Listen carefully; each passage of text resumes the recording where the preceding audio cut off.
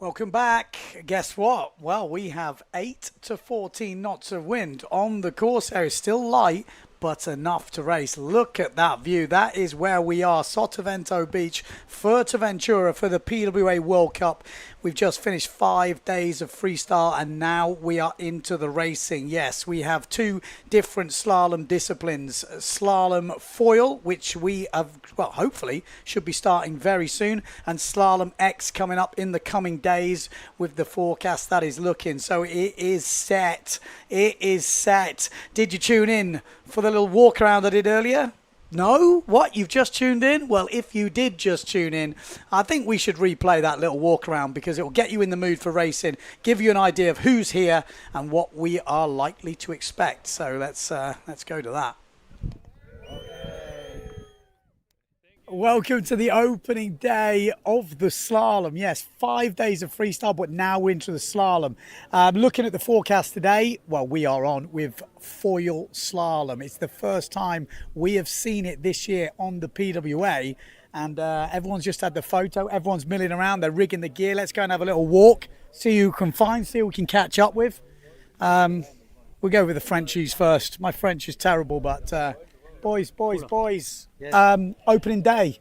First time we're going to see you boys on the foil this year. Yes. Are you ready? I'm ready.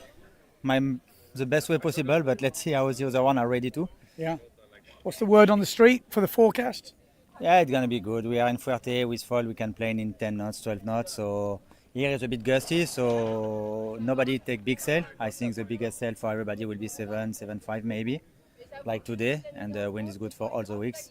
Yeah. Maybe for slalom it's going to be a bit light, 7.5 in fins. Let's see what we get. Yeah, some new guys hanging around from what I've seen. Young guys. Yeah. There's some kids. Kids is maybe not the word. They're big kids. Yeah, because they are 25 and 100 kilo. Yeah. But yeah, no, some new faces. Good to see, and there is all the old dogs still. So we will see. Okay, Alex, preparation gone well? Yeah, good preparation. During the winter, and I feel fast and confident on my gear, so we'll see what's happened. There's a lot of Patrick foils around. Yeah, a lot. So because I mean, you're obviously a Patrick rider. Yeah. How does that feel? Because I'm not joking. I'm looking around the beach. It's two feeling. One, I'm really happy because I work in the R&D with all the team. Yeah. So we are really happy about our work and that people love what we do. But on the other way, we know we have a good foil, but everybody has the same. So this is a game. Yeah, that's what I was thinking. It's like you boys have maybe done all this. You're super happy, and then you're like, hang on, everyone's got it. Yeah. I mean, not everyone. We're gonna have a look around, but there's definitely a lot. Yeah, a lot. So yes, it's like this. I am happy because it means we work well on the foil, and I'm happy about that. Okay. Well, good luck, man. Thank you. Okay, Amada Vrieswijk, first day of foiling. Excited? Yes, I am. What size you got rigged? Well, I only brought my 7.0 as biggest because normally we're used to very strong winds here, but I think this year is the first time I see it so offshore and so light. So I don't know. Okay, so you're on the 7.0 then? I hope it's going to pick up a bit more. Give me some predictions. Who's looking good? I don't know. I've not been sailing a lot because I've been doing the freestyle, but I've been sailing with Matteo and Cedric a bit, and some guys here and there. I mean, I don't know compared to the rest. I think this year it's a whole open thing. You know, a lot of more. New sails, new equipment. Everything looks faster than last year, so we're gonna see. Okay. So I don't know how it's gonna be, but it's gonna be fun. First race coming up. Good luck. Thank you. Enjoy. Tomagoya, your brother is in the Olympics right now, and he started off pretty well. Yeah, it's amazing. Like he had a perfect start. Okay. But win. You were obviously not there. You are here. Yes. First PWA event of the year on the foil. You're looking bigger.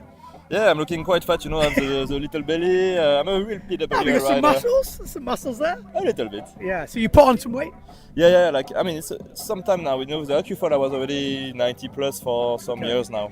Okay, so what's your goals here in Fuerte? My goal is to enjoy because it's a new discipline for me, pure slalom. I used to do PWA, but it was upwind, downwind, a bit everything. And now it's pure slalom, so looking forward to it, and I would like a good result, but this we'll see. Okay, on Patrick gear as well, so interesting stuff. Yeah, it's amazing gear. Like I've been swapping early this year, and super happy about it. Feeling fast. Okay, well, good luck today. Thanks. Bobby Lynn in the house. Are you ready for action in the slalom? I am very ready, yeah. What's your biggest sail? It's the 6-7, but I don't think I'm gonna use it. No, it's pretty windy here. Yeah. Like it looks always like there's no wind, but out there it's pretty windy. Yeah, for people at home, just give us your age and maybe your weight, because you're going against some pretty big opposition in this fleet. Yeah, I'm Bobby Lynn. I'm 14 years old, and I'm I think around 50 kilos. Wow. Yeah, That's insane. And you're doing both the foil and the Slalom X? yeah, both fin and foil. Yeah, Yeah, because we obviously saw you in Pozo. That was pretty hectic stuff. yeah, crazy out there. A little bit lighter here. What are you looking forward to more, the foil or the fin? I'm looking forward to the foil. I haven't done a lot of foil racing, so it's Okay. very exciting. And I'm just gonna see what my level is compared to the other girls. Okay. Well, good luck. Thanks. We're going to be kicking off pretty soon. Yeah. Okay. Cheers. Cool. Okay, so we've made our way up to the equipment tent and we're on the hunt for the world champs from last year. I tell you, Kino, looking sweaty, mate. It's hot today, isn't it? It's really hot, yeah. Humid. Obviously, foil kicking off today. Yeah. You're the Yeah, reigning looks champ. alright. Ready for action? Yeah, I hope so. I guess so, yes. Feeling the pressure? No, actually today I'm quite relaxed. Let's see how it is, but looks good, looks better than yesterday. Yesterday was cloudy, today is clear, so it's gonna be good. What you rigging? What's your biggest? I had the 7.0 down on the beach, and now I will 6.0 and 5.0. Just to be ready, I guess 7.0's biggest? Yeah. Okay, interesting. Yeah, yesterday was light and was on 7.0, so I guess it's gonna Okay. be windier than yesterday, I guess, so should Okay, be well, enough. good luck, man. you. Everyone's getting ready. We've got the other world champion. Look at this. I mean, this is as easy as it gets. Perfect. Blanca Alabao. It's been a long wait for the first event of the year, but are you ready? I'm ready, yes. I had the last pieces of the gear arriving here, but I had time to test everything, so I'm happy with the testing and happy with my gear overall. As I said to Matteo, you're feeling the pressure because you're now at the top. Everyone's charging for you. You know, does it feel different? Maybe yes, I don't feel that much pressure. I'm quite relaxed, but knowing that I can do it, it relaxes me more. So Okay. I'm happy. Oh, that's good. What size have you rigged? What's your biggest? I today? think 4, 5, 6, and then I'm hoping for using the smaller gear. Yeah. Okay. Looks like it's going to get windier during the week. Yes. Okay, well, fingers crossed. Yes. Fingers crossed. Good luck. Hunt him down. He looks like he's had a bit of a haircut. I'm not sure who did it, but no more hedgehogs.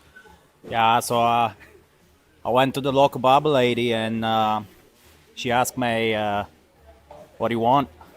And What did you say?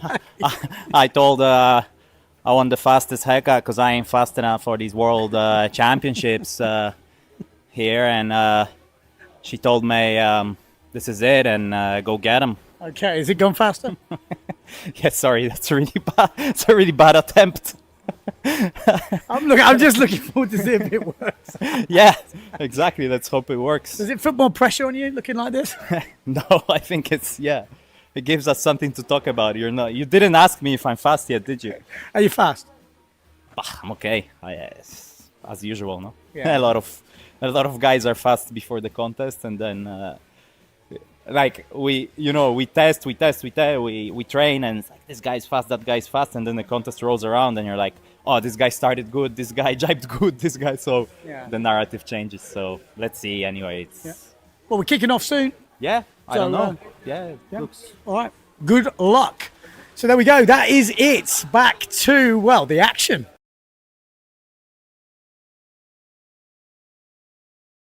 Well, hopefully we will be going into action very soon. That is the start line you can see, but the guys in the background flying around. It looks like we will be going in 8 to 14 knots of wind from the north.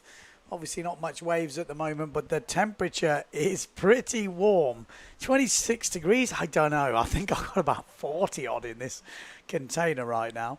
It's pretty warm over here in Sotavento Beach, Fuerteventura, but I'm definitely not moaning. I prefer this than the cold. Actually, I am moaning quite a bit, but if it was cold, I think I might be moaning even more, if that is even possible.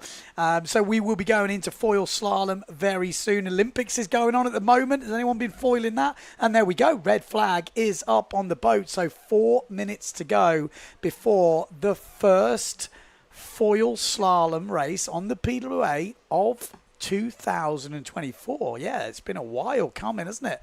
This will be the first foil slalom race of the year. We have got two. We've got a quarter-final. We've got a pre-quarter-final. Then we've got the quarter-final with the seeded riders in, semi-finals, and then runners-up and winners final. So we have got quite a few heats to get through. 12 heats all together in the men. In the women, let me just have a quick look where I'm looking at. Yeah, we got one big full fleet for the women. So it is going to be a full fleet. It's going to be very impressive to see. A lot of younger riders coming in, as Cedric said earlier. They're not exactly kids because they're like mid-20s and like 100 kilos. But it is interesting. We've seen it with the Olympics, and this is the first heat. Heat number one, we've got Van der Berg, we've got Fura, we've got Poggeman, we've got Riegler, Pierre Bonny, Van der Meer and Barrow. That will be making up our first heat. So quite a few different nations in that. The Dutch, Italians, German, Austrian, France. Yeah, nice good mix and a lot of new names, and that's what we're going to see. And this is the really good thing about this kind of system we've got here on the Pirouet, where the seeded riders, for example, Maciej Rakowski, Bruno Martini, obviously Amado Vrieswijk, Marotti, Mortafon, Becker, Giacchino, Preen, these guys are already in that second round. So it leaves the newer guys on tour, maybe entering their first events, to go against each other in this first round and kind of give themselves a chance to prove themselves before coming up against the seeded riders. And I think it's really interesting because obviously 7 to 8 riders in each heat with the top 4 going through. If you're mixing it around that 5th, 4th place, you're going to get, some screen time. Your friends at home will be able to follow the racing. So yellow flag is up. With less than 2 minutes to go until the start, and we will get a good chance to see these riders in action. Who are you cheering for at home? Let me know in the comments on YouTube. I do have access to that now, which I've been struggling with, I won't lie, all week, but I'm back in the game now. Average size sales, most guys on their bigger size sales, which is around about 7.0, I would say, after speaking to the guys, which might be a bit small for some of them. They were expecting, pretty strong wins here in Fuerteventura, but I would imagine around 7.0 being the kind of average size sale. Obviously depends how big you are, but we are coming into the start pretty soon. We should be into the final minute. Yep, no flag on the boat, so we're into the final minute. The riders will be coming from the left-hand side and then obviously crossing that start line from left to right, heading into the first mark on the inside. Look at the views we've got here in Sotavento Beach. It is absolute paradise down there. And we are seeing the riders coming into shot any second now.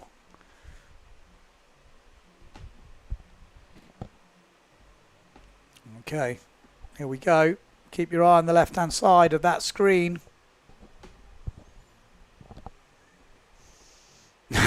Well, I was hoping they would be coming in. It's because they're on the foils. We're going to see them coming in a bit later, but it's coming in. Here we go. That's the shot we've got. So there we go. Good start up on that boat. And again, a lot of new riders for me, so it's difficult to pick them out from this angle. Yeah, well, there we go. We've got Patrick up in the lead. S2 Maui sales. Obviously, Netherlands. Oh, it's a general recall. Well, that makes life easier. So, Netherlands 737. He had a good start, but that could count against him because obviously we know one rider's been over. Netherlands 352. 352 is Van der Meer. Looked like he had a good start as well. So, Van der Meer and Van der Berg in probably a little bit of trouble here. Definitely, if we have a replay of that start, I think we might notice which one was over, but it looked to me like the guy nearest the boat on the S2 Maui sails. And if we've got the aerial view, you can't quite see from this angle. There we go. Yeah, I mean, it's miles over, isn't he? Absolutely miles over. So Van der Berg, see you later, mate. You are gone without even looking at the board. I'm pretty sure we'll be losing him. No lady in red. That was Christerberg, wasn't it? Sorry, not Vanderberg.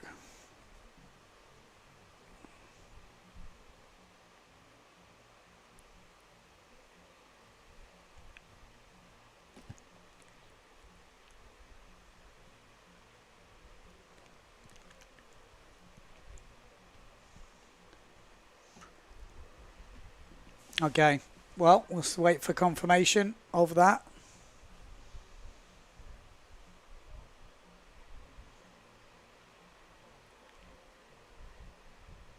He wasn't over early.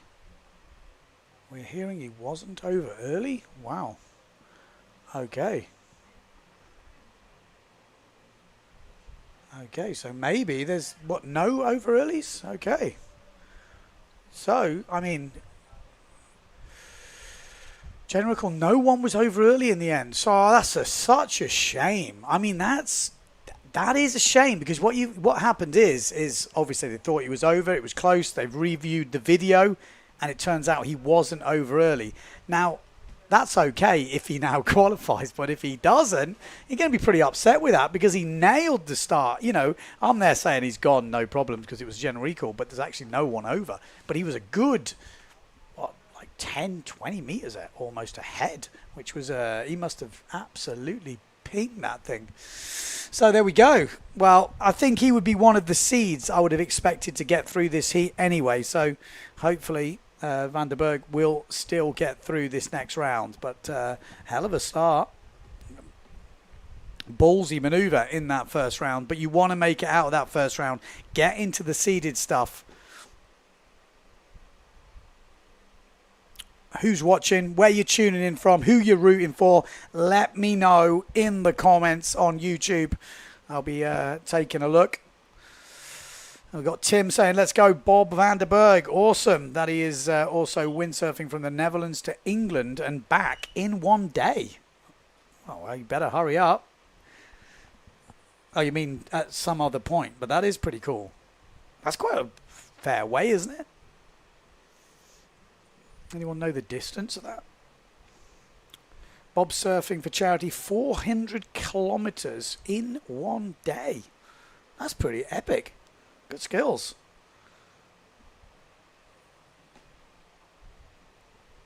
We've got Anton said he's from Germany, supporting Mr. Preen. Sonny Cornwall is tuning in, cheering on the Brits. New Caledonia over there as well.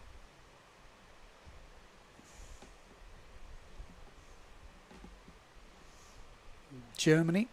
So there we go. That is your field ready for action. Van der Berg, we've already seen Bob obviously sailing over to Holland for charity. So we want him to go through. He's doing it for charity. Charity, mate. Who else had a good start then? We also saw Van der Meer as well. He was going well in the Deffy wind. I met him on the beach actually when I did my walk around. So keep your eye on Van der Meer. He was on the Patrick sail. Again, a lot of these are new guys for me, so I can't always pick them out. It's pretty hard. So we need to get a good visual on them so we can see who it is. But on the Patrick sail is Van der Meer. S2 Maui sail should be Bob. Looks like we've got the Italian up in there. And here we go, coming into the start. Well, looks like a clean start up in the front. S2 Maui sails of Bob there, 737. We got at Italy. General recall again. Wow. We're hearing it as another general recall.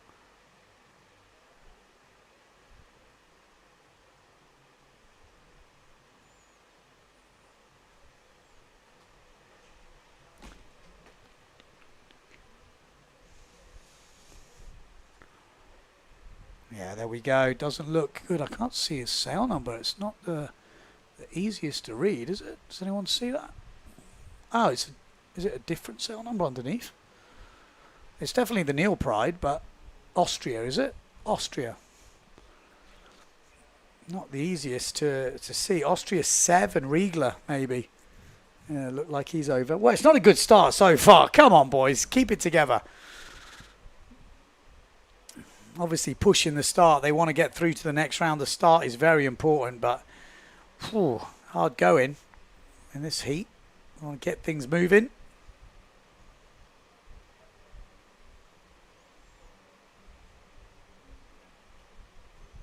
Okay, we're going to have a quick ad break. We'll be straight back in well, when we're going into action.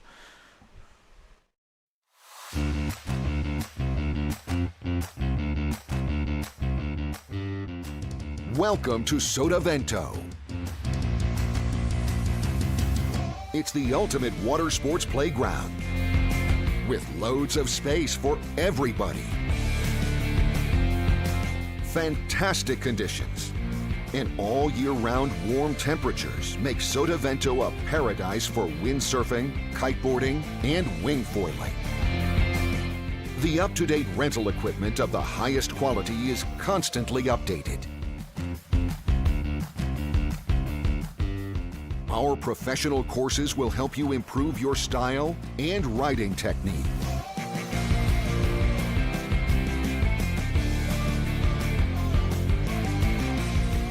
And with the hotels nearby, it's only a few meters from the bed to the board. Come and enjoy our water sports paradise.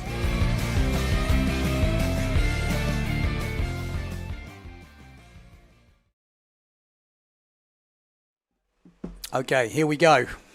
Get him ready. We're tuning in. Come on, boys. We got to get this thing going. There's wind out there enough to foil, but the start will be very important. Who was over the line early, I hear you asking? Well, let me tell you. It was... Ooh, I tell you what, it wasn't just one of them, was it? No, Barrow, Fua, and Riegler all jumping the gun. Yeah, Italy 215, Italy 86, and Austria 7. Wow. Well, that's it. It's done. Next 4 guys will qualify from that first heat. Well, bit of an anticlimax for the first heat.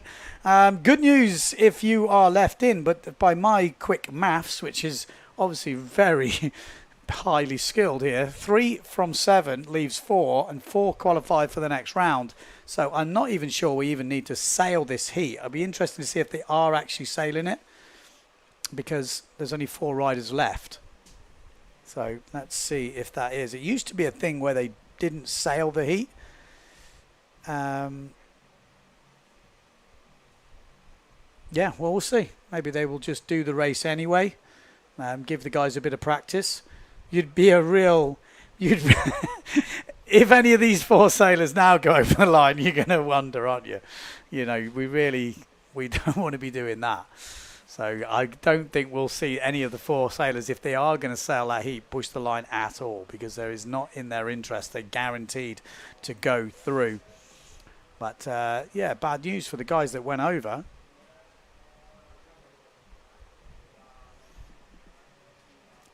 But, yeah, I mean, pretty light conditions for Fuerteventura standards. Still enough to be foiling around on 7-0. But, yes.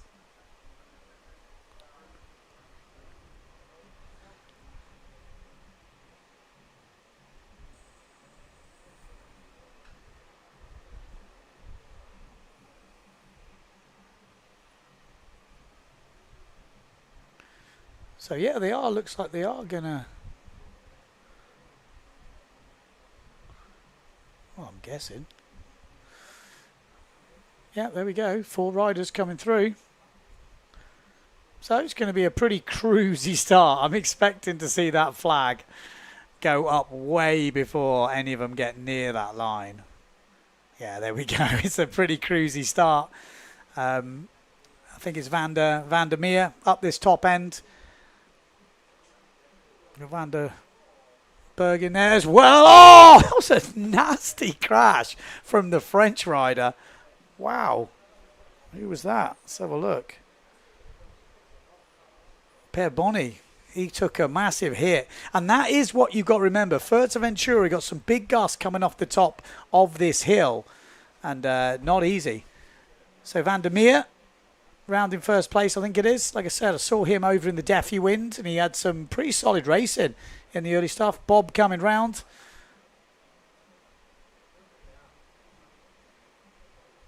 There we go. That's the shot we want to see. Van der Berg, look at that. It's such a good angle, isn't it?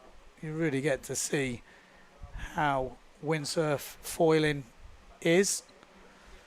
So Van der Berg just coming into this outside jibe mark.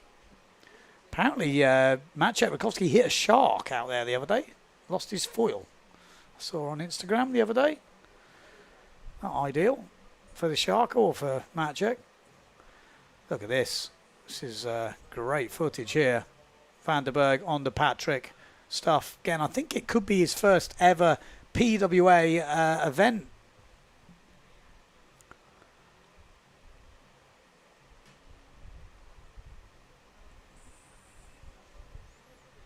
He's probably thinking, come on, a bit more pressure on here. So he's still having to pump, so it's pretty light. You can see when they're having to put the foil like that, they're not exactly fully powered. So there is a few holes in the wind, and that will be quite interesting when we get through to some proper racing. I say proper racing because everybody who has made this final is through, because there's only 4 riders in it. So Van der Meer round in first place. Second place looks like it's Bob Van der Berg.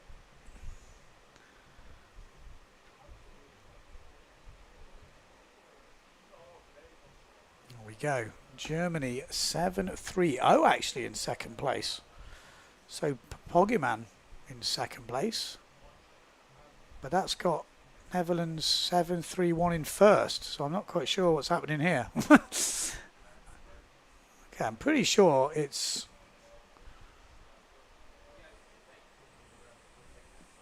Okay. Well, anyway, we can see who's in first place. It's definitely Van der Meer at the moment. He's going to cruise through on this.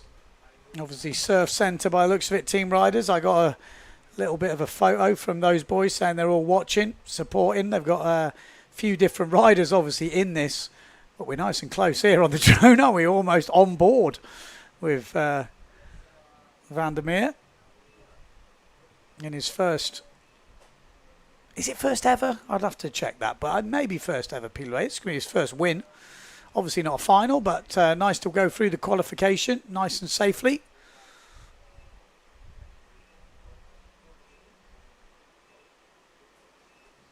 Bob in second place. So Van der Berg in second, over his third and fourth. Third and fourth, boys.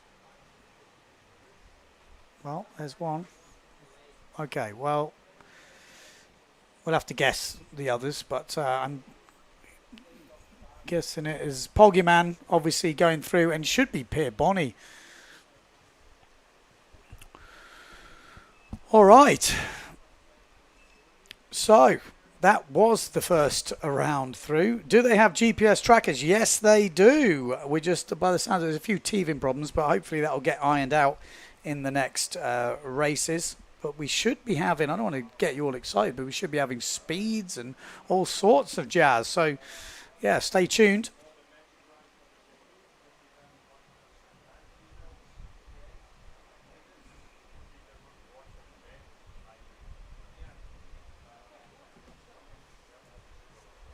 Okay, so second heat should be coming up, which is Sjoberg. We've got Winter, Tajma, Telsa, Bloodworth from the UK. We've got someone to cheer for. We've got Delta, Frontina, and Delarue. Again, this is going to be tricky for me because these are a lot of new names. I need to work out what sales are on. It does take a little bit of time to bed me in. Obviously, as soon as we get to the seeded rounds, it becomes a lot easier. But it looks like Henry Bloodworth with a good start there. GBR 10 up in the front. I saw Sjoberg there as well on the duotone. Also getting a pretty solid start. But Bloodworth... Oh, please don't tell me that's another general. No, that's the chase boat. Looks like it's okay. So Bloodworth leading here from Great Britain on the Severn. Bloodworth, then we've got, is that Winter? Dennis 777, I think it is. Sjoberg's in there in about third place.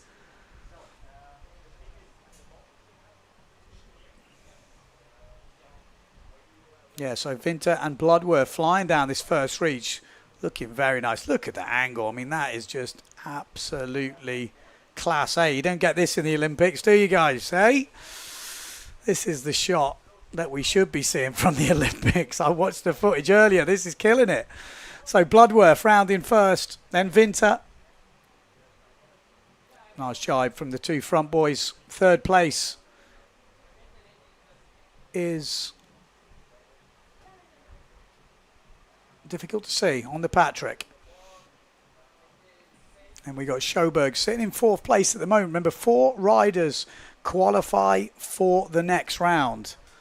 So in these first rounds, yes, you want to be winning, but the most important is you're inside the top 4 places. And then that gets you into the seed round there. So Sjoberg, I think he's just dropped into fourth place. The Italian 3-1-5, which is Fiorentina. Looks like he might be taken up into third place now. Well, that could be the battle for fourth. We'll get a better idea when we come round this mark. But it's now Winter out in the lead. Bloodworth in second. Third it is Fiorentina. Oh, and Sjoberg's dropped to fifth place, and the German comes through. And a great jibe from the German inside Winter. No, the Italian Fiorentina's dropped off. Yeah, so Fiorentina has dropped out of that top 4. He was looking good there. Sjoberg has stayed in fourth place. And the German coming through. Is that Tesla? I think it is. Telsa in third place. Sjoberg in fourth. So Sjoberg needs to keep it together now. He's in that all-important fourth spot up the front of the fleet. Winter's got a fair lead, but the big fight is that fourth place. So Sjoberg going inside here.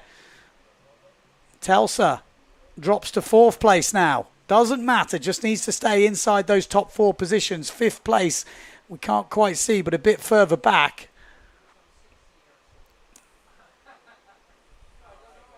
These guys just need to keep it together in fourth.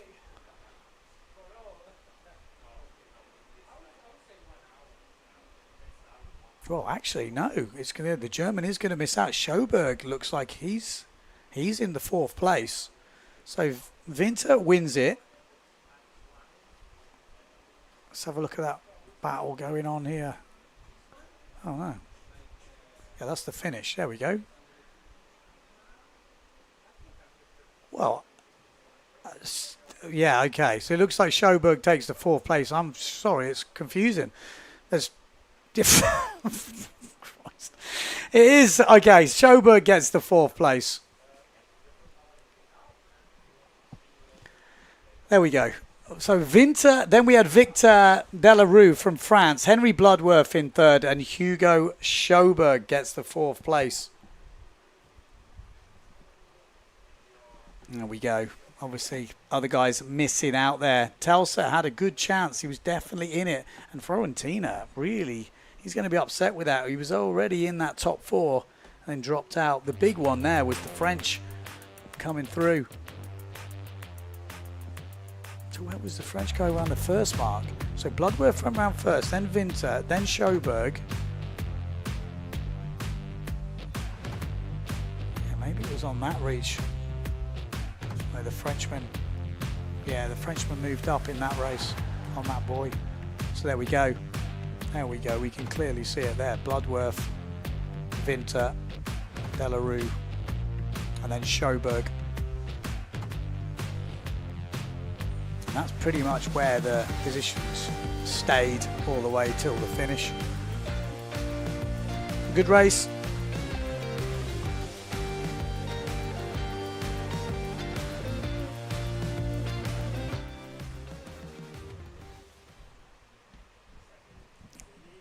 Okay, we've got about 1 minute until the next start.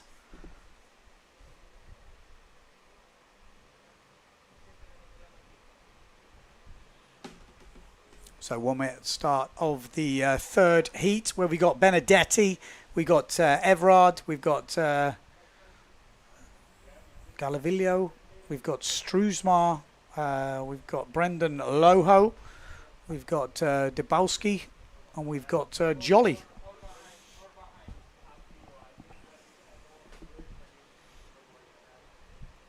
So here we go, lining up for that start. We're expecting to see Benedetti, Everard. You know, these are two of the bigger names. We've been seeing them over the years on the Pirouette. It doesn't mean, you know, they are going to qualify, but I would be expecting to see them up there.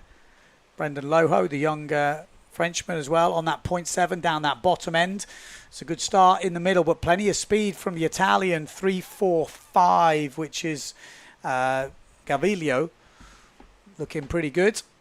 Benedetti, though, coming through the middle on that Challenger sail. He's nice and easy to spot. So Benedetti in the middle. Everard maybe on the Pride from Belgium. We got Loho just dropping to 4th place on the 0.7. So Benedetti rounding first. Then it looks like it's the Italian. We've got the Dutch. Oh, a lot of riders all coming through. In fact, Everard's not in the mix right now. The Belgium's down in 6th place and out of qualifying position. But Benedetti looking very good at the front. The Italian, which is Gaviglio, in 2nd place right now. So 2 Italians at the front. Struzmar is in there as well. It's going to be close, isn't it, this battle for 4th place. France 9.02, which is Jolly. Jolly's going to be definitely in the mix. Everard making his way back in, the Belgian. Out in the front, though, Benedetti looking good. Wind is, you can see, looking quite funky and light. Some gust coming through. Who's this? Marotti just going through the middle of the fleet. Where has he come from? He shouldn't be there, that's for sure. But Benedetti leading this one out. So Benedetti rounding first. Let's have a... Okay, Benedetti. Then we've got the Dutch. Gaviglio. Oh, and a mistake from the Belgian. A mistake from Everard there, and that could be very costly onto the 4th place position. Good jibe from Brendan Loho there, but I think these are the riders that wouldn't make it. I think there's already 4 riders ahead of these. I'd have to do some maths unless someone is much further back. If it is France 9.02, Jolly in that 4th place, well, he's done well, but by my reckoning, that looked like the back 3. So Benedetti rounding first.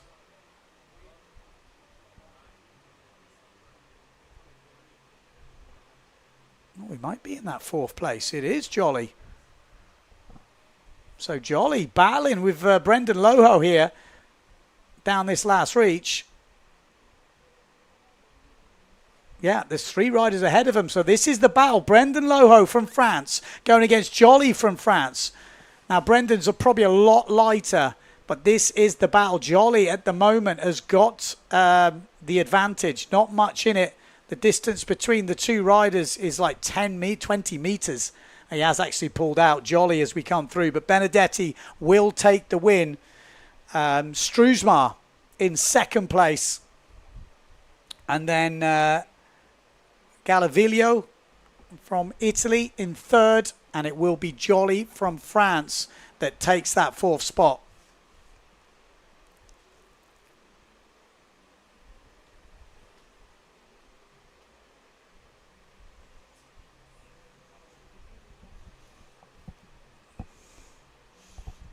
There we go. So good race. We'll be watching the recaps as well. But that is the official results. Benedetti, Struzmar, Gaviglio and Jolly. Still got to work on my pronunciations. I know what you're thinking.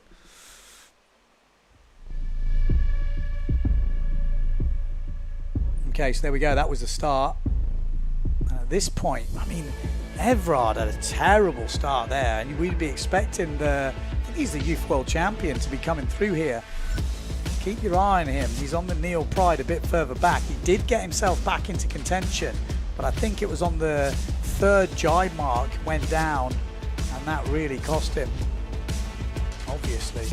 He's right behind Jolly there. You can see him on the Neil Pride. 2 Neil Prides in this, but Benedetti had a really nice lead here. Probably the top seeded rider in this early rounds.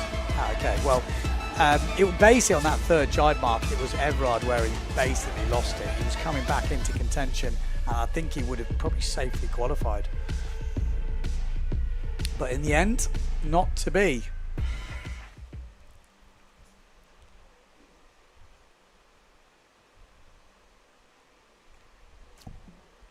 So, if you are just tuning in, we're going through the early rounds of this foil slalom.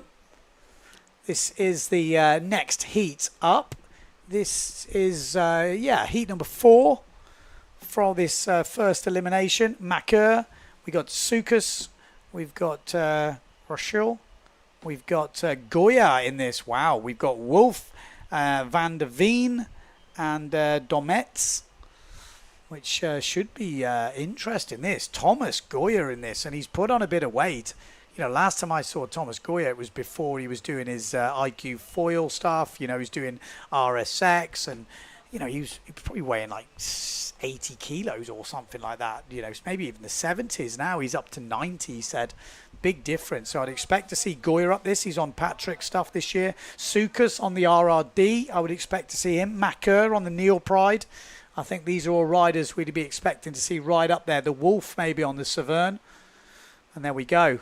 Good start up that top end. Great start from Thomas Goya down this bottom end. There we go. So Thomas Goya on the Patrick. This is Sukas on the RRD. We got Macker on the Neil Pride in the middle. So it looks to me like we'll be fighting for that 4th place.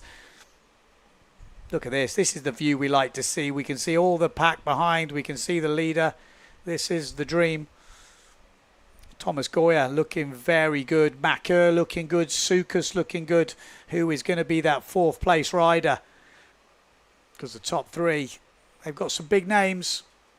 Proper seeded riders in this one that we're used to seeing on the Pilouet Tour. You know, with the new guys breaking through, it's always pretty difficult until we really get an idea of who's the ones to watch. So I can see the seeded riders actually. We just saw Marotti before, Maciej Rakowski coming up to the start. So those guys are making their way out. Just need to work out who's that 4th place rider, but he's definitely got a chance. Is that the Wolf? Could be. He's on the Severn. It's Thomas Goya round in 1st place. Seamless jibe from the Frenchman. And then from Greece, Sukas. And Macker has actually dropped to 4th place and then up into 3rd. Going to guess at the Wolf, but I could be wrong. Let's see the sale numbers from here. Great view though. Look at the top 4. They've really pulled out on the rest of the pack. Thomas Goya looking like he is absolutely cruising right now. And when you see footage like this and you watch the Olympics, you're like, come on Olympics, do better. This is epic stuff. This is what we want to see.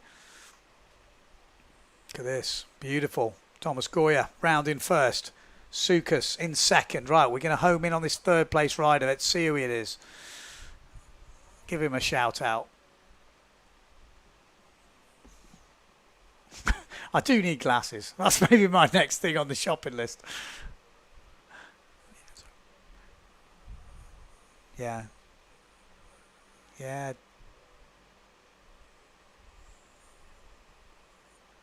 But Thomas Goya. Still there. Ooh, little moment from Goya. That wasn't in the playbook. Sukas is going to come around on the inside. 403, 403, 404. The Wolf, I think it's the Wolf. 404. So, yeah, the Wolf in 3rd place. The German looking good. And there you go, just one little mistake on the foil. Obviously, this is not a final. This is not the battle for 4th and 5th, but you can just see the difference that makes. One little mistake, and the next place rider is right in. So Sukas looks like he's going to win this. Thomas Goya 2nd, the Wolf in 3rd. Macker, last time we looked, was in 4th place. Let's wait and see across the finish line. but it will be Sukas that, well, maybe Thomas Goy that got it, but Sukas second, the Wolf in third, and it will be Macker from France that takes the all-important fourth place spot, books himself up in the final.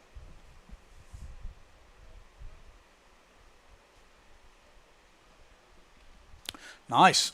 Solid race from the guys. Here's the replays.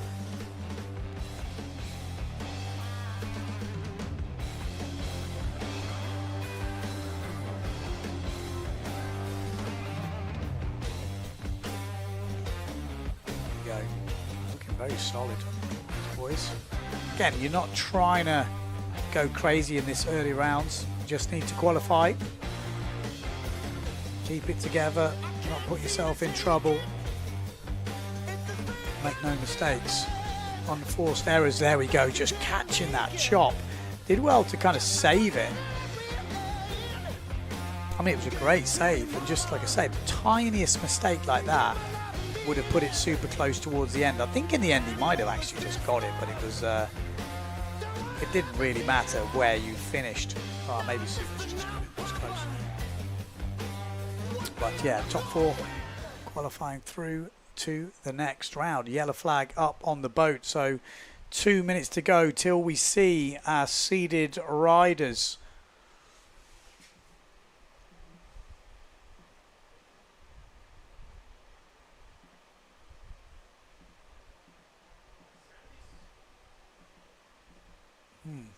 Okay.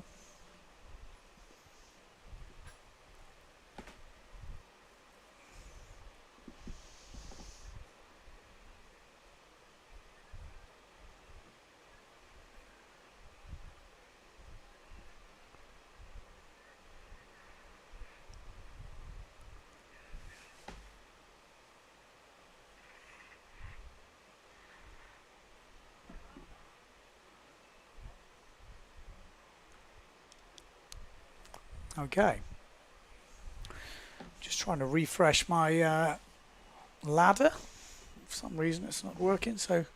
But we have got Maciej Rakowski in this, Bruno Martini, Jordi Vonk, Stallman. These are the seeded riders going through, or already through into this heat. So we should be joined by Van der Berg, Pierre Bonny, I think, Van der Meer. Could any of these guys cause an upset to the main seeds? This is what we're all looking for.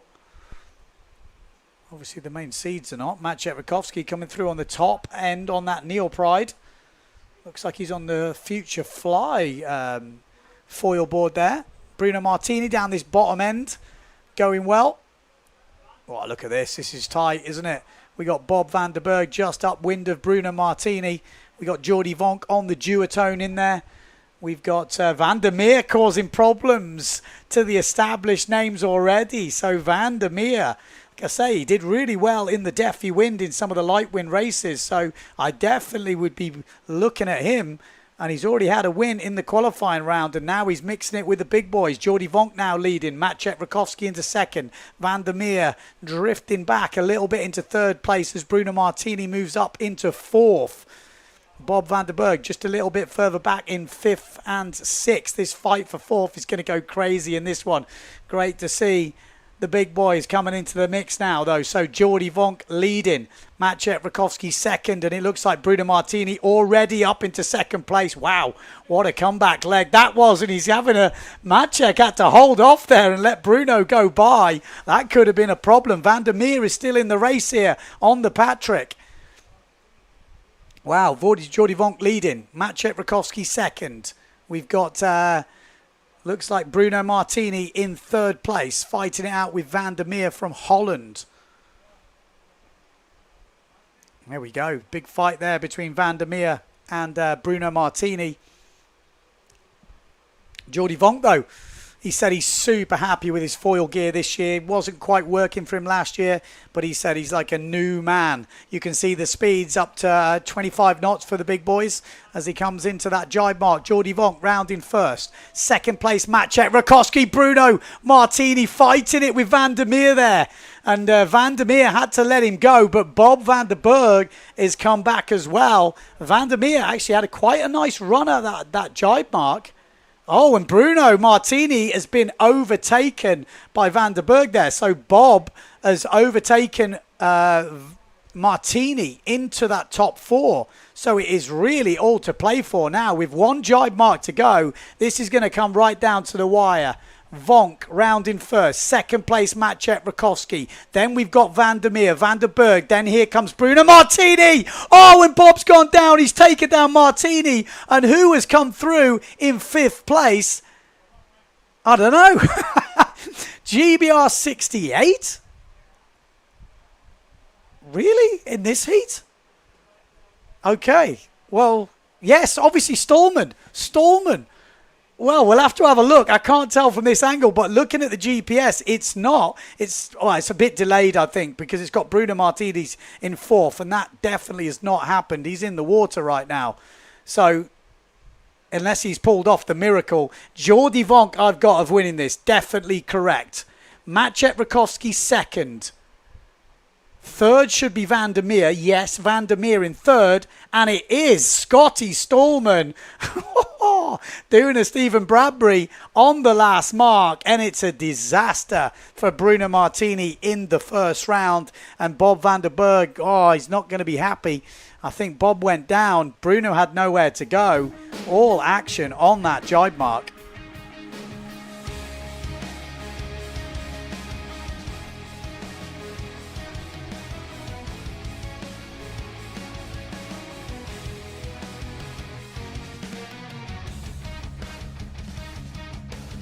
Just watching the replays at the moment.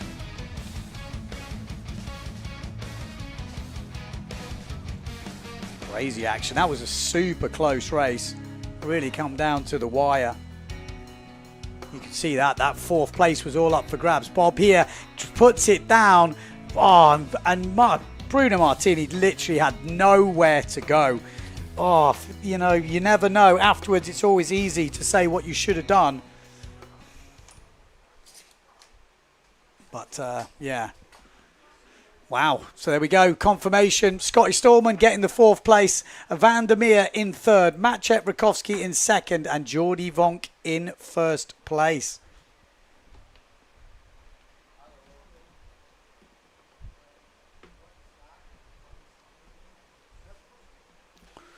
Close races.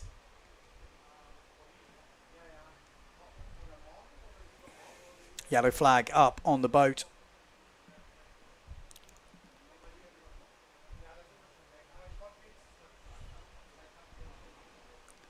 So, Vreeswijk, Marotti. We got Mattis in this. Mercer, put on a really good performance in the Slalom X over in Pozo. We've got Henry Bloodworth in this. We've got Winter. I think Schoberg's in this as well.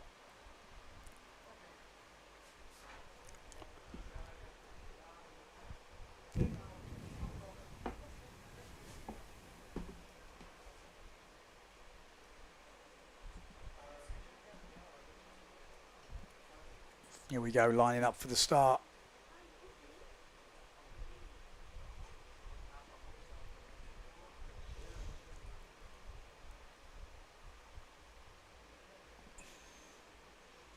Here we go. There's a few people a little bit early trying to run off some speed here as they come into the line, and there's far too much speed. I'm guessing, is that Vreeswijk? If it is, he's in a bit of trouble. A few people really had to run off the speed. This could be a very interesting race. It's a general recall we're hearing. Wow. So there was definitely some early keen beans there. And a few people tried to save themselves. Did they do enough to save themselves? That's the question. Vreeswijk was in this. We could see he was relatively early, had to run off the speed. Here we go. Look.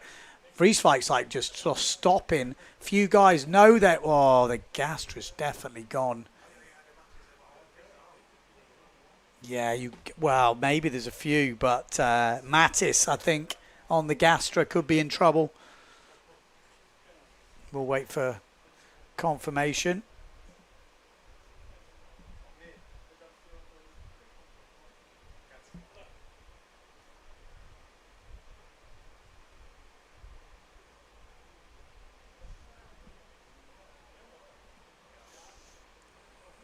eagerly waiting for this. Anyone want to make any predictions?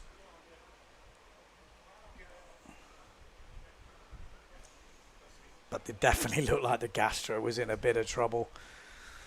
If you've got some money on him, I'll be wanting it back, because that didn't look good.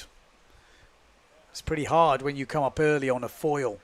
It's not so easy to run off the speed, because you don't want to drop off the foil. You can see Amado Vrieswijk took a gamble. A few people just decided, you know what, they're way too early. I'm just jumping in the water, which has probably saved them.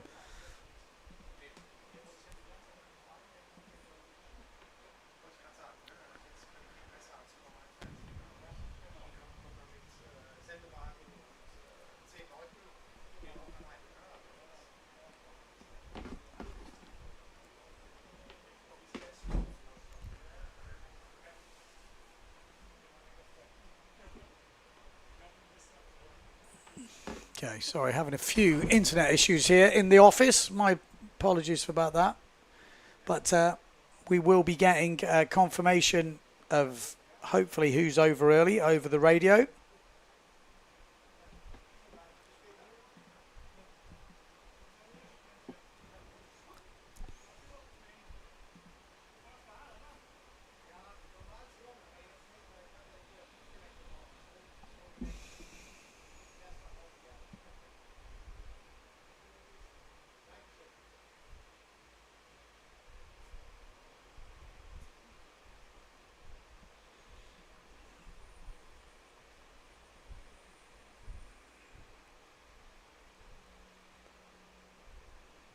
Okay, still waiting for confirmation of this over the line early.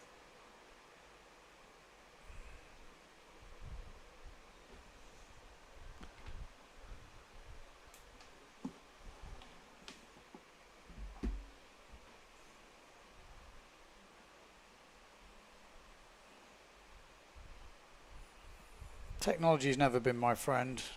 It's definitely not today. There we go. Yeah, Mattis jumps the gun and he's out. So there we go. Confirmation is there. Just as I get a workaround, we're back online. All right, there we go. Confirmation back online. The eliminations are full. Here we go. So we've got Vrieswijk, Marotti, Mattis, Mercer, Winter, Delarue, Bloodworth and Schoberg. Obviously Mattis is now out, so 7 riders in this second round heat. This is heat number 6, second round, elimination 1, and it's day 6 here in Fuerteventura. Not day 6 of the slalom though. This is the first day of action for us on the slalom course. What have we got in the YouTube comments? We've got nice coverage and commentary. I apologise, my commentary has been terrible. I'm lacking a bit of info on my internet, but that should all be sorted now, so I think we're all good to go. We've got Germany 7:30 is Poggeman. Fabi Wolf is Germany 4:05. Thing is, some of the sail numbers are kind of crazy. They're so small. I think we're going to have to bring the rule back where they have to have a massive sail numbers, because it does make a difference for sure for media and all those sort of stuff. Big difference.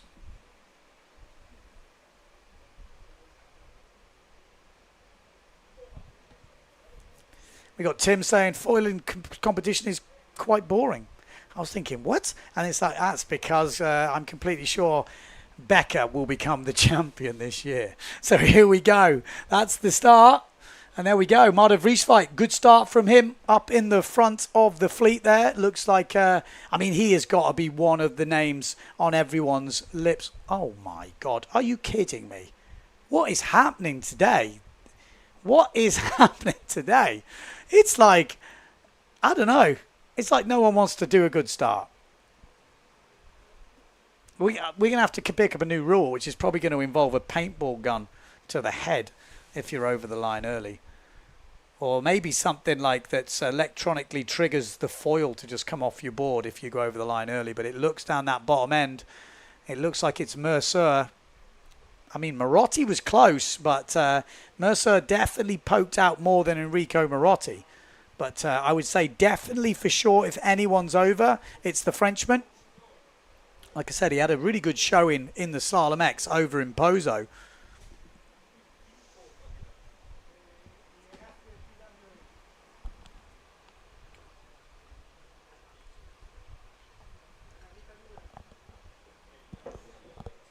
But yeah, we're waiting for confirmation of that. But it's been hard going today, hasn't it? A lot of people pushing the line. Obviously, it's lighter winds. The start does make a massive difference. There's obviously some gusts and some angles going on. You know, when the wind comes through, it kind of lifts or headers, and that can make a big difference into your angle into the line. It's been a while since we've done some foil racing. You know, that also makes a difference. Training on the fin versus the foil. And we've got a lot of new guys. You know, guys that are trying to prove themselves, guys that are trying to make it into the next round. Maybe they're pushing a bit too much because they know the advantage they can gain on the start, and maybe they think that could be the difference between making it through. Thomas saying, Ben, is the equipment list published somewhere? I really don't know. I'm sure the live ticker should have it. It usually has a list of the equipment somewhere, but I can try and find out. But hopefully someone's listening to this, but I'm pretty sure it will be coming. They've all registered today, so maybe I'm not sure how it works, but maybe there's a bit of a delay. We got Mario, so Slalom is back. Those watercolors are awesome, for sure.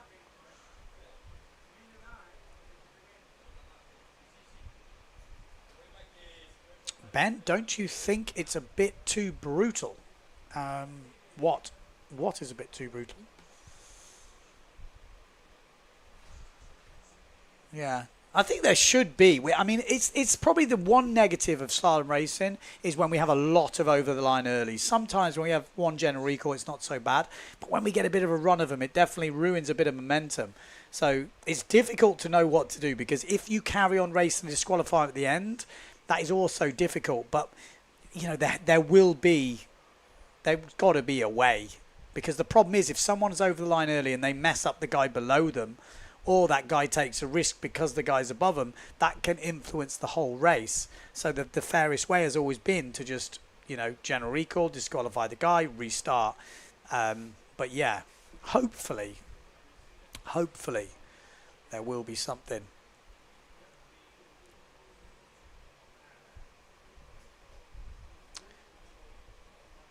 Yeah. The paintball or the detached foil is a bit brutal. Well, don't go over the line early. It's a lot. Like we could have finished the elimination by now.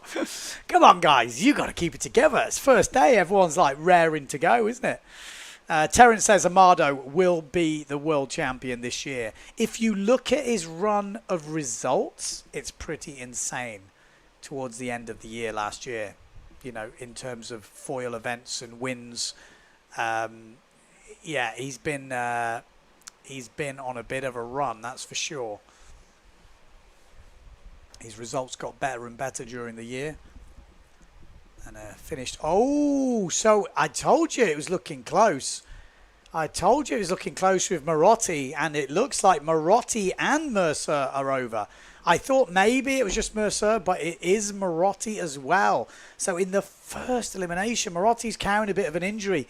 I think he hurt his wrist or broke his wrist. That's why he didn't go to Pozo. This is the second, obviously, event of the year, first for foiling. He's already retired from the Slalom X later in the week to concentrate on the foiling because he said it's less pressure on his wrist.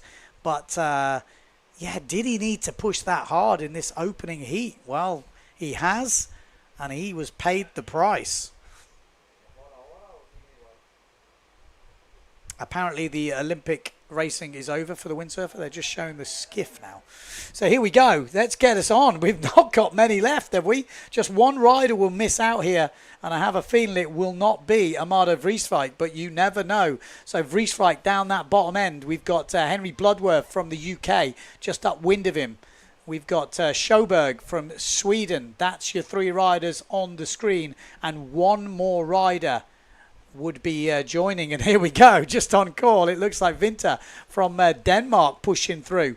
Not all over, because there's another Patrick rider pushing through here as well. But it is Amado Vrieswijk that goes round in first place. Looks tight, doesn't it? That 5th place is going to be hotly contested. So France 96, Delarue will be one of the guys trying to fight their way into the top 4. Sjoberg at the moment in 3rd place. Winter in 4th. This is going to be interesting. So Marta Vries right round in 1st, then Bloodworth, then Sjoberg, then Winter, Delarue in 5th place, but he's got like an open sort of field and he's used that to his advantage and he's pushing with Bloodworth here. Bloodworth has dropped back, I think it's about 5th place, but there is super fight on. You can just see it is super close. So Delarue has done the damage on that mark. We got 2 marks to go. Amado Vrieswijk in the lead. So first for Vrieswijk.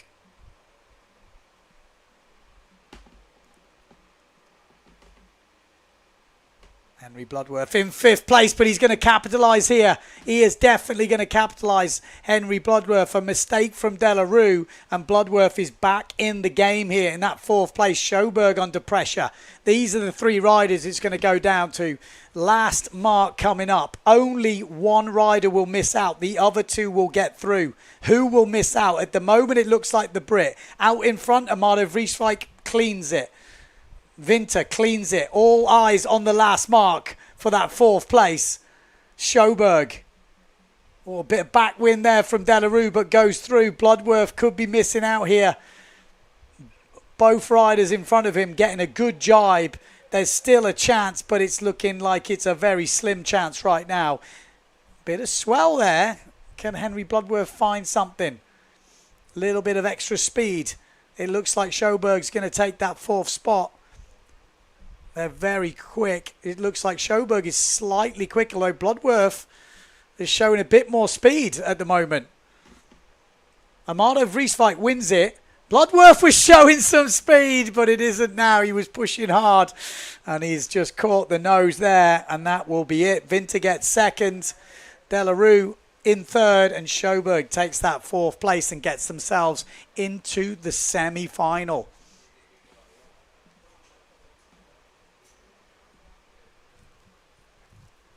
Good race. There we go. Confirmation. Amado Vrieswijk, Noah Winter, Victor Delarue, and Hugo Sjoberg from Sweden. Henry Bloodworth, he had an opportunity there, didn't he? It was a little bit, the door was slightly open. He just couldn't quite get himself in it. He was pushing hard, but as soon as that board touched the water, it was all over. There we go. Recap of the race.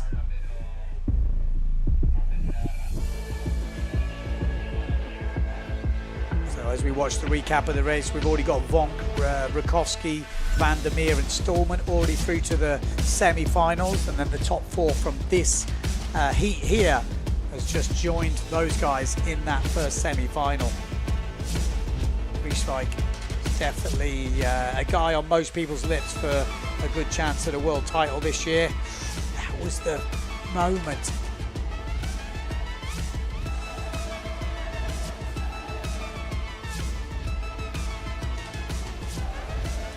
Okay, so we have just had some news fresh, hot off the press. Any Delarue fans out there?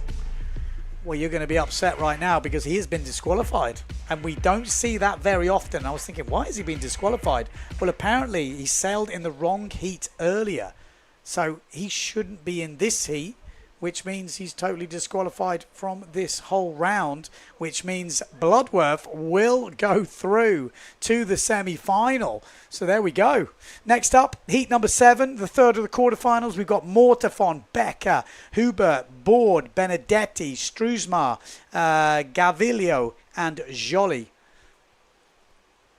Yeah, there we go. So a couple of new guys in this, pushing hard. Got Jacopo from Italy, 3-4-5.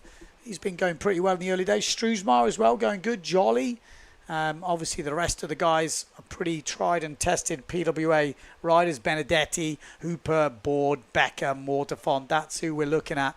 It's going to be interesting to see those. No easy heats, I think, on this PWA foiling discipline. As you see with the Olympics class, you know, we've seen, if you look at who's doing well, these different countries, some of these guys are coming from sailing lasers and all sorts of boats straight onto IQ foil, and within a matter of years they're challenging the top guys in the world. That doesn't usually happen with, you know, Finn slalom. You know, the foiling discipline, it feels like you really can make moves. It's such a new discipline that we're seeing young guys coming through and challenging the guys that we're used to sort of having a hold at the top of the fleet, which you don't usually see that in fin racing. It's not like someone just comes out of nowhere you've never heard of and is then straight away challenging the top of the guys in the world. And we are seeing that in foiling. It's such a new discipline, new techniques, new skills involved, new equipment. We're definitely seeing more upsets in this foiling discipline, that's for sure.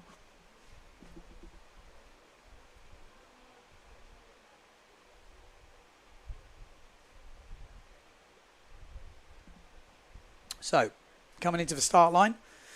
Can we have a clean start, please? Keep it clean, ladies and gentlemen. 8 riders. Third of the quarterfinals here, and there's a bit more wind coming through. You know, Fuerteventura is maybe showing us a little bit of more what it's got to offer. The white caps are coming in as we come into this start. Is everyone to keep it clean? Hell of a start up this top end from Netherlands 450. Is that Struismar? He powered over that line as if he meant real business. Benedetti's in the middle. We can see Cedric Board as well on that Severn. France 91 out in the front though. William Huber, we've got Pierre Mortefond, new sponsors for him this year on the Phantom foiling gear. He's looking in good shape, but it's the 3 Frenchies rounding first. Hooper, Mortefond, Board, Struismar, Benedetti, nice jibe on the inside from him. And it is the top 4 seeded riders. Actually, where's Becker on the Patrick gear?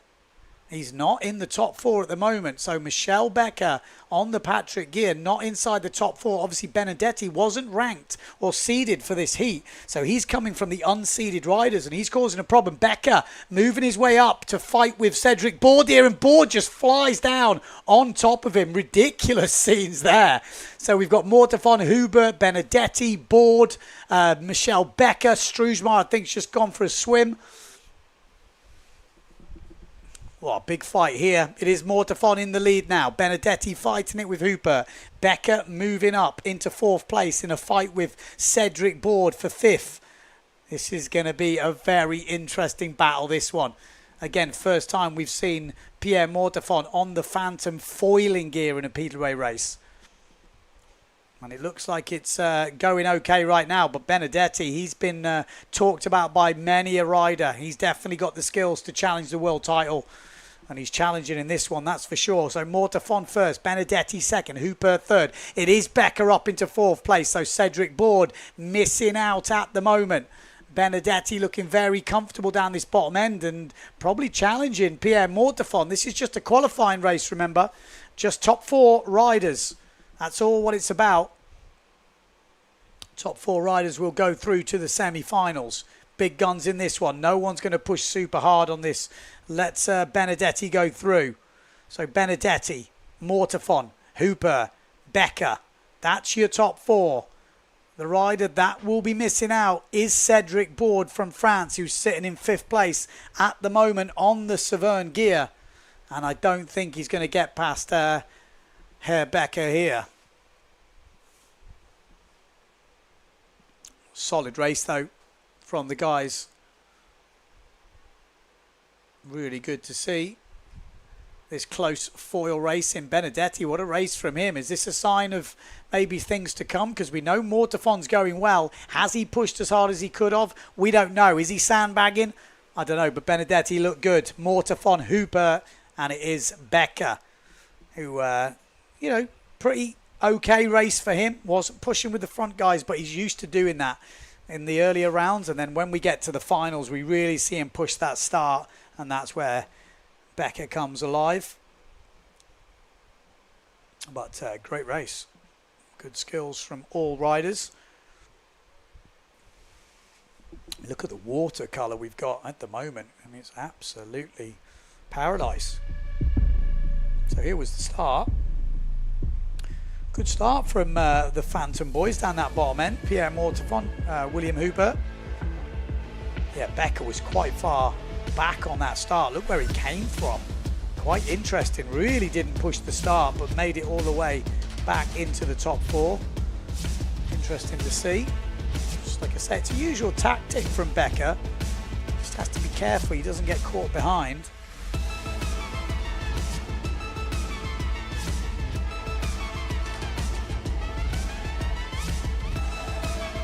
Solid drive in there. Look very comfortable though, Benedetti. Confidence builder going underneath Pierre Mortefon.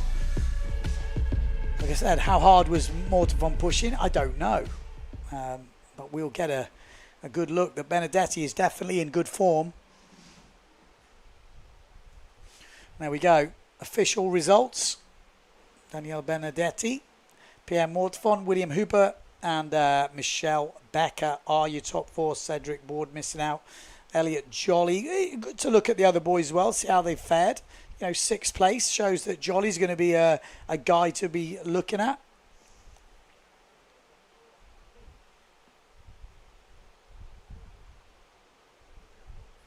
So we got just over 2 minutes until the next start. We've already got our first semi-final sorted, and then we're going to pick our next semi-final.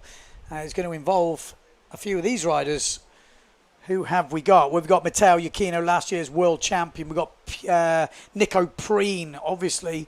If you don't follow his YouTube channel, you're probably lying right now because he's got a massive following.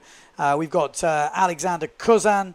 We've got Jules in this one. We've got Goya. Wow. Sukas, Wolf, and Macker.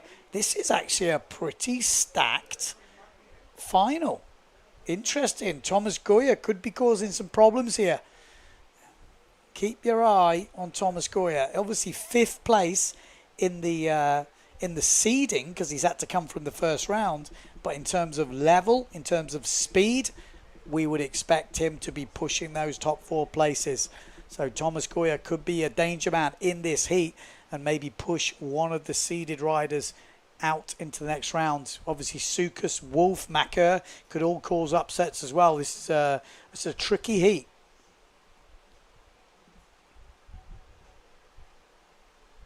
We've got Surfer Casper saying, hi Ben, would it be possible to show the age, weight and height? Well, funny you should say that. At some point it might well be possible because we have actually got those stats this year, so it's quite interesting. It's something I was actually interested in as well because obviously you don't see it. It's very hard to tell when you see them on the water, but definitely interesting.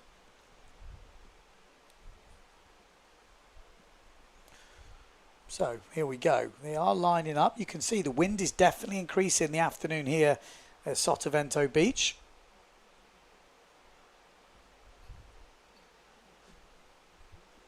Here we go, lining up. Remember, Matteo Iachino in this one. Thomas Goya, all going to be pushing.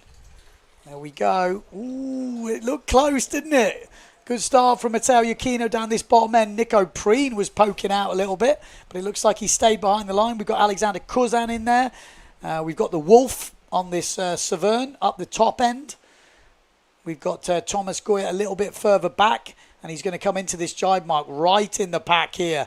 And he might get a nice sneaky line from outside to in on the exit. But it is Matteo Iachino rounding first. Then Alexander Kuzin. Then Thomas Goya. Then Nico Preen. A real tight battle behind at the moment. With Jules slipping back just behind the Wolf from Germany. So the Wolf giving a good account of himself at the moment. Look at those front 4 though. Alexander Kuzan, spoke to him this morning. He seemed pretty confident, so he's done the work. Thomas Goya as well, spoke to him. He's definitely put on a few more pounds, up to about 90 kilos. So it is Alex rounding first. Then we have Thomas Goya.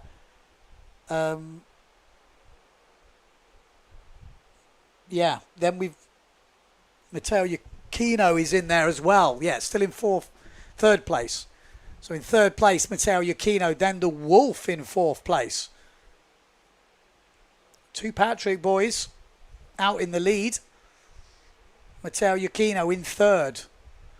The Wolf, could he cause a big upset here? Nico Preen, it's got in fourth place, but I don't see where Nico is. Is he lower down? Maybe he is off our screens. We'll have to see. But the Patrick boys are definitely first and second. So Alexander Cousin, Thomas Goya. Where's Nico Preen? He's in fifth place at the moment, and his fellow German countryman is ahead of him. So the Wolf and Preen are having a big battle here. Who's going to predict this one? The battle of the Germans. Could the Wolf take down the YouTube sensation that is Nico Preen? This would be a big result for the German, and Preen's gone low. So Preen's gone for a different angle here, trying to get an inside overlap. Remember, there's no sailing rules involved in the PWA. Oh, and Preen's gone! Preen has gone! Tried to go underneath the Wolf, and it didn't pay off. Preen, wow. Going down inside the quarterfinals. This is a big result for the Wolf. Kind of a new name for me. I've seen him pop up a few times in Sill. But that'll be a great result, and that will definitely make some news in Germany. Alexander Cousin, though, what a race from him. Really solid from start to finish. Thomas Goya also looking good. Matteo Iachino in third. And the Wolf is looking like he might get fourth. Although, I tell you what, Soukas was catching him up there. Soukas from Greece is going quicker by a whole knot. I can't quite see it from that angle, but no, he's not going to get him. He was definitely increasing. The Wolf sailed down on him and will take that fourth spot. Wow. Nico Preen. Oh. Feeling it. He's not going to be happy with the way he started there. He kind of tried to go below the Wolf and then got some strange gust or something happened.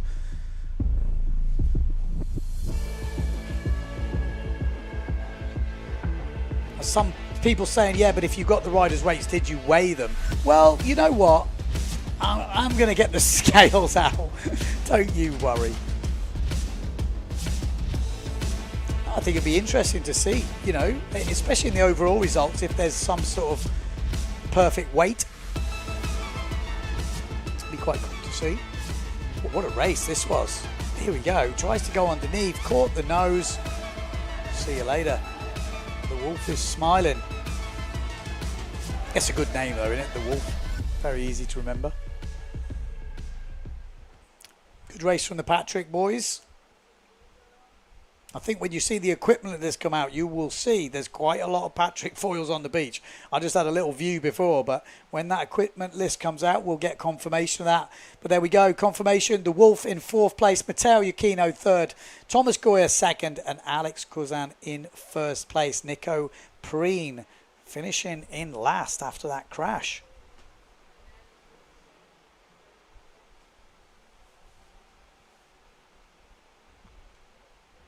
Great last quarter final that was, and that confirms the semi-final. So we've got Benedetti, Mortafon, Hooper, Becker, and joining them is Cousin, Goya, Iachino, and Das Wolf. Yeah, I know what you're thinking. My German is amazing. What is wolf in German? Is it wolf? It's probably not, is it?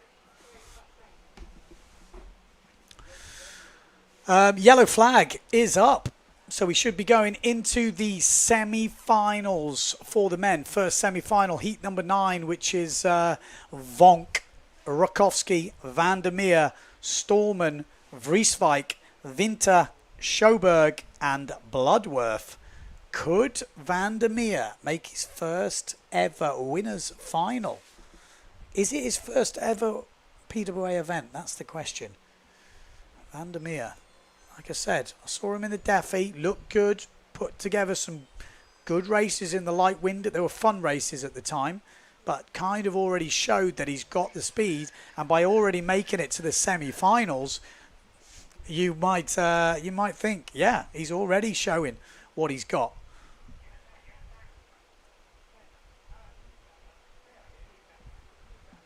There we go. Van der Meer, only 20 years old, so it's his first event. On the tour, 184 and 94 kilos. That's cool to see, isn't it? When you've got these new guys on tour, to see stuff like this gives you a real idea of what we're dealing with here. So I'm sure there'll be a lot of Dutch support for him. Obviously, Jordi Vonk in this one as well. So a couple of Dutchies. Obviously, Amado Vrieswijk from Bonaire classes as Dutch. And here we go, lining up. Will he be feeling the nerves, Van der Meer, or will he just absolutely not care and try and upset the seeds? Got Jordi Vonk on the duotone, the white sail down the bottom. We got Van der Meer fighting it out down the pin end. He's not scared of going head to head with Amado Vrieswijk down there on the Future Fly and Severn setup, but he has been rolled over the top by Amado Vrieswijk. Not easy to deal with that man. We've also got Stallman in this on the Gastra, but he's looking good, Van der Meer. I definitely wouldn't be betting against him. Amado Vrieswijk goes round in first. Jordi Vonk in second. Then Van der Meer in third place. Oh, moment there near the back is a big crash as well. Towards the back end of that fleet. Was that Maciek Rakowski? I think it was. Maciek Rakowski in trouble here in the first semi-final. I'm not sure he can come back from there. This is going to be... No, there's no chance. Surely there's no chance unless there's a massive pile-up. Maciek Rakowski already out of this top four race. I really think he is. We got Winter here. There's some big gusts coming through the course area. Amado Vrieswijk looking good at the front. Jordi Vonk in second. Van der Meer, I think, is unless he makes a big mistake, he's looking good. In control. Stallman in fourth place. Schoberg in fifth. Costly mistake for Maciek Rakowski here. He is right back. Too much to do, surely. Amado Vrieswijk flying down this first reach. He means business. He's had some big wins towards the end of last year. He's obviously been, I think he was up at some other foiling competitions this year, obviously showing he's got the level and he wants that world title. He's had a world title in freestyle a few years ago now, and now he's dedicated himself to foil racing and racing just in general. So Amado Vrieswijk, then we've got Vonk, then Van der Meer, then Stallman. Winter coming back. Oh, and Stallman's had a bit of a problem here. And Winter from Denmark is pushing through here. In the absence of the beast, who Johan So is over at the Olympics. Winter is a smaller version, but he's giving it a good go here. Trying to make his first ever final. So Amado Vrieswijk first. Second place, Van der Meer, overtaking Vonk in third. And then it is Winter moving up into fourth place ahead of Stallman. That fight could come right down to it. This is, remember, top four make the final. This is the big one. Could Van der Meer make his first ever final? We're about to find out. This is Amado Vrieswijk. He's going to win this semi-final and send it into the first final of 2024. So there we go. Amado Vrieswijk will get it. Jordi Vonk looking good. Winter. Where's Van der Meer? I think he's already crossed. Unless I don't think he's gone down. Not on yours. No, there we go. So Van der Meer does make it. Vonk makes it. And Winter makes it. Wow. Big result for the Danish rider there and the Dutchie. So Van der Meer, Winter, Vonk and Amado Vrieswijk making the final. So the three Dutch riders getting through. And then we're chucking in Winter from Denmark. Winter must be light. I wouldn't mind seeing his stats from Denmark because he's quite a young rider as well. I thought he might struggle against some of the bigger boys, but he's obviously just made, I think, his first ever winners final. Same as Van der Meer as well. So there we go. That was the start. Great start from most of the riders there. And Maciek Rakowski at the starboard end, he got a bit smashed. And where is Maciek? Yeah, he's really far back there. Came inside there. And then there was a mistake. It was Winter. Wow. He just held his line. I don't think there was any problems, but Maciek, yeah. It was Bloodworth at the back. Oh, Macek and Winter, and obviously you see Winter got through, so he was actually probably not in a bad position, Macek Rakowski. He's going to be upset not to make that first final though. Great racing.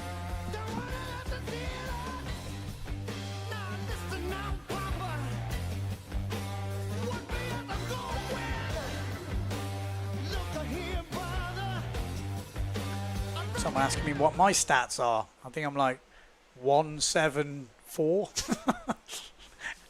Amada Vries, there we go, confirmation. Amada Vries first, Van der Meeren second, Noah Winter in third place, and Jordi Vonk in fourth. Some really good ones there. The first guys to make the final, two of them have never been in a winner's final before. Like I said, Noah Winter, we will try and get his stats, but he's definitely a lightweight compared to the other boys in that heat. I think Amada Vrieswijk is over 100 kilos. Jordi Vonk's going to be fully up there in the high 90s, is he? Mid 90s, depending if he's been ill or not, as we know in the last comp he was.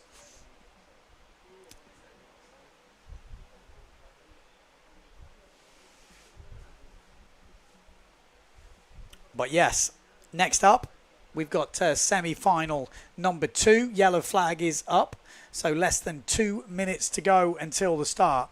Heat number 10. Who have we got in it? I'll tell you what, I'll tell you. We've got Benedetti, we've got Mortafon, Hooper, we've got Becker, Cousin, Goya, Yakino, and Das Wolf. Yeah.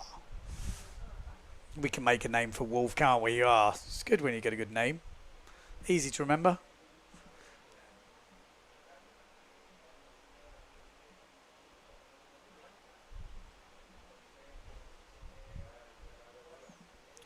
But here we go. We are lining up. Could we see any more upsets here? I mean, only 4 get through, so we will lose some big names. We saw it before, Macek Rakowski going out. You can see the gust just coming down through the course area, and they can cause all sorts of problems. We saw that with Nico Preen in the previous battle. You know, coming together at the jibe marks. Anything can happen. Benedetti was looking strong in those early rounds. We've got the last year's world champion in this heat, Matteo Iachino. Is he guaranteed a top 4 place? Of course not. No one is guaranteed top 4. You got to race for it. And here we go. Oh, Benedetti absolutely flying at the middle of that start line. He means business. We've got Thomas Goya. Not a good start from him down this bottom end. We've got Pierre Mortafon going against Michel Becker in the middle. We've got Matteo Iachino down this bottom end. That's Wolf is looking good right now ahead of Alexander Cousin. He's got some speed, the Wolf, hasn't he? Wow. So we've got Benedetti going around in first. The Wolf, I think, in second. Then we've got Matteo Iachino. Neck and neck, actually. We've got Becker in there. Mortafon's in there. This is hectic. We could see another new finalist right now. So at the moment, Benedetti leading. Second place is the Wolf. Then we've got Becker in third, fighting out with Matteo Iachino. Mortafon at the moment right on the edge of that 4th and 5th place. And Alexander Cousin is coming back down this bottom end. Round the first place, though, is Benedetti in first. Then the Wolf. Then Becker. Then Matteo Iachino. Oh, mistake from Alexander Cousin, and that'll cost him. He's out, gone. As simple as that. One mistake, you are done. Benedetti looked good in the first round, and he's looking good in this semi-final. Second place as well. The Wolf is looking consistent. Matteo Iachino making good ground. Becker, though, has got a fight on his hands, and so as Thomas Goya. Wow. Yes, this could be a big fight here. Goya, Becker and Mortafon. Mortafon has actually creeped up into 4th place now as we come into this inside jibe mark. So Benedetti, the Wolf, Matteo Iachino, then Mortafon, then Becker, then Thomas Goya. This is not all over. Goya with a great jibe down this bottom end. We definitely cannot count out Thomas Goya going head-to-head now with Pierre Mortefon, and Becker is still in the mix. It's all going to come down to probably this last jibe mark at the moment. It is still Mortefon leading. He has plenty more speed by the looks of those stats than the other riders, but it's Benedetti in first. The Wolf still in second. Then we've got Matteo Iachino. Then we've got Pierre Mortefon, and he's quite clear ahead now. And it's a mistake from Mortefon. A massive mistake from Mortefon, and Wolf is also parked. Oh my God, a massive change at the end. Benedetti in first. Second place, Matteo Iachino. Then we've got Mortefon. It looks like Becker and Thomas Goya are going to fight it out for that fifth place. Benedetti, though, is absolutely... Keep your eye on the other riders. Keep your eye on that fourth place. It's not guaranteed. Mortefon, it looks like it will be Goya that's going to miss out, but Becker is fighting all the way to the line. It looks to me that Becker's going to get the third, Mortefon's going to get fourth, and Thomas Goya will not qualify for the final. So Benedetti, the Italian, getting through. Iachino getting through in second, and it is those other two riders, Becker and Mortefon. Wow. How did the Wolf, we didn't see it on the screen, he must have just missed out on that last jibe mark, just slipped off the foil, mistake done. Wow, Alexander Kuzan as well. Wow, we saw a few mistakes in that race, super tight all the way to the end.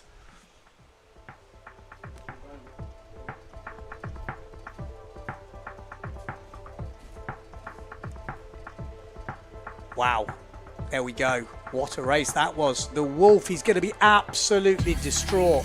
All the way in second. Looked so easy for him. He was just cruising around. And then the mistake on the last jibe. Let's have a look, see if we can see what happened. This was Alexander Kuzan when it went wrong. Yeah, there it was. That wind shadow from, I think it was Mortefon. Killed him a little bit. So at this point, the Wolf is still happily in second place. Benedetti leading. Matteo Iachino in third. It's all looking really solid for the top three. And the fight was really in that fourth place. And then this was the jibe mark where it all went wrong. The Wolf, keep your eye on second place. That's it. Just that mistake right there. It was all over. Wow. How something so small cost you so much. Absolutely gutted for the young German, but really good race, that one. And there we go, confirmation of results, and the Wolf finishing in last place in the end. Alexander Kuzan in 7th, William Huber in 6th, Thomas Goya in 5th place, missing out, there you go, Pierre Mortefon, Becker, Iachino and Benedetti all making it through to that first winners final, and they will join Vrieswijk, Van der Meer, Winter and Vonk in that final. The other riders will go into the runners-up final, so it's not all over, and they will fight it out from 9th to 16th spot.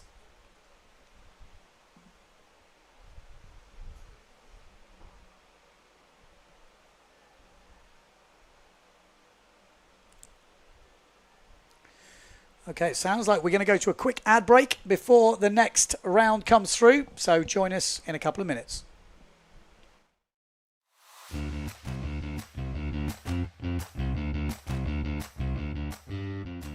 Welcome to Sotavento. It's the ultimate water sports playground with loads of space for everybody. Fantastic conditions and all year-round warm temperatures make Sotavento a paradise for windsurfing, kiteboarding, and wing foiling. The up-to-date rental equipment of the highest quality is constantly updated. Our professional courses will help you improve your style and riding technique.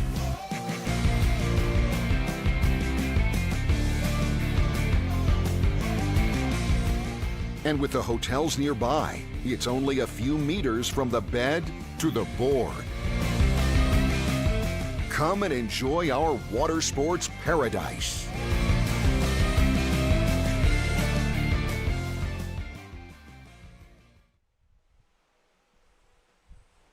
Yes, definitely come to Fuerteventura. I'm going to tell you what, we're staying in the hotel here. It is absolutely lovely, I have to say. I've put on about 3 kilos, though.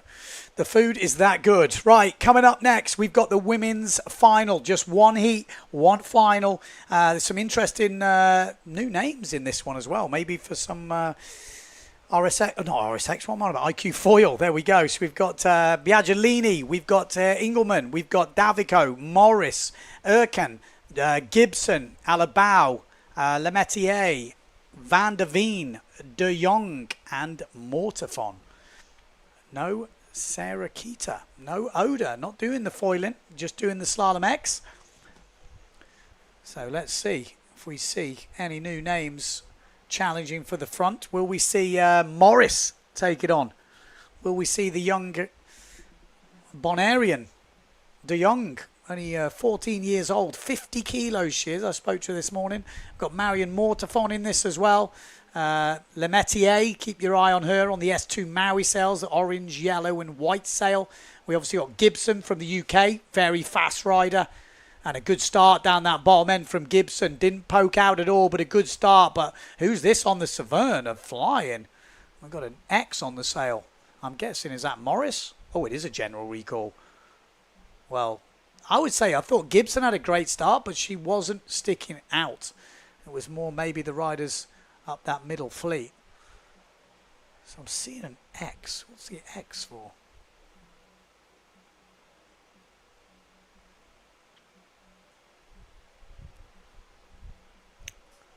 Well, there we go. First start. Keep your eye. See if you can spot who it was. Oh, look at the top end on the Patrick. I'm not sure who that is, but don't know if we can see Patrick. There she is. G369. I would hazard a guess that Engelman might be over the line. Sometimes it's deceptive, but that looked pretty conclusive on the previous drone shot that at least if there was one rider over, she might be the first name on the list.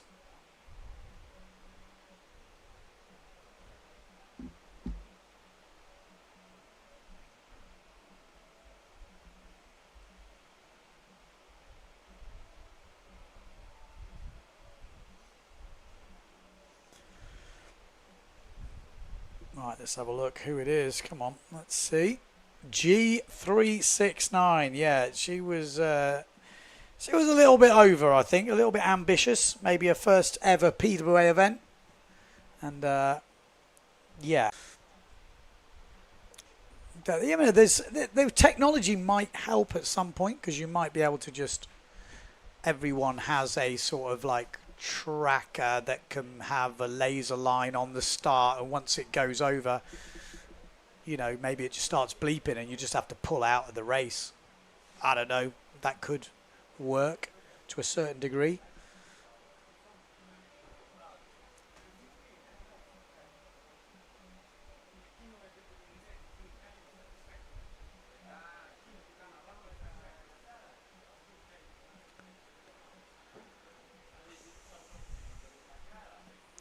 Okay, so we'll wait for the restart of this women's final.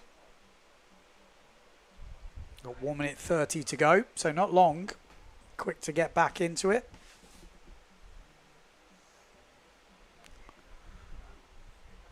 There we go. You can see the white caps coming through. Anyone want to make any predictions for the women's champion here in Fuerteventura before we start racing? Put your names down, see if you can get the top 3. That would be impressive stuff. It's pretty hard to judge a top 3. Most people really don't get it.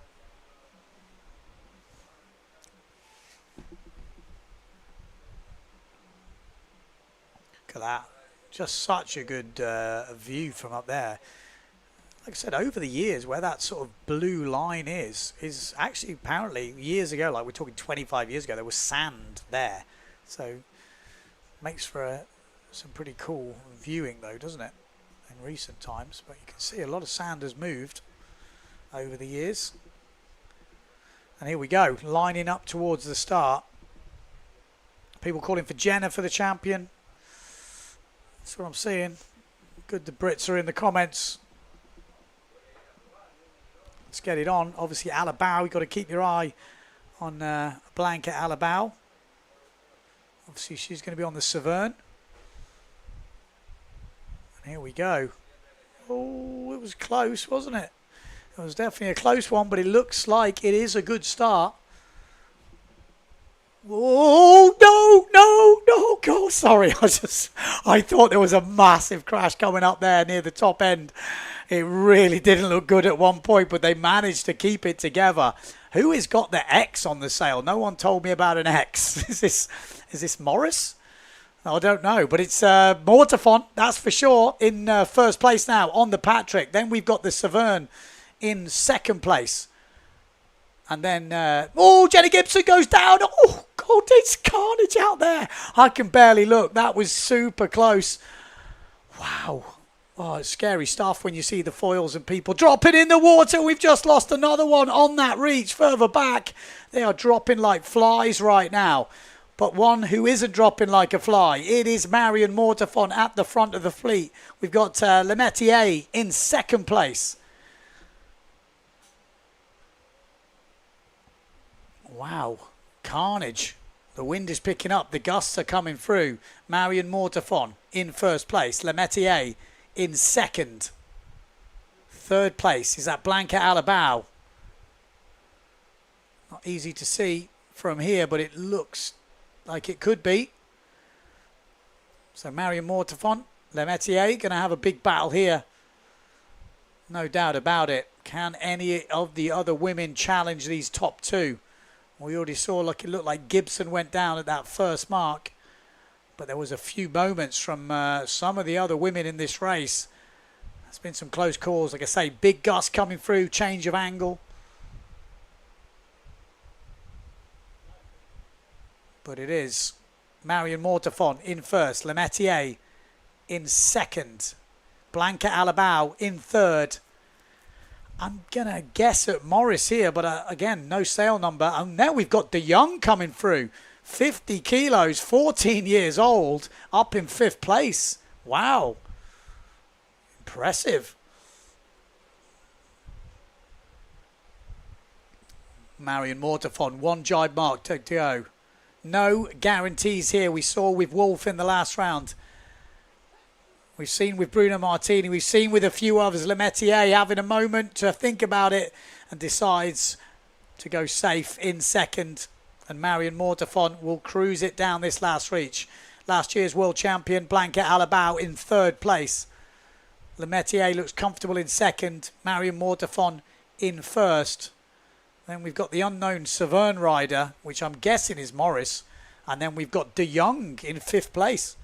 Marion Mortafon, she's kind of a seasoned pro here.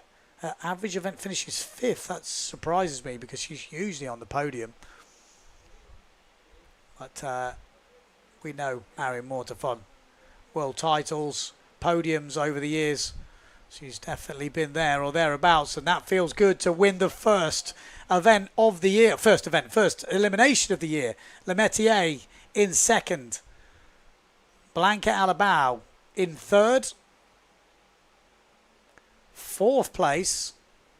Last time we looked was our mystery Severn rider. I'm going with Morris, but that is it is Maya Morris, okay. And then with De Jong, I think it is, in fifth place. So Maya Morris is sailing with an X. I don't know if there's maybe something happened to her sail in the warm-up.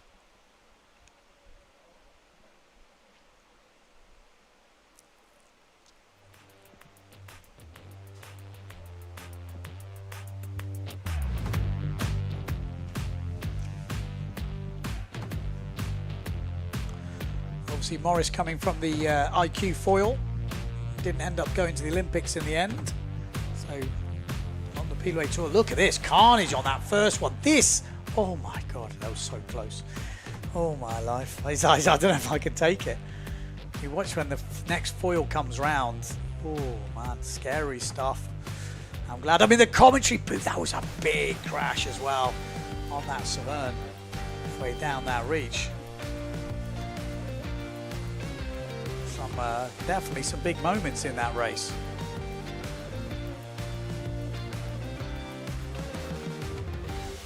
Oh, well, there we go. So it sounds like Morris is on the X because she's on borrowed equipment as the Iberia airline lost her bags. Had a few loss of bags recently.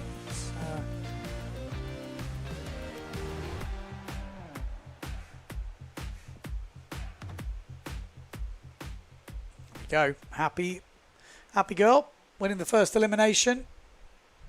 Marion Mortafon. Feels always pretty good to win elimination. You know how many she's won over the years, but still, once you've won one, to get that same fix, you've got to win another one. There we go. There's the official results. So Jenna Gibson in 8th place, Femke van der Veen in 7th. We got Davico in 6th. Bobby Linda Young, impressive performance from her in 5th place. Very small. Maya Morris from Israel in 4th. Blanca Alabau in 3rd. Justine Lemetier in 2nd. And Marion Mortafon obviously winning that women's final. Next up, we've got the men's runners-up final and then final. Got the red flag just coming down, so 3 minutes until the start. Who have we got in it? Well, we've got Scotty Stallman from the UK. We've also got Bloodworth from the UK. Sjöberg from Sweden. We've got Maciek Rakowski in the runners-up final from Poland. We got Thomas Goyer in this as well from France. We got Hooper from France, Cousin from France, and Das Wolf from Germany. He looks quite a tall fella, doesn't he, the Wolf? Looking at him. But yeah, good to see some new names in this foiling slalom. And obviously when the Olympics finishes, a lot of those guys will be coming back to the PWA as well. Obviously Nico Goya's over there. We got Johan So obviously in the mix. Maybe we'll see Sebastian Kördel. Is he coming back? We've got Jazunas. I mean, there's nearly all of them, to be honest. Maybe we'll even grab a few more. There's training partners and all sorts that we might see. Might even start to have restrictions on these fleets. So yellow flag is up. This is the runners-up final, so places that can be gained here. If you win the runners-up final, you can still get single digits on your score sheet because a win in the runners-up final will be a 9th place. So it's not too bad. You know, a win here really does give some sort of damage limitation, which is good. That's all you can do. So Maciek Rakowski, Thomas Goya, I'm expecting these guys to be going for it. We saw obviously the Wolf was pushing that 2nd place, so he's obviously got the speed and the skills. I mean, there's so many people actually that can all got a chance. But they would probably be in my tips for winning in this runners-up final. And it's been a bit of a slow start today here in Furta. Obviously, the wind is actually looking a lot better for the rest of the week. Today was kind of the light wind day, and it's kind of building most of the other days.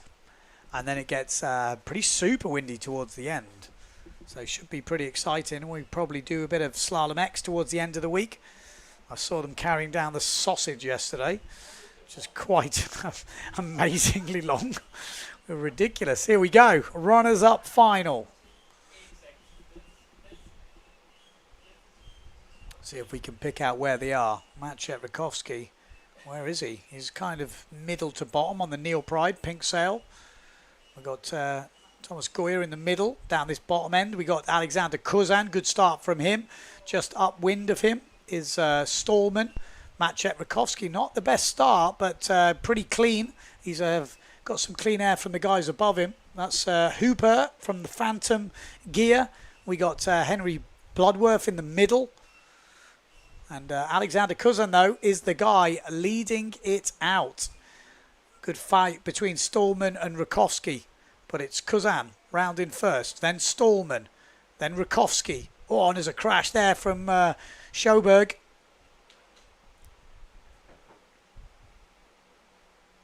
Where's the Wolf? He's not mixing it with the top 4 at the moment.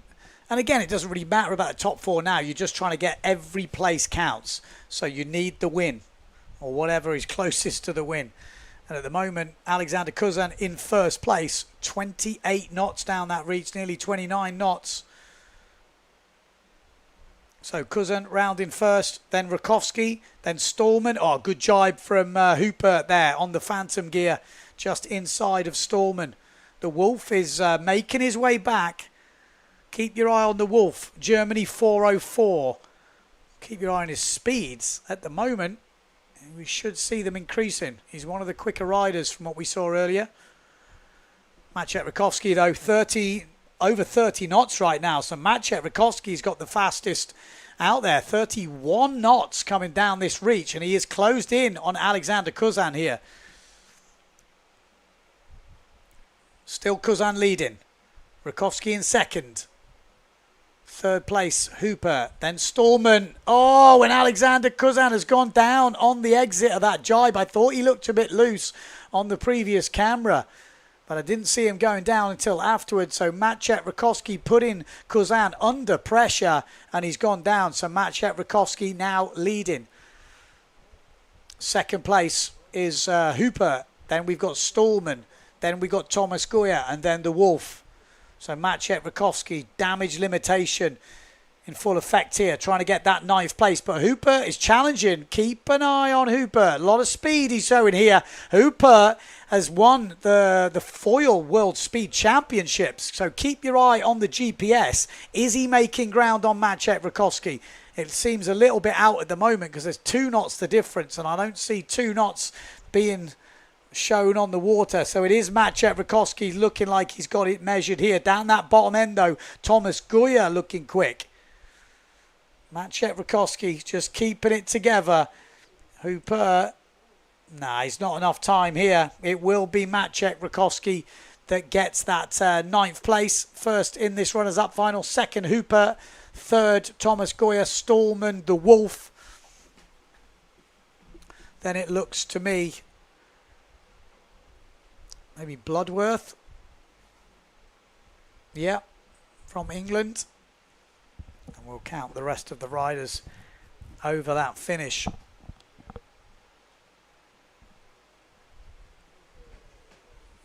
Good race.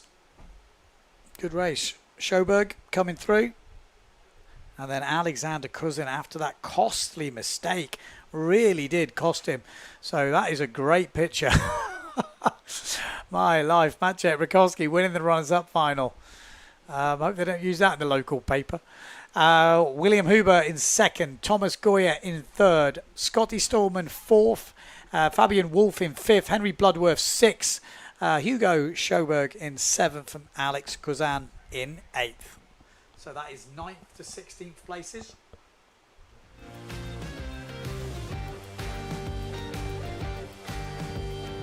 But good race.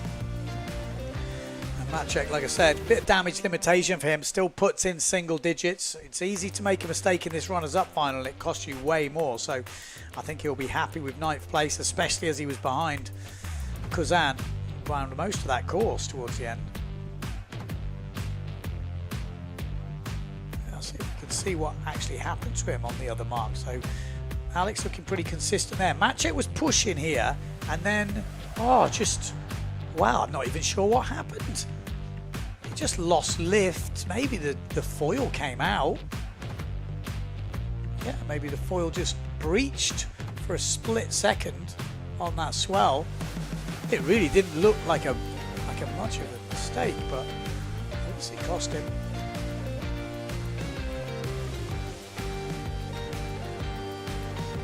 But yeah, good race there. Stallman. Did he miss out in the end to Thomas Goya? Brain has got a very good memory. But yeah, Maciej Rakowski. It's not what you're going to celebrate a 9th, but he'll be inside celebrating that kind of victory. It's not something you're openly going to be cheering about, but you're like, well, that was the best of a bad situation for the guys that are going for a win here in Fuerteventura. Okay, here we go. Men's winners final, elimination 1. Who will be leading the event after this? Vrieswijk, will it be Van der Meer, Winter, Vonk, Benedetti, Giacchino, Becker or Mortafon? One of these guys will be leading the world rankings. They'll be leading the event rankings, and it will all come down to this race. Could we see Van der Meer in his first ever final leading the world rankings? I mean, if you're going to go for it, this first one is the one, isn't it? Could he, put himself in the scene on the opening day? Could Winter, first final for him? But Vrieswijk's been looking good. Benedetti's been looking very good. Becker's had some good comebacks.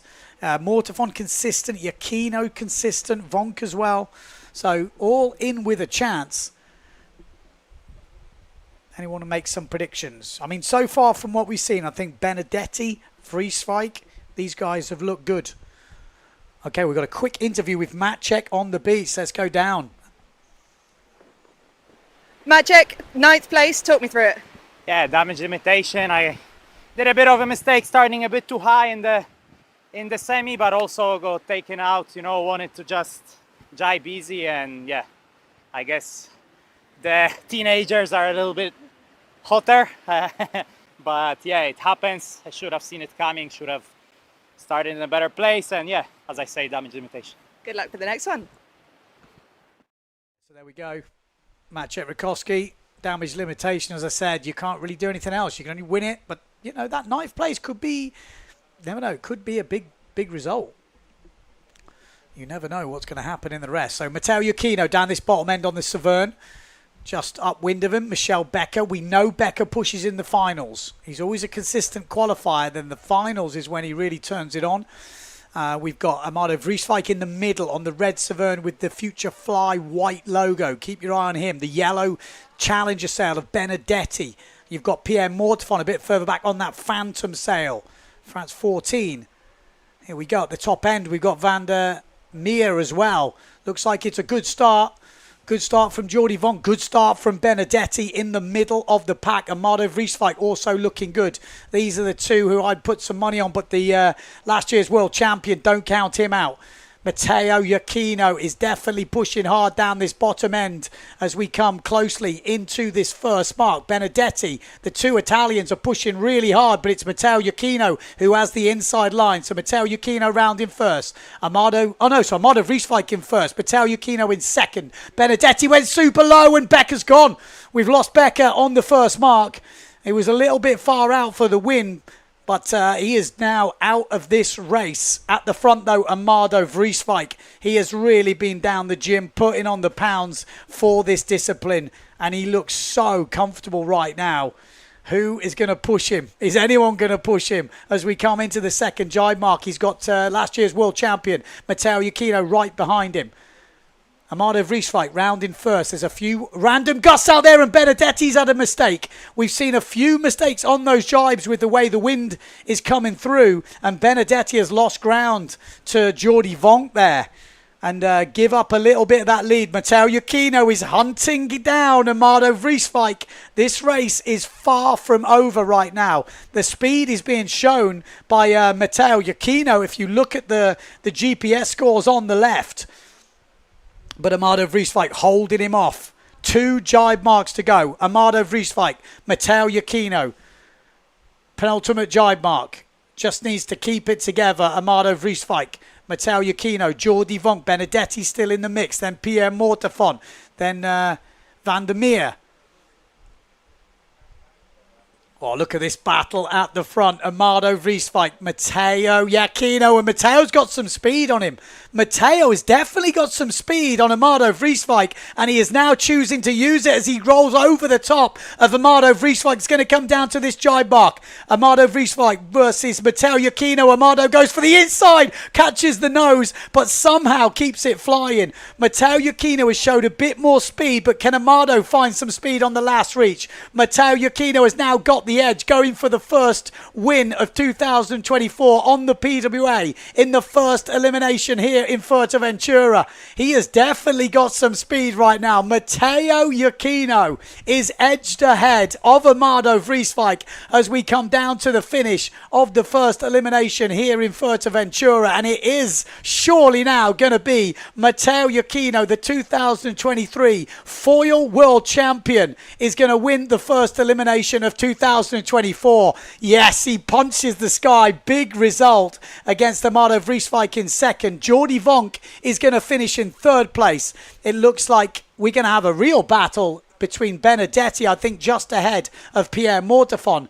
And then we've got the other riders coming through. Looks like 3 Patrick riders then. Not quite sure of the order, but Van der Meer was in there. We know Becker was in there. And Winter. What a race that was. He had a bit of extra juice. You could see it on the GPS. You could see him closing down. And it was almost like he was choosing when to use it, which is very interesting. It was like he was waiting for his moment. But he definitely had a bit more speed on the reach before. Chose not to go inside, maybe too close to the mark. And then on that penultimate reach, just threw it down. So here we go. He was having a moment there, backed off, give himself some room, didn't want to get caught in a fight.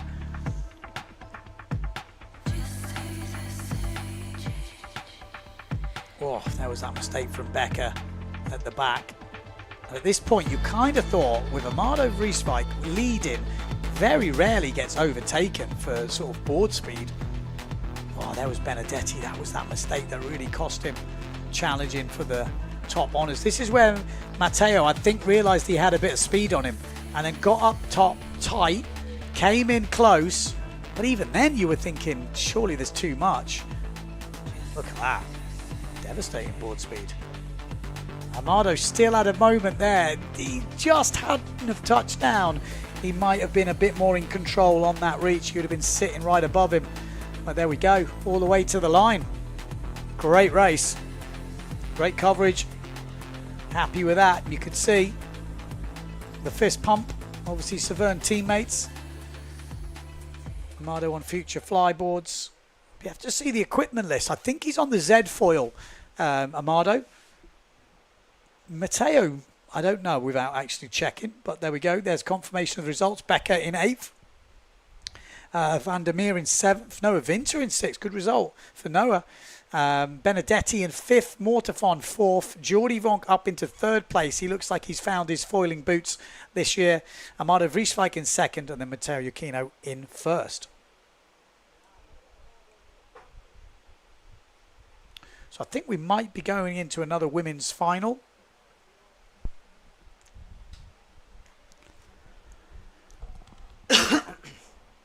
So yeah, one more women's final. I think we'll be having a short break. We'll be getting some interviews when we can as well, so stay tuned. Yellow flag is up though, so less than 2 minutes until the start.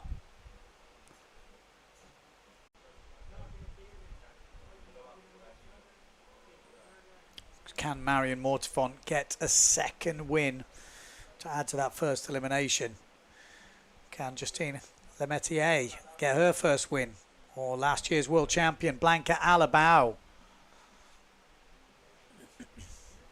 Jenna Gibson, could she do it? She's got the speed, no doubt. They look a little bit early. They're all trying to burn off a bit of speed, but they don't want to drop off the foil. So it's difficult. You can see a few of them have had to drop off the foil because they know how early they are. We've got 20 seconds on the clock. De Jong down this bottom end from Bonaire. We've got the Turkish rider in the middle.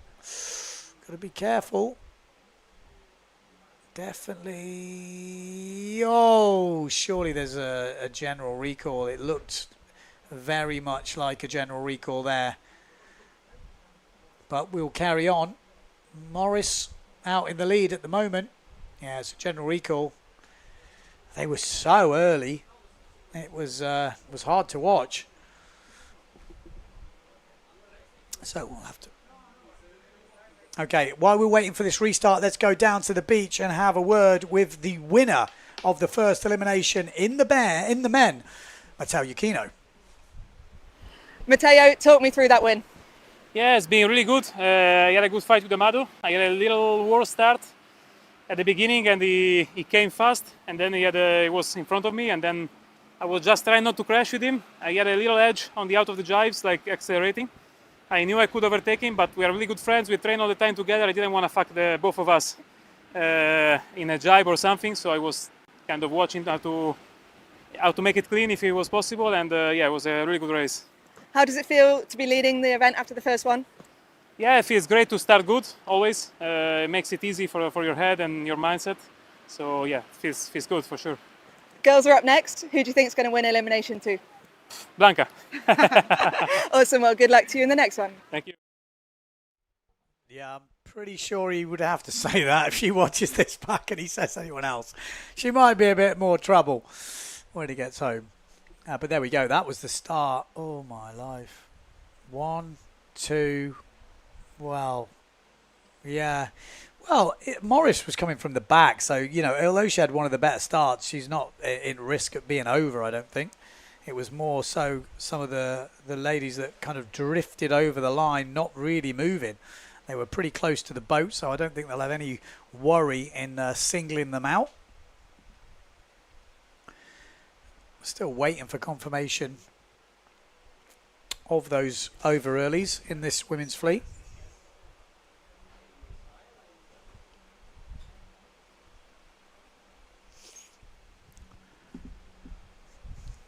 There we go, just putting up the over earlies, but we'll be coming back to that any second now. But before we do that, let's take a quick word from our sponsors.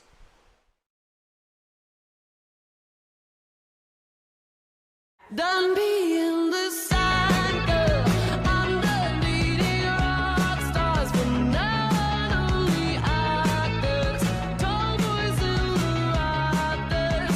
I'll become an asshole disguised as a bad girl in my bottle of supernatural disaster.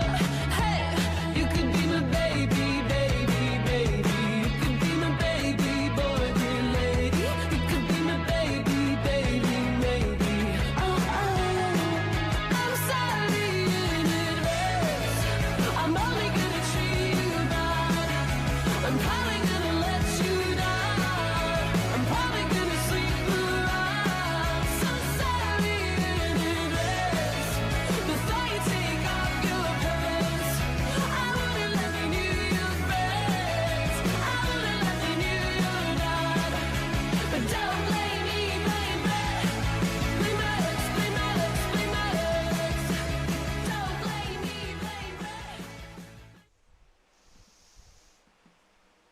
Okay, so we are back, just waiting still for confirmation of that over early. I'm not getting it on my feed, but I guess we can process elimination, work that out. But yeah, it looks like, yeah, there's no update at the moment. Well, we will soon find out if it's been a big name, because we won't see them at the front of the fleet. I'm actually missing, where's Lemaitre? I don't see her on the S2 Maui sails, so that doesn't look good. France 171, yeah, Lemaitre, I was going to say, she's missing. So there we go, big gun is out, so Lemaitre gone. De Jong is here on the Neil Pride, you can see, MB 16, I think it is. MB 46, sorry, 46. Got Davico on that orange loft sail. We've got Gibson down this bottom end on the white duotone. We've got Marion Moore to front at the top end. And oh, De Jong is over as well. Oh, man. Oh, come on. Come on, girls. It will be a general recall. Yeah, there we go. I mean, we could see she just went over the line at the last minute. So De Jong, after a really good result in that first elimination, I'm pretty sure will be disqualified now. Yeah, I mean, she was well over. They might.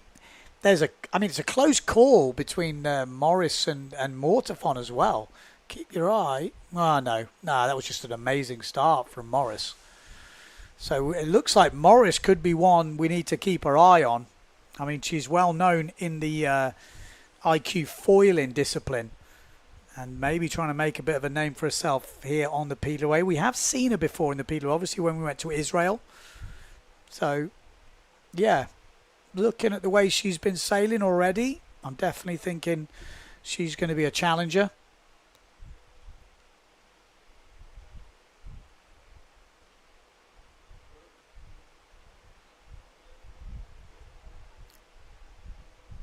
So, just waiting for confirmation of that De Jong.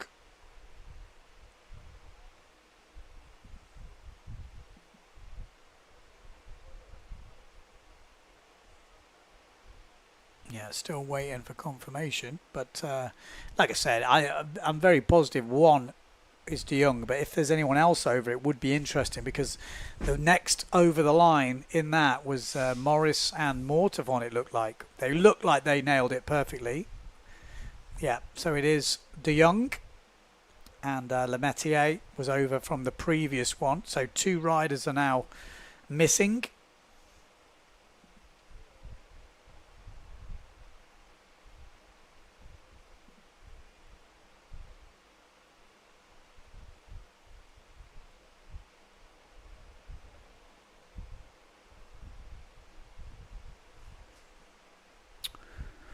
All right. Is the wind picking up? I think it's kind of stabilized. It's not a very windy day by Fuerteventura standards, but easily enough to be cruising around on, 7 meters on the foil for the big guys. You know, this is like Amado Vrieswijk on a 7.0, which is interesting because he is a big fella. So a lot of the ladies, women, will be on 6.0s probably. So there we go. That's the way the list is looking for this women's final. We are missing a couple of riders now. We're missing De Jong. We're missing Lemaitre. Still got Biaggiolini. We've got Engelman. We've got Davico, Morris, Erken, Gibson, Alabau, Van der Veen, and Mortafon. They just need to keep it together now.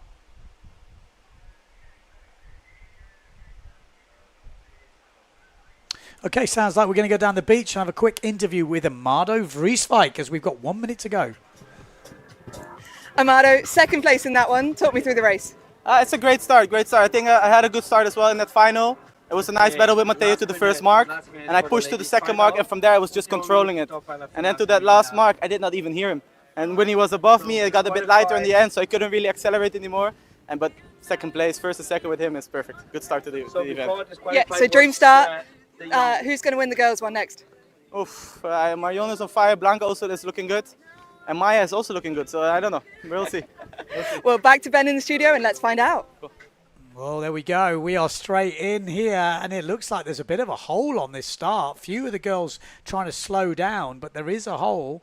And that can be pretty dangerous. Like you said, Maya Morris, Blanca Alabau, Marion Mortafon. It's kind of a... Oh, it's been cancelled, I think. I think it's been cancelled. I think I saw... Nope, yeah.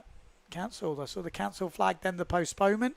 So there must have been a kind of wind shift before that start. Something definitely happened. I don't know if it's cheating, but maybe if they put a buoy before the start, people will be able to judge the starts easier. I know, but that might be bad because... That's not part of the skill, but it'd definitely be easier for some judgment call. Oh, apparently it was because there was actually some riders on the course area, which obviously could have been pretty dangerous if you got to all these women finalists heading down that first reach. The wind does look patchy. I mean, there's some good gusts coming through. There we go, story time on the beach with Cedric Board. That's one of those happy slaps where you're like, I'm being friendly, but you really mean it. Oh, it's not, it's Macquer. Okay, it's the Frenchies. It's just the Frenchies. All the Frenchies in one place. Okay, let's have a look at a few stats coming in. We got Blanca Alabau, age 27. She's made 72 finals. She's had 10 elimination wins. Her average event finish is 4th, with a best finish in Fuerte at 3rd place. So interestingly, 3rd in Fuerte is her best position. So obviously not a massive fan of Fuerte. 3rd still solid, don't get me wrong, but obviously Blanca is the world champion. Then we've got Marion Mortafon, 32 years old, debuted on the tour 14 years ago. Wow, 2010. She's entered 34 events. That seems less than Blanca. Height 162, 67 kilos. I think it's interesting seeing the heights and weights. I think it's good for people at home to kind of, you know, what I would do as a racer is kind of look for someone with my stats. So then you've got someone to base your sort of stuff off. It's kind of interesting. So let me know what you think in the comments of the stats coming in. We've got Jenna Gibson, age 26. She's made 62 finals. Wow. Okay. Number of eliminations wins, 6.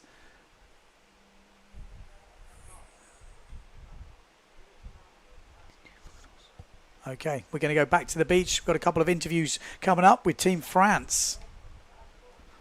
Team France, we've got the girls' elimination coming up. Who's going to win? Marion Mortefond. So no Blanca? No. Unfortunately, Justina's out. She looked great in elimination number 1. So Team Marion? Yes. Okay, back to Ben. There we go. Frenchies stick together. Marion. Oh, everyone's for Marion in this one, obviously. I mean, she's won the first one, looking in good form. Really interesting to see. Like I said, I know there's a lot of people ready to see that equipment list as well. It's kind of a big one for you guys out there, if you follow.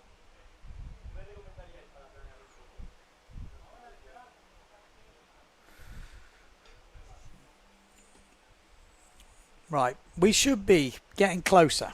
Well, we are getting closer. We not should be. We are getting closer to a start. And hopefully the girls are going to keep it nice and clean in this one. Nice and clean. Let's just get over that start line. Let's do the racing, do the talking. No one's come up with a good idea for that start line just yet. Still think the paintball gun could be the way to go. Or like in BMX where you have a rope along the line. You like it fires and looking. She's going to be one to watch. I think we could see her improve during this event. Like I said, we know how good she's been in the IQ foil. She knows how to race.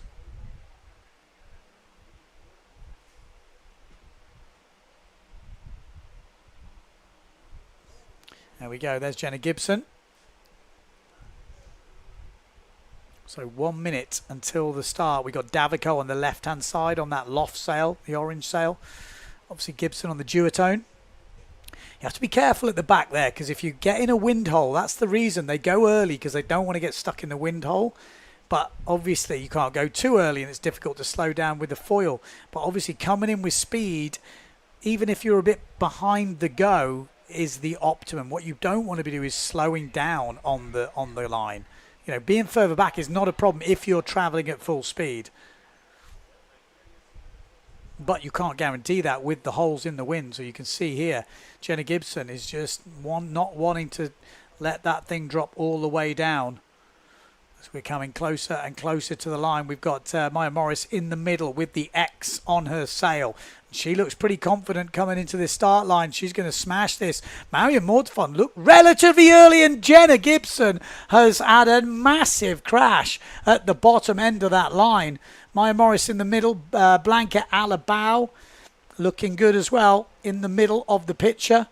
Marion Mortefond up that top end. But it's Morris down this bottom end. In control at the moment. Blanca Alabao showed some good speed, and so is Marion Mortefond, and she has just reeled these girls in on this reach. Wow, look at the difference in speed with Marion Mortefond. She's going to have to close the door on Morris here, but Blanca goes round in first. Keep your eye on Marion Mortefond. She has got a bit more speed than the other riders. We just saw it in full effect there. Wow. I was surprised how much she took out of the leaders. But Blanca Alabao is definitely not going to go out without a fight here.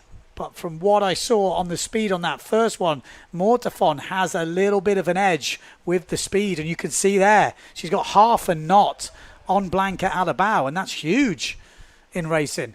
Nearly a knot difference towards the end of that reach. And Marion Mortafon has taken the lead now. So Marion Mortafon rounding first, then Blanca Alabao, then Morris in third place. Is it Van der Veen in fourth? No, it's Davico, according to...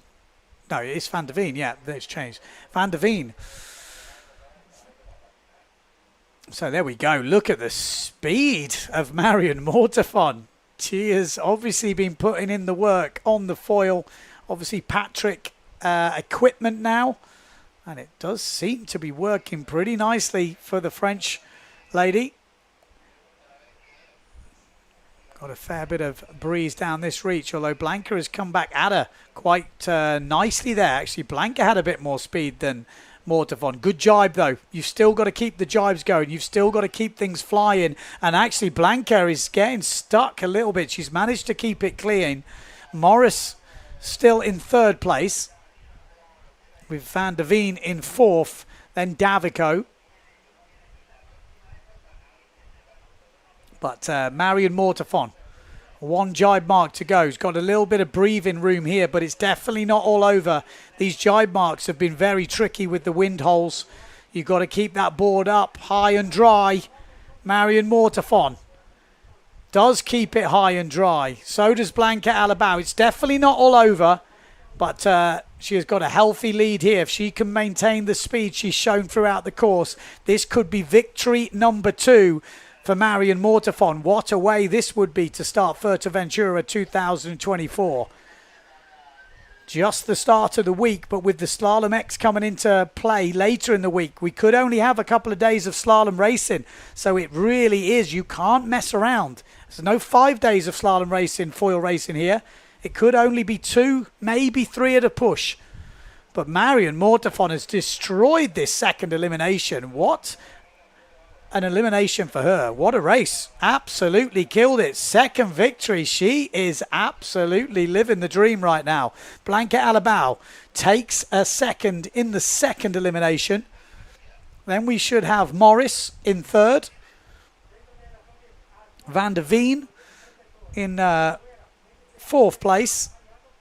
Then we've got Davico on the loft.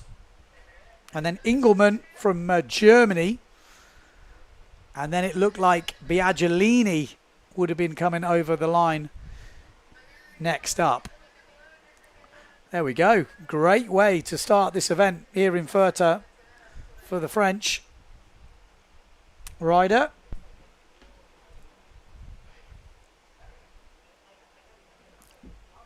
Wind has definitely gone a bit more patchy right now.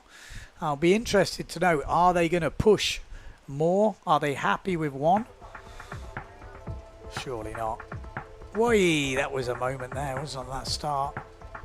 Oh, Jenna Gibson. Wow. Not what you want to happen. She was really pumping to get it flying and then caught the mark. I mean, she was right next to it. With that foil, it's very difficult to escape the rope. Oh, it's a pretty nasty crash.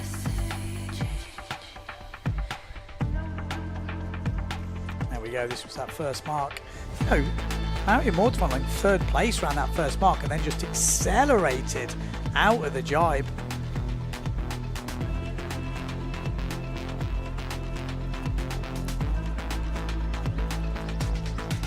Yeah, impressive stuff.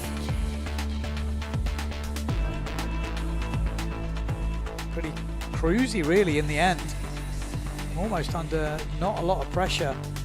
She had that extra bit of speed and that was just giving her that nice sort of comfortable cruise. It's never a comfortable cruise though, I can't imagine. There we go. She's happy. She is one happy lady. Thing is, you know, it's been a long time coming this first race. We're into like July, nearly beginning of August. It's been a long time coming. So there we go. Marion Mortafon, Blanca Alabau, Morris, Femke van der Veen, Davico, Engelman, Biaggiolini, and then Jenna Gibson. That is the way Elimination 2 final finished.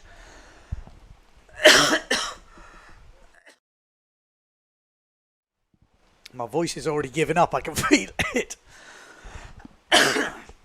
Oh dear. It's just the start. Okay, so I'm not quite sure. I'll have to let you know what is planned from now on. You can see all the equipment on the beach. Okay, we're going to go down to the beach and have a word with Marion Mortafon. Marion, back-to-back race wins. Is that the dream start to the event? Yeah, it's super nice to start like this.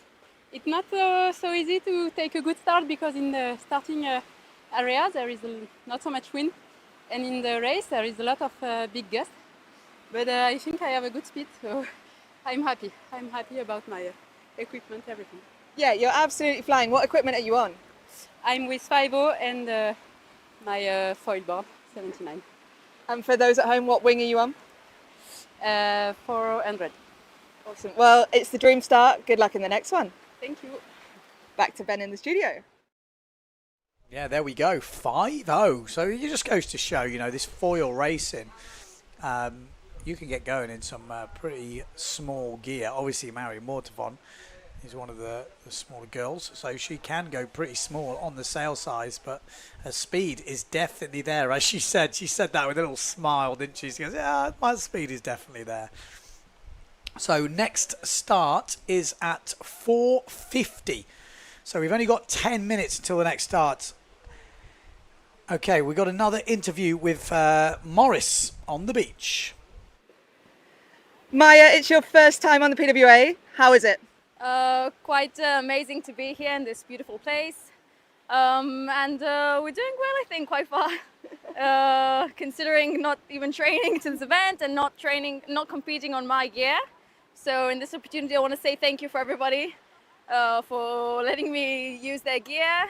And unfortunately, I couldn't use Future Fly boards, the best boards ever. Arnon, thank you, sorry.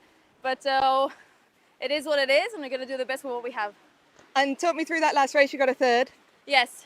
So I come from the IQ foil where there's plenty of rules, and here it's just like no rules, just go, try not to crash. And actually I've been doing quite good starts, 2 good starts.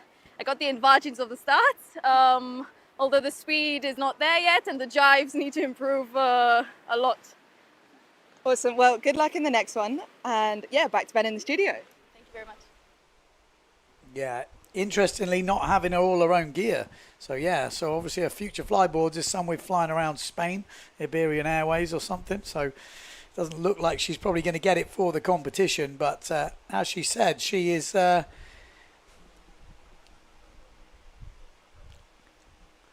we've got another interview coming up. What I heard is Blanca Alabau.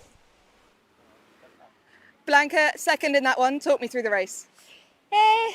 To start is super tricky because the run-up is super patchy, so it's no wind.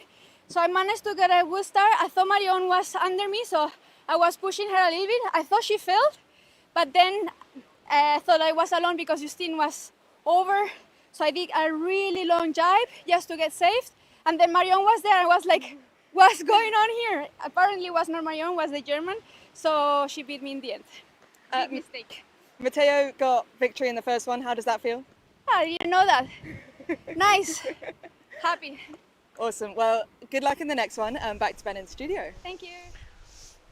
There we go, Blanca Alabau. It's been going to be some tight racing this week. Like I said, this week is maybe a bit of an overstatement. Like I said, we've got Slalom X coming up. Last 2 days look very windy. So maybe we have 3 days of foil slalom, maybe 2, we don't know. You've got to kick things off straight away. You can't mess around. You haven't got 5 days of slalom action. You know, we can do a full competition in a day. So it will be tight, this how it goes, that's for sure. I've got to be honest, my voice is going, but we are going to have the next start coming up in 10 minutes time. But we have got a little treat for you guys coming up. but you'll have to wait around maybe a little bit longer. But we're going to be showing you highlights from the elimination so far. Maybe you've just tuned in. But yeah, let's wait and see for that. You can see there is still wind around. But okay, so we do have some highlights from the first elimination. Let's play those highlights from the first elimination, and we will definitely be back to bring you the racing from, well, in 10 minutes time.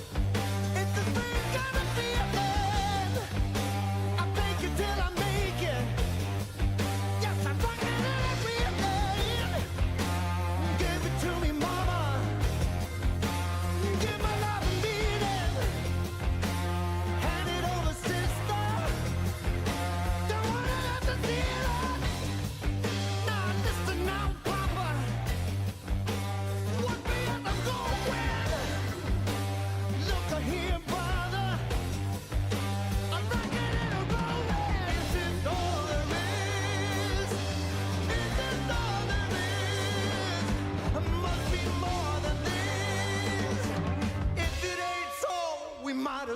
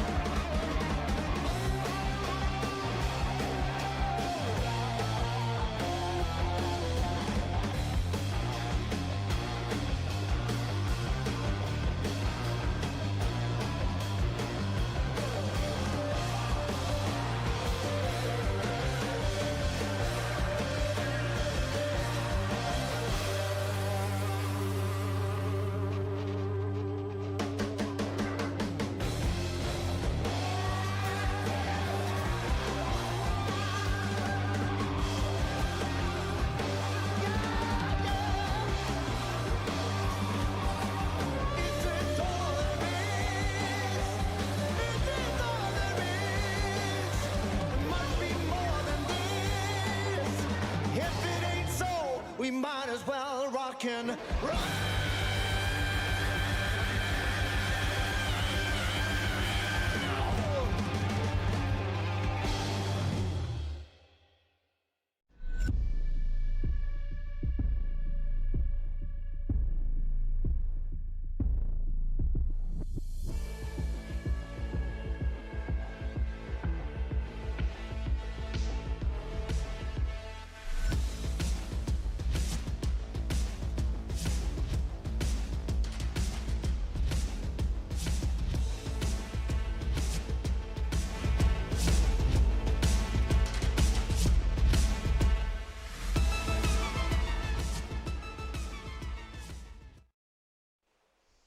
So there we go. That was the highlights from what we've seen so far. 1 elimination in the men, 2 in the women.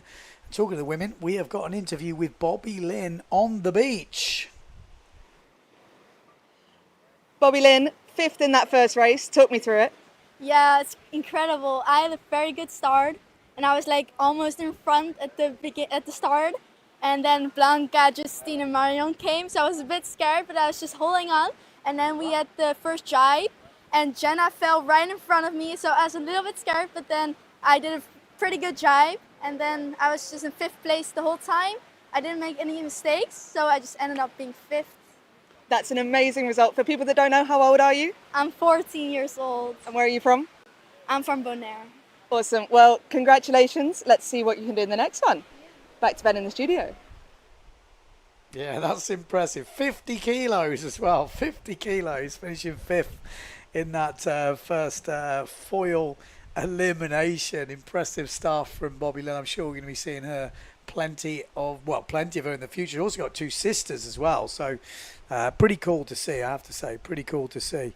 Not far until we go into racing. So I'm not sure if we can play some adverts until we go in, but it is a couple of minutes to go.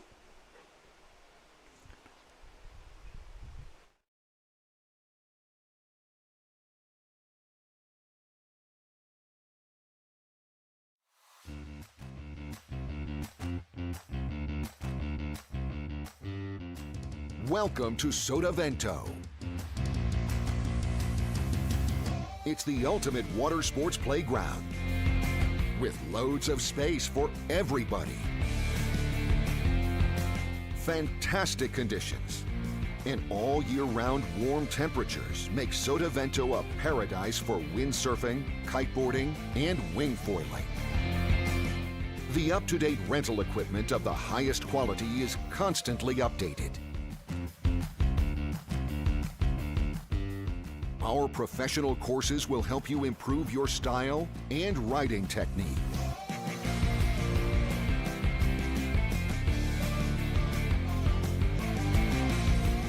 And with the hotels nearby, it's only a few meters from the bed to the board. Come and enjoy our water sports paradise.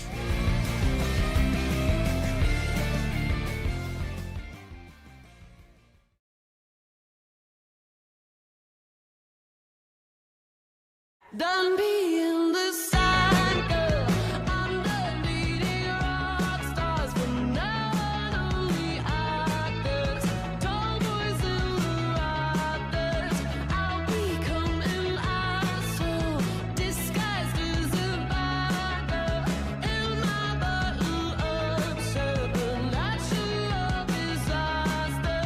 Hey, you could be my baby, baby, baby. You could be my baby.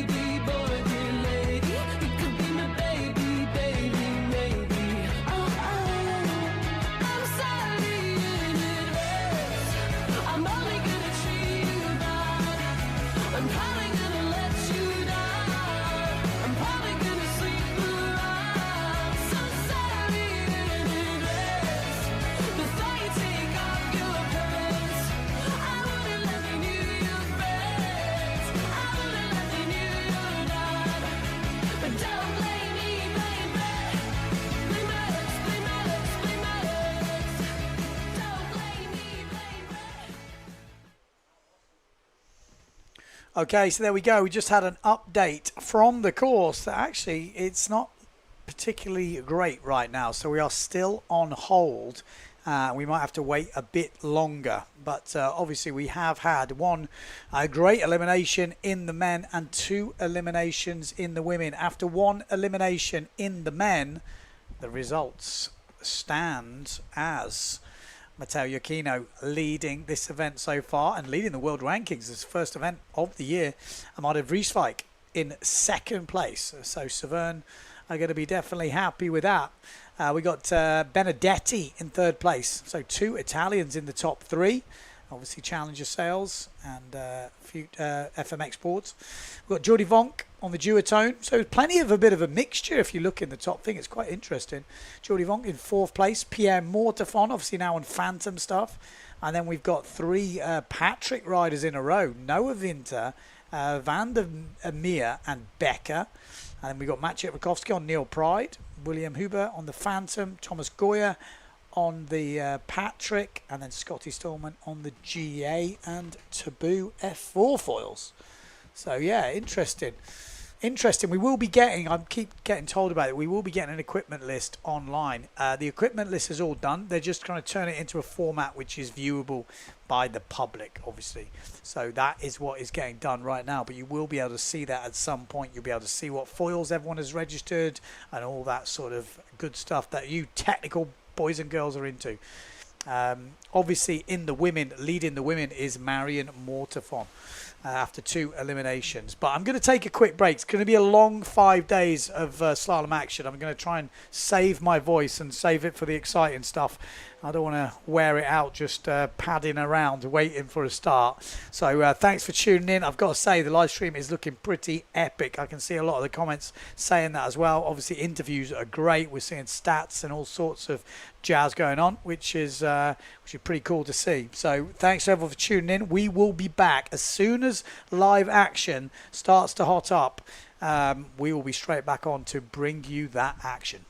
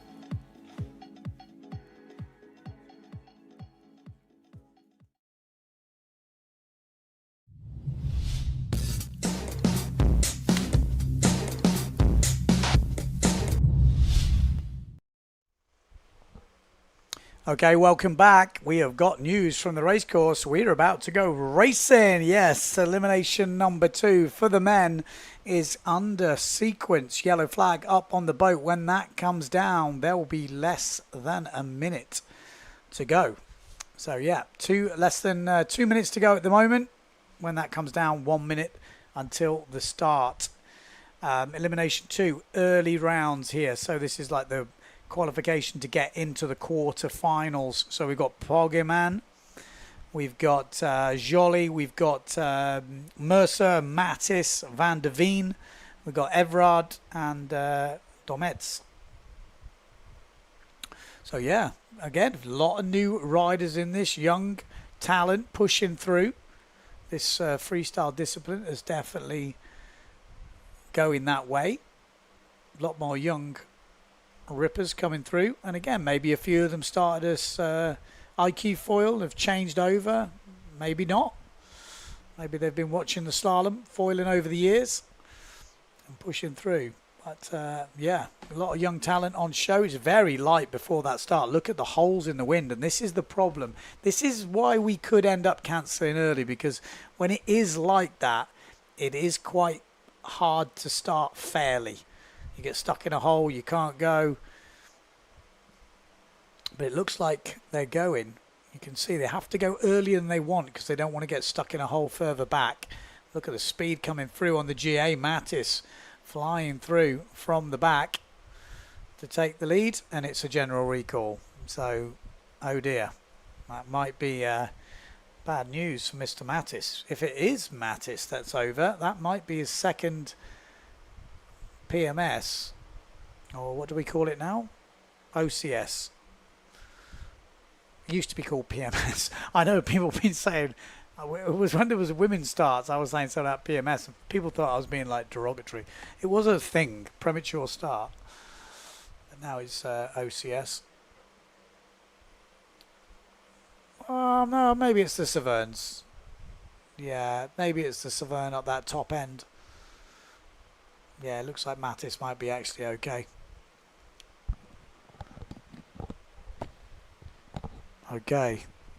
Excuse me. So general recall, waiting for the confirmation of who was over. Gonna have to get the ginger out tonight by the looks of it. So general recall, still waiting for confirmation of that over early. I think it's, could be one of those Severn riders. Who have we got on the Severn? We got Joly. Mercer's already had an over early as well. But we'll find out soon enough. Keep refreshing. Who's watching? Let's have a look. The rider stats is a great idea we're hearing. Maybe we could chuck some stats up for any while we're waiting for this general recall.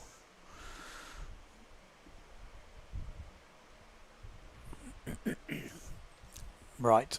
But yeah, you can see that it's hard. You can see how holy it is before the start. Never makes for easy starting. 9:02 from France, which is Joly. It's a shame. He was looking okay in that first elimination. Got through the first round.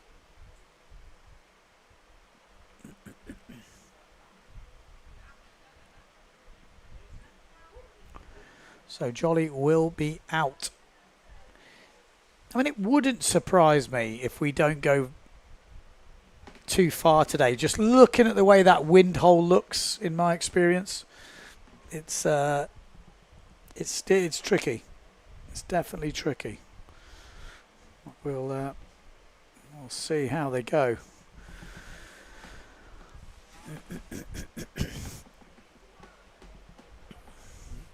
Who you cheering for? Has anyone changed their predictions after watching the first eliminations? Predictions in the women, predictions in the men. Bit easier now you've seen a few races. Maybe a few of you girls might make some new predictions. We've got Mario tuning in. Mario Kumpel. Who follows him on YouTube? Come on. If you don't, come on, do what you do if you're on YouTube at the moment.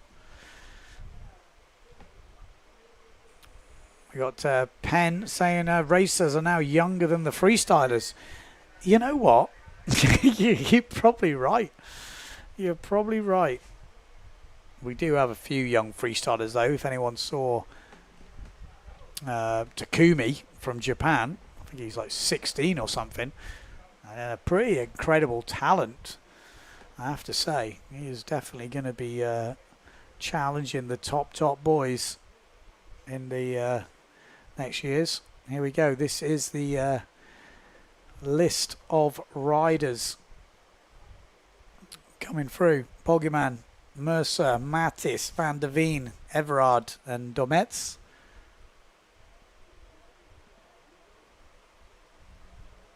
We go lining up. There's someone semi-early. Oh, has he made it?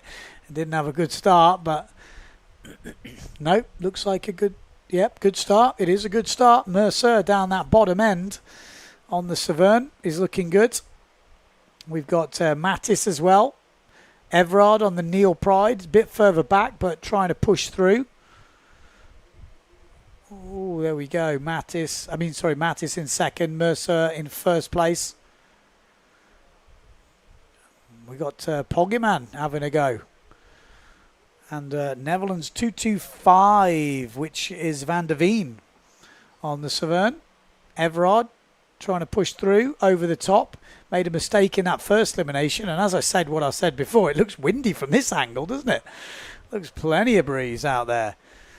So Mercer looking comfortable out in the lead. Made a over the line early in the first one. So did Mattis, who is in second place right now.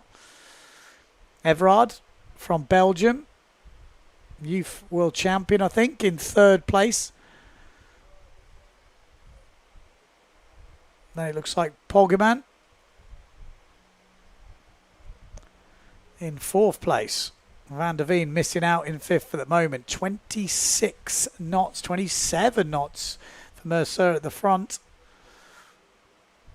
We saw before some of the boys getting up to 31, those finalists. So there's still plenty of breeze out there, up to 29 towards the end of that reach. 29.5 from Mercer as they come into the jibe.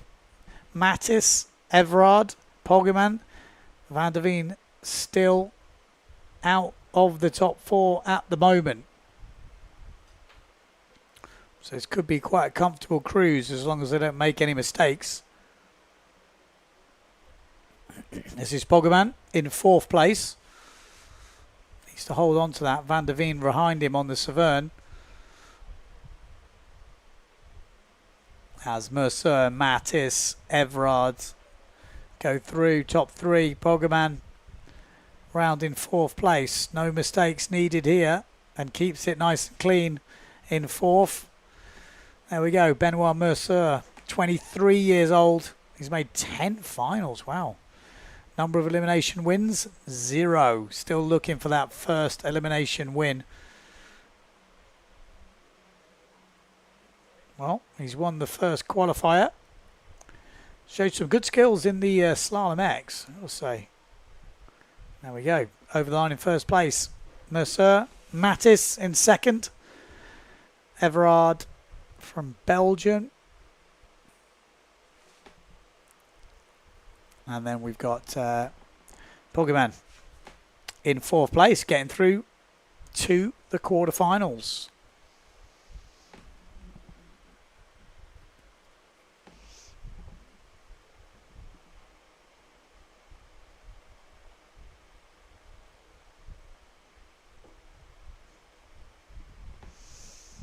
There we go. Benoit Mercer, Mattis, Everard and Poggeman. That's your top four. Confirmed through to the next round.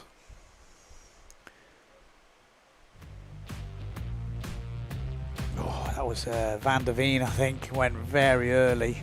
Manages to not go over the line early, which is impressive. But a good start down this bottom end. Plenty of speed from, you see, Mattis and Mercer.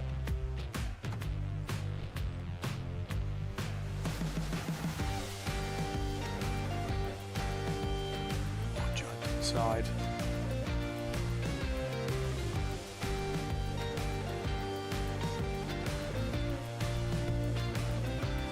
Yeah, solid race.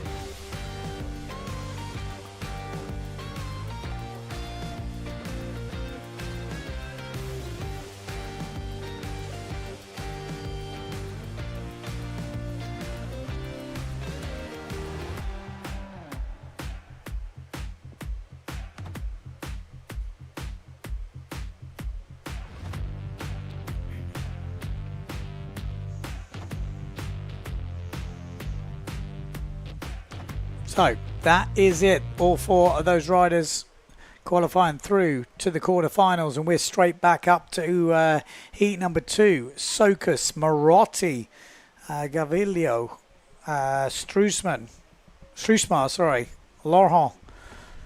Oh my God, Fiorentina.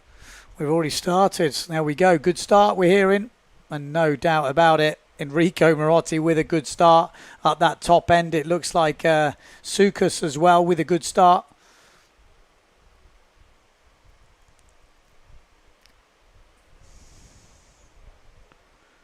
Struismar looking good from Holland in 3rd place.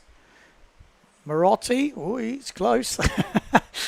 Sokus. Struismar. Oh, it's going to be a tight battle, isn't it? All the 3 prides fighting it out there for that 4th place. Fuva also in that mix from Italy. But out in front, it's pretty clean. Marotti. Full back wind as you go in on the foil, as you overtake the wind. Oh, it's a bad crash.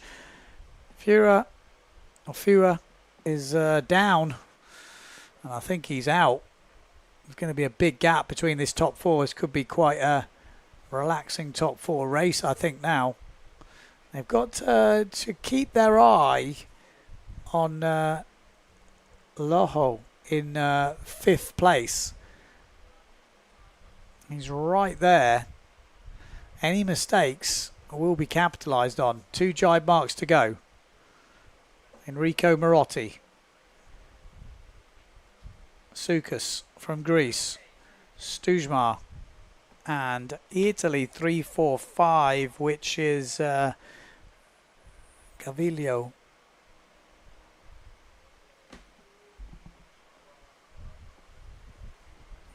There's Sokus. Pretty much on board with Sokus right now. From Greece. It's pretty small numbers, those, aren't they? Are they legal size? Jesus, they're tiny. Sokus, good jibe. Marotti, good jibe. This is Struismar in 3rd. Who's in 4th?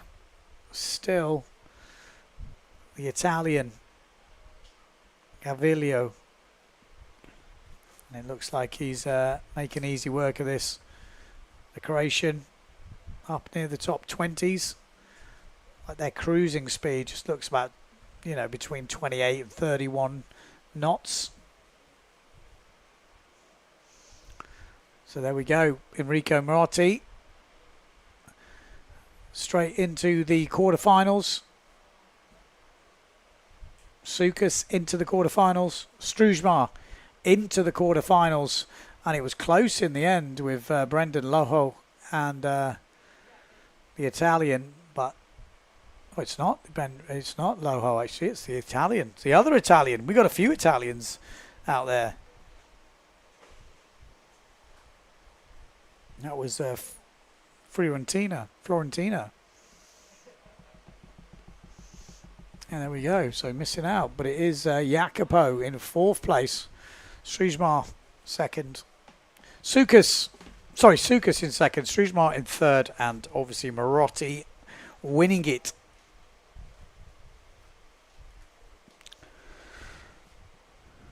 Next up, heat number 3 of elimination 2. But we're going to have to watch a recap of the race before then. Yeah, Marotti needs to get himself back to winning ways, doesn't it? A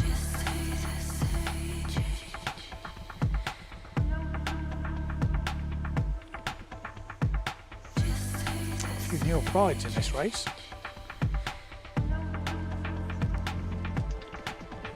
Sukas, solid race for Sukas as well on the RRD. And that Neil Pride sandwich, oh, that was the mistake. That could have been, imagine that would have been just a bit closer. There's no way you're escaping it. You're going straight through that sail. Look at this for an angle. Wow. Like drone racing.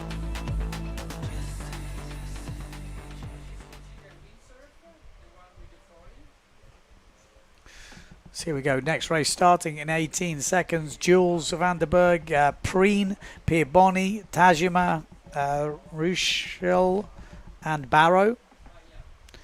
So Nico Preen in this first round after crashing out in the quarterfinals last time.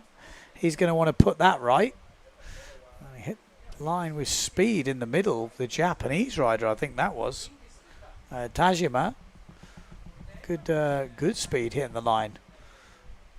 We've got Nico Preen down that bottom end. We've also got the Italian Barrow in the lead by the looks of it. No, it is going to be Preen that goes around in first. Tajima in second. Barrow in third, but on the inside it is Van der Berg. And another tight battle for fourth place, I think.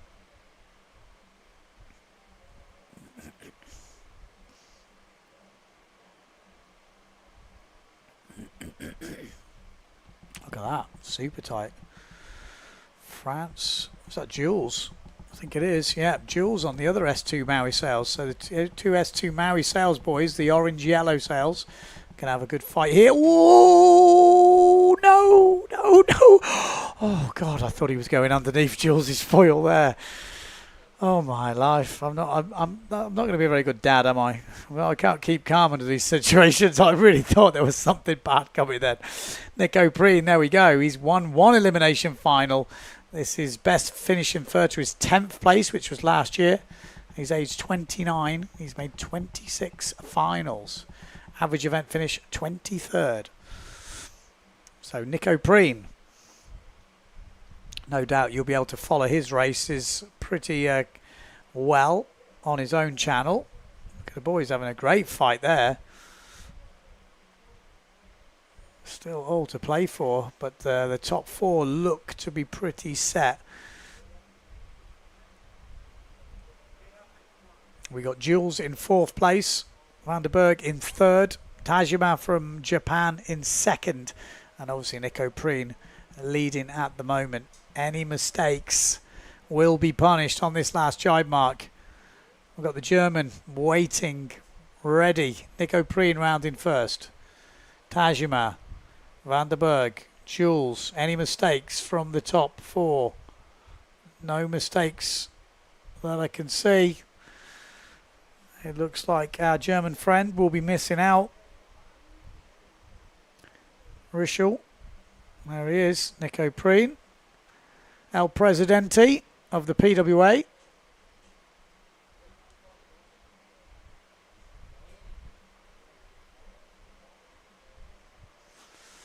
Pretty epic drone shot that was, wasn't it? It's pretty impressive stuff. Wow.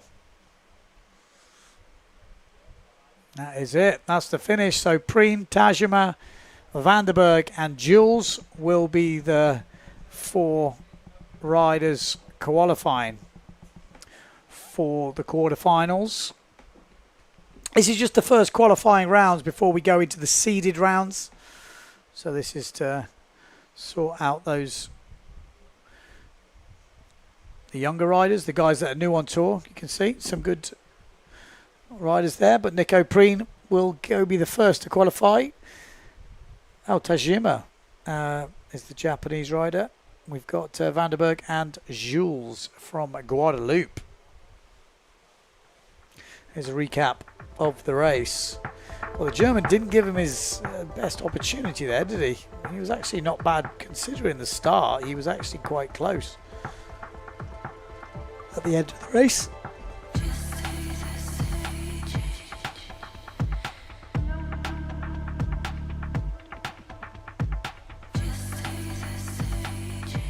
There we go. Tight racing. Oh, Barrow. No, he was in it, wasn't he? He really was in it until then. It's like survival. The fittest by the end of this race. We'll stay out of trouble. It's not always your own trouble. It's like when you're driving a car. It's not always your mistakes that put you in trouble. You have to be careful of other people. You've got to read the other person just as much as your own race. Put yourself in it. But here we go. Heat number 4 up next. Some big names in this. We've got Board and Martini in the first round, plus Macker. We've got Delarue. We've got Talsa. We've got Riegler and Dabowski. The big Lebowski. No, just Dabowski. Here we go. Good start by the looks of it. Yeah, looks like there's only 4 riders in it. I mean, there's a few who've definitely not been on the start right there, but this looks like a 4-horse race.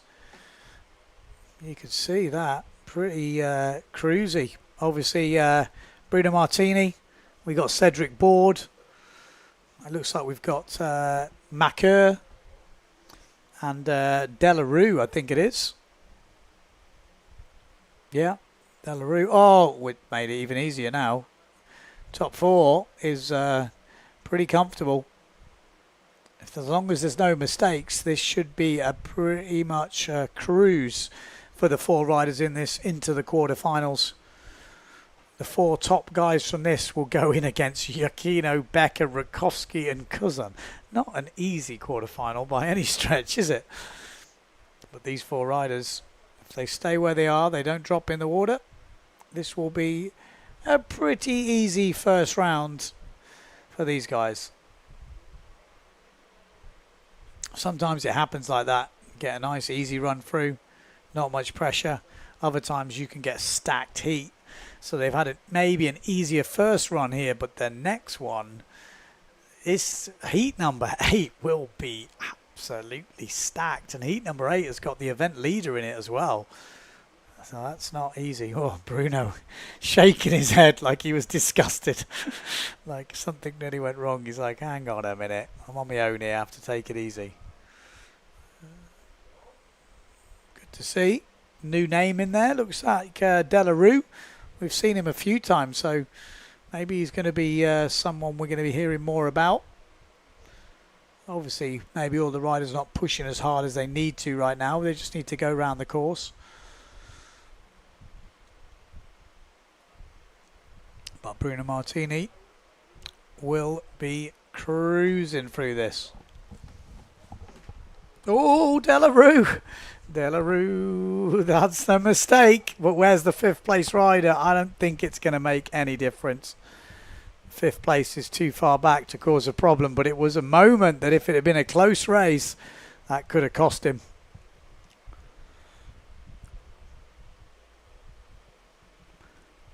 Bruno Martini, 30 years old, debuted on the tour over 10 years ago now. 39 events. He's 187 and 104 kilos. He's a big fella. He's definitely a big fella. As soon as we go in over 100 kilos, my God, they've just turned the bass on here. It's ridiculous. I can feel my insides shaking. Wow. I don't know if you guys can hear that at home. That's pretty crazy. Guessing there's some big act in the carpet tonight. But there we go. That was kind of a cruise for the top 4 then.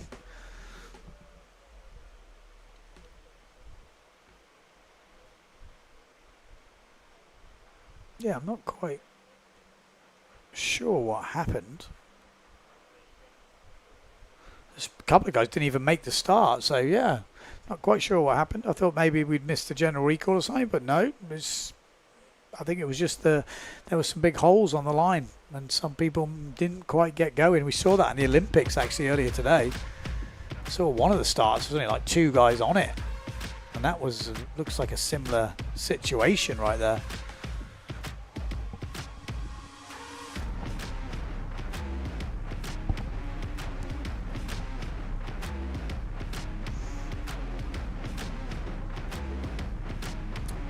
So there we go, recaps of the race. Easy.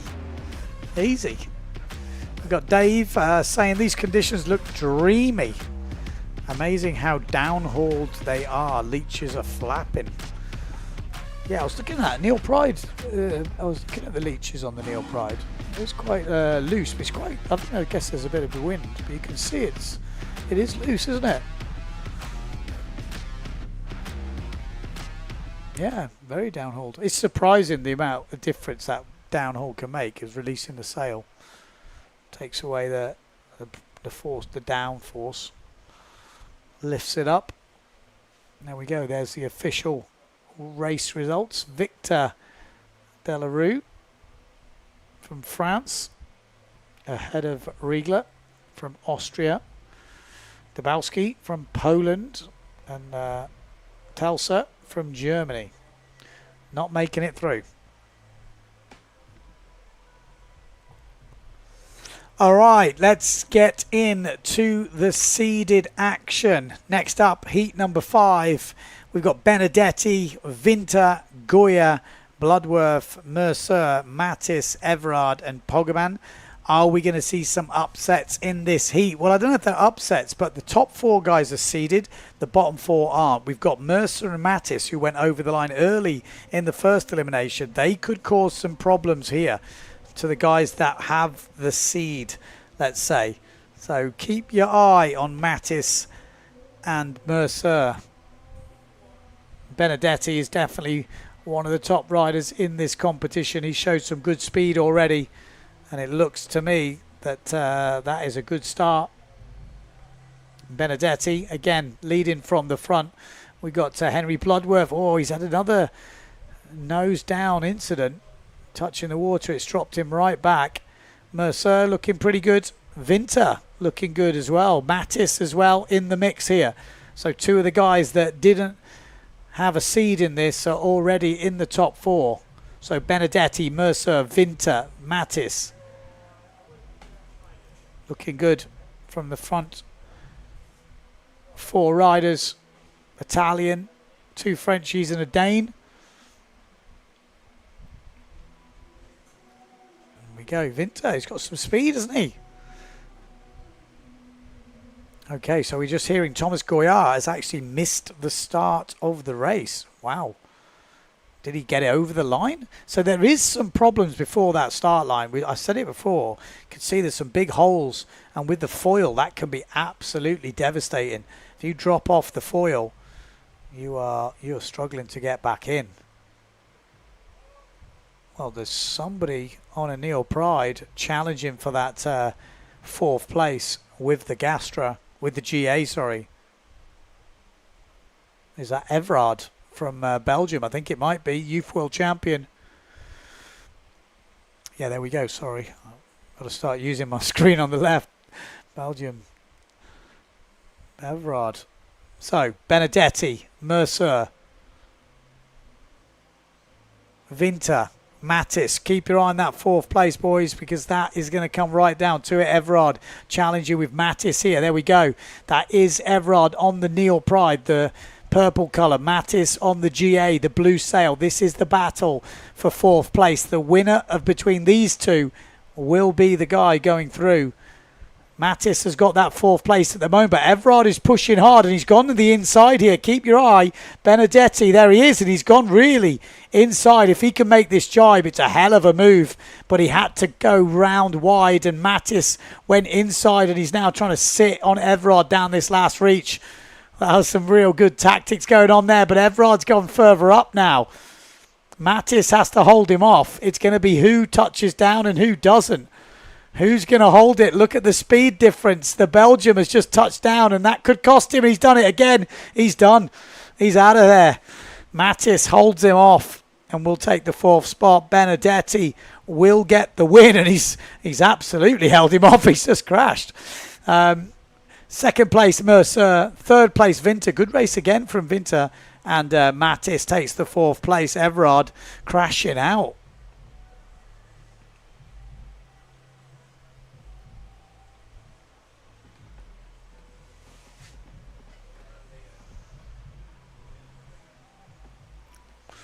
So, another good race for the quarterfinals.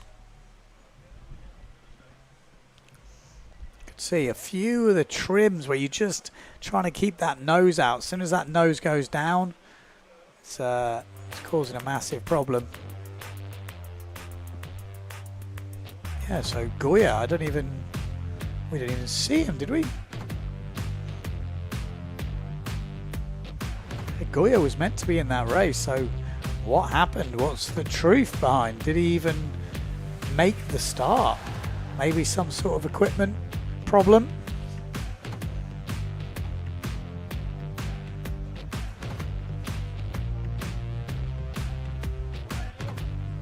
I don't see anything on the live ticker, so I can't give you any information there, but definitely something. This was a good battle here. Mattis just chose to stay high, cut inside so he'd have this upwind edge here. And then Everard just couldn't hold it, you could see. Just couldn't hold the line. And that was where it started to go wrong. And then it was all over after that.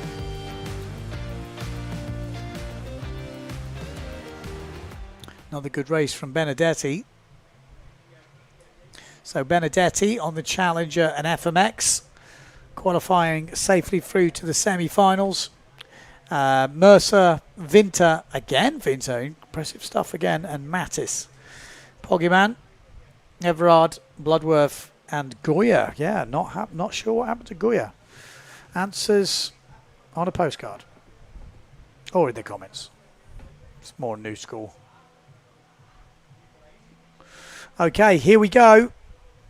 Next up, quarterfinal number 2, Vrieswijk, Van der Meer, Hooper, Schoberg, Marotti, Sukas, Struismar, and Galavio.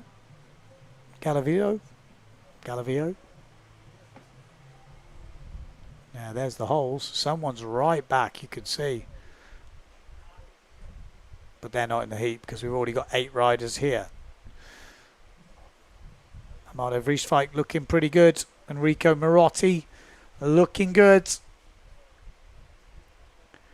They look pretty homed in. Bam. Good start from Sukas as well up this top end. Hooper on the Phantom in the middle. Then we've got Van der Meer. Again, trying to cause some problems for the boys. But Sukas not backing down here. He's got 2 pretty big names below him. Amado Vrieswijk has a little look, slows down. Marotti goes round in first, and we've lost Van der Meer, we've lost Sukas, so we've nearly lost Amado Vrieswijk. But he somehow manages to hold him off, or hold off, no crash in there. But Van der Meer, what happened? We'll have to have a look at that in the replays later. But Marotti looks like he's found his cruising speed now. Oh, little touch. Oh, there's a few more touches coming through. It's not easy conditions. Marotti round. Amado round. Hooper round. Schoberg is just behind the Pride, which is 3-4-5, which is Gavilio.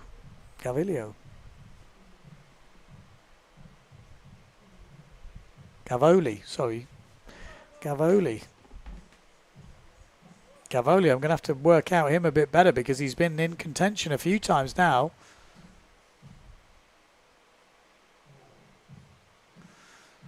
So, Marotti, Vrieswijk. I think there was Hooper and Gavoli was definitely in the mix. That 4th place is going to come right down to it. This is Sjoberg on the duotone. I think Gavoli is just ahead of him. But Marotti leading at the moment around this last chide mark. Just qualification now, top 4 counts. So remember, 4th place, where is it? Hupert's in 3rd, and I think it is Gavoli from Italy in 4th place. Ooh, was that a good jibe from him? Looked like there was a little bit of touching down. Not all over. Sjoberg maybe not the best either though. But when you're pushing, you never know. Anything can happen on these foils. Gavoli looks like he's quite high and dry, but he just looks on the edge, doesn't he? It just looks like anything could happen in that battle for 4th place right now. Marotti's going to get it for sure. Then Amado Vrieswijk. But what's going on at the back? The 4th place. There we go. I told you something was going to happen. It's not going to happen. Oh, Sjoberg creeps over the line. But Gavoli, I think, is the guy that gets the 4th spot.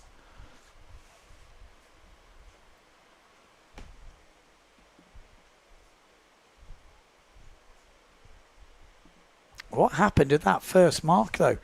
We saw Sukas. Who else was there? Was someone else in the mix as well.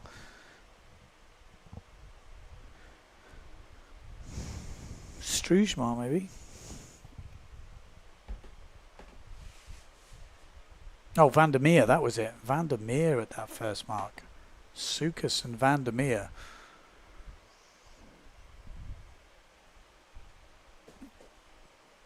So, here's the recap.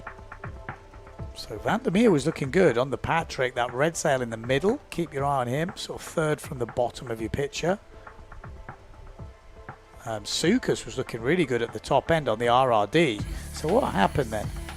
Oh, there we have Van der Meer. I didn't even see it again. And then Sukas again went down. Amado did so well not to go down. Oh, he just breached. Oh. Yeah, Sukas as well. I mean, how did Amado not crash then? Oh, he was so high. Van der Meer was literally breaching. And Sukas, I guess the same. Scary stuff when these guys are coming in so close. I'd be absolutely petrified.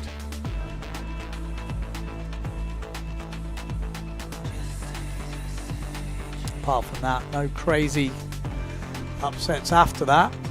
Just some good racing.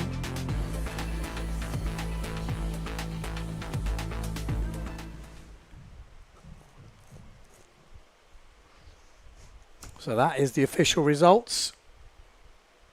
Gavioli in 4th place, Hubert 3rd, Vrieswijk 2nd, and Marotti in 1st place. Enrico Marotti, like I said, I think he broke his wrist, I think it was, hand, wrist, training for the Super X, Slalom X. Okay, heat number 7. We've got Vonk, Mortefon, Stallman, Wolf, Preen, Tajima, Vanderberg, and Jules. All lining up. Tajima down this bottom end on the Neil Pride. Then we've got Nico Preen on the other purple Neil Pride, just upwind of him. Then we'll have to work out the others as we go. But Tajima, where's he gone? Was he not in this race? Oh, he is, but I'm not sure where he went. Disappeared. Okay, well, see you later. He didn't feel like he wanted to race. Nico Preen out in the lead. We've got Stallman in this. Jordi Vonk. We've got Mort. There we go. Nico Preen, Jordi Vonk, 1st and 2nd at the moment. I think, did we see Mortefon go down? Was that what I saw from the other angle? I think it was Pierre Mortefon that went down. And we might have the Wolf in the mix once again in 3rd place. And then we've got Stallman in 4th.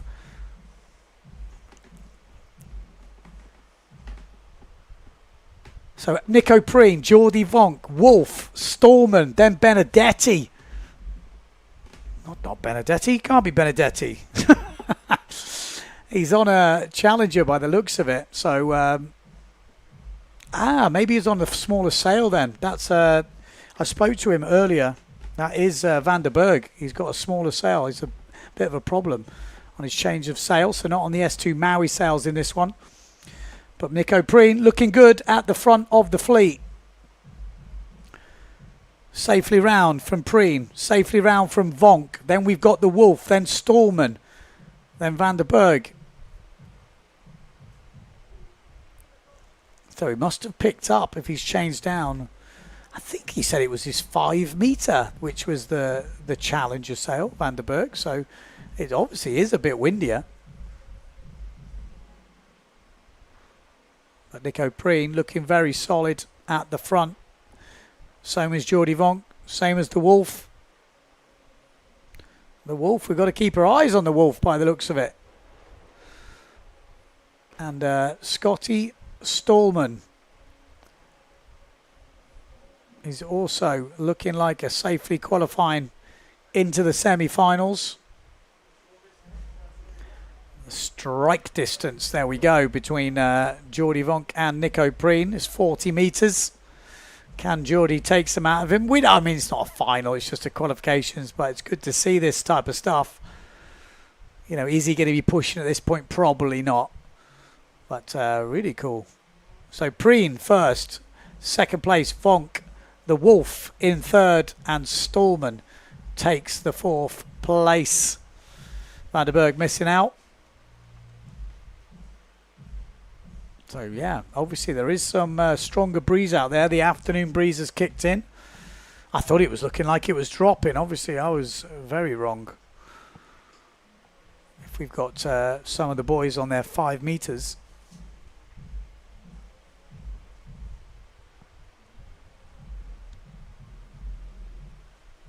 So there we go, confirmation.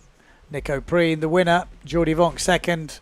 The Wolf in third. And Scotty Stallman in 4th. Big news. Pierre Mortefon not making it through. That's massive.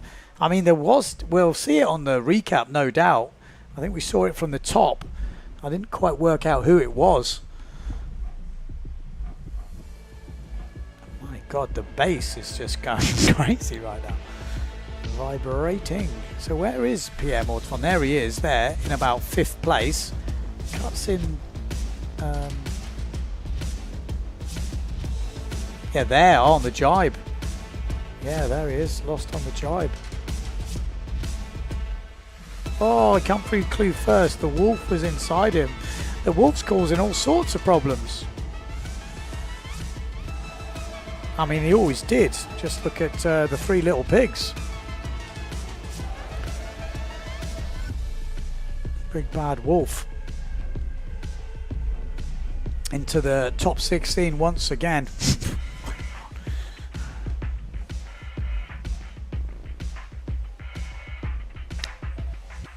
Better from Preen.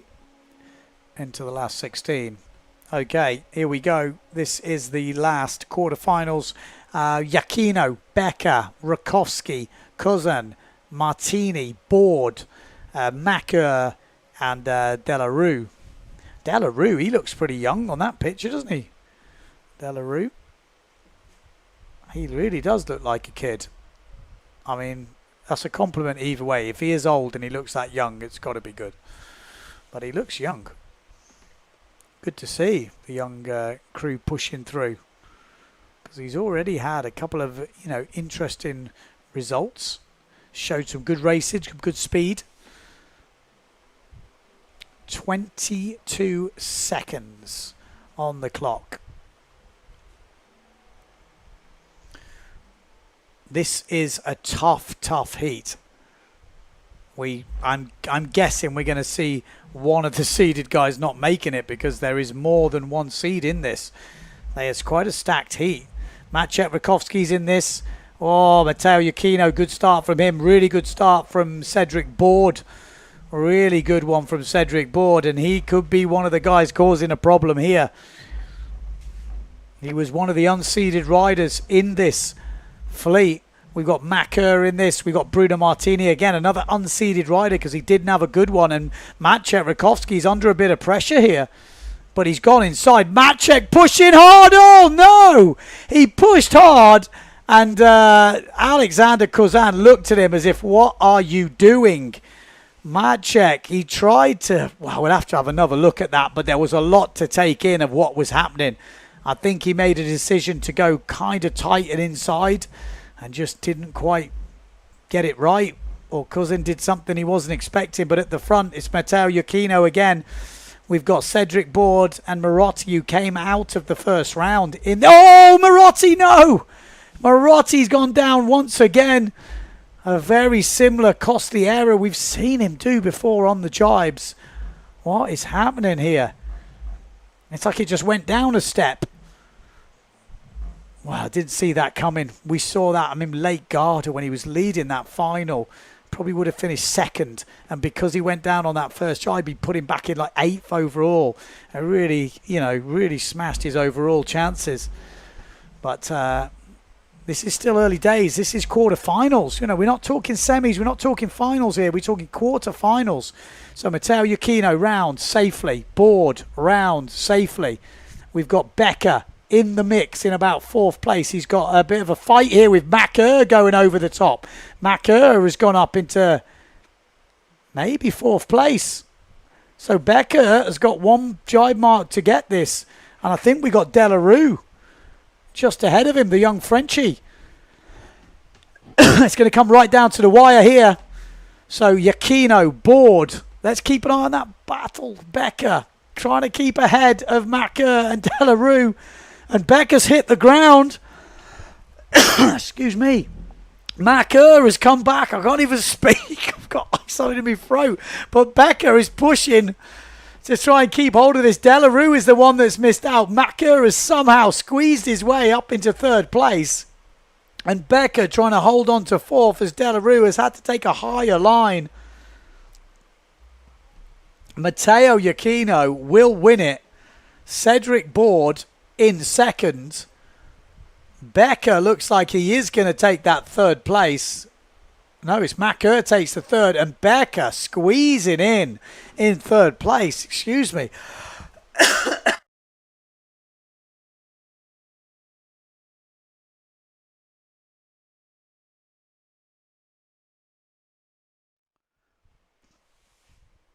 Wow. Good racing. Close racing.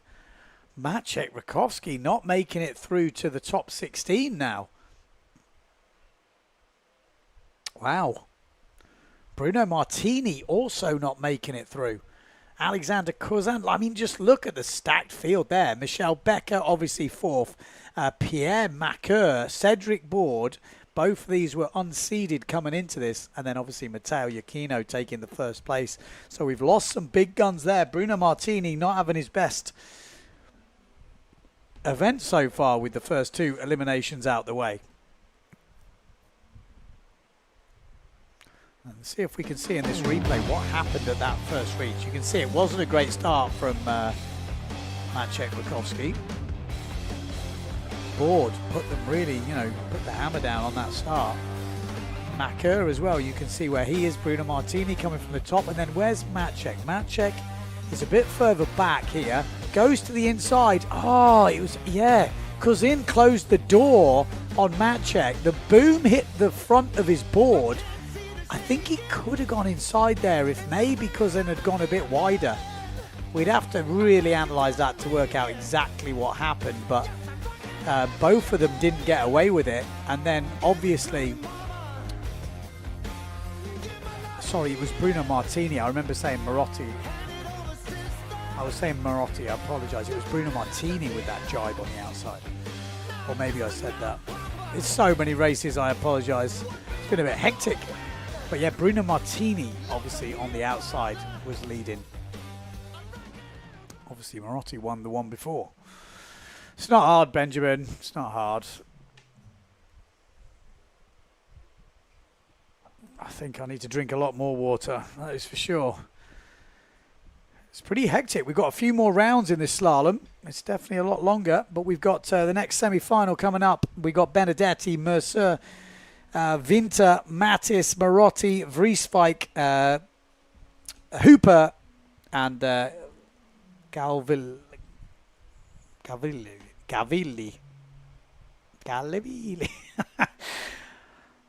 It's been a long week. What can I say? I'm falling apart at the seams, but we're going into this semi-final. Keep it together for 6 more heats. Gavioli. I'll get there. Right, Benedetti, keep your eyes on that man. He's been looking good this competition. Obviously, Amado Vrieswijk. Marotti looks like he's got a new burst of energy. Looks like he's back up to speed now.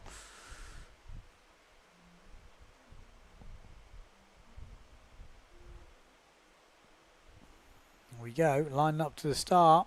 Looks like Mercer slowing down there. Winter with a good start up this top end, but down the bottom end, Benedetti definitely looking good. We've got Hooper looking good. This is Mattis in the middle, Mercer on the Severn. Down that bottom end, though, where's Amado Vrieswijk? He is absolutely deep right now. Amado Vrieswijk is risking it when you go behind people like that, because any fall, yeah, and there we go. How did he hold on to that? I was like, any fall and you are in their hands. You've got nothing you can do. Surprisingly, he's held on to that, but he is super deep right now. Not easy to come back, but if anyone can come back, Amado Vrieswijk can come back. Keep your eye on the speeds. It's not an easy race to do it, though. Out in the front, Enrico Marotti, Mattis, Mercer. Winter on the inside. Great jibe from the Danish rider inside Mattis and Mercer. Hooper further back. And it looks like Amado Vrieswijk is not making much ground up on the front flea, but keep your eye on the left-hand side on the red sail. Enrico Marotti has a great lead, and Amado Vrieswijk is coming back. Look at the speed difference. Keep looking, because it wouldn't surprise me. Benedetti is... what's happened to Benedetti? Wow. I mean, there's so many things happening in this race, but Amado is already pushing through. Amado is pushing through. Oh, it's not going to go anywhere now. All the riders are down. We need an overview here because there is so much at stake. What is happening right now? Amado Vrieswijk is somehow back on the gear, but I have no clue of the places right now. The only thing I'm sure of is Enrico Marotti is leading this final. Winter, again, who's right up there, and Mattis is in third. That's your top three. Who's going to take the fourth spot? It's anyone's guess. It looks like Benedetti has come back from the dead. Wow. You would not have pinned that. A massive melee at that penultimate jibe mark. And Benedetti has somehow dodged a massive bullet after going down at the first mark and is back in contention. Amado Vrieswijk has had a mare there. He was fighting really close quarters with other people, and he was relying on them not making mistakes and speed to do it. The problem is mistakes from, well, actually from him on that jibe mark is what caused the problem. So self-inflicted, maybe. We'll have to have a look at the recap, but Benedetti, that will feel like a win. That will feel like a win. Mattis ahead of him. Good race result for Winter as well, and obviously Marotti. But wow. There was some serious carnage in that race. At one point, it looked like Amado Vrieswijk was getting back into that race, and then a mistake from him on the jibe has definitely caused him some problems.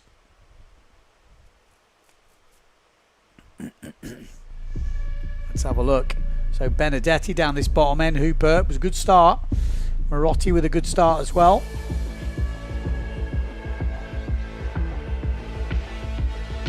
So into the first mark. Benedetti was looking good. Makes a mistake there. Goes off. Then Mercer crashes into him. Then Winter somehow does it. I mean, Amado didn't have a big mistake there, but there was a moment. I mean, Benedetti came back from that crash. Wow. This was Amado coming back through. Where did he get to? He got towards Hooper. I mean, he was definitely ahead of Benedetti. Benedetti is behind these guys right now. He was behind all three of them. And then Benedetti came through to take the 4th place. Wow. Just goes to show. There's Benedetti. Wow. What a dodge.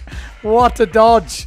That is a bullet to the head dodge, because he would have not been in the semi-finals. Sorry, not been in the finals. Winter again making another one, was it? Yeah. Guy's going well. Okay, we're going to take a quick ad break before we get back to the second semi-final. Join us then.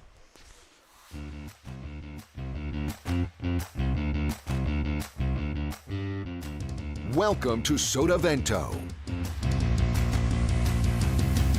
It's the ultimate water sports playground with loads of space for everybody. Fantastic conditions and all year-round warm temperatures make Sotavento a paradise for windsurfing, kiteboarding, and wingfoiling. The up-to-date rental equipment of the highest quality is constantly updated. Our professional courses will help you improve your style and riding technique.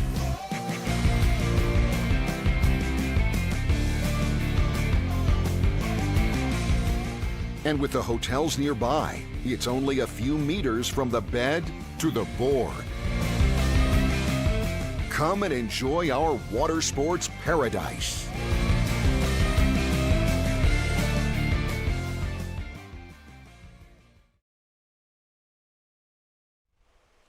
Here we go. Back in second semi-final. Nico Preen, Jordi Vonk, Fabian Wolf, Stallman, Giacchino, Board, Macker, and Becker. That is how they are lining up. Again, some big dogs in this.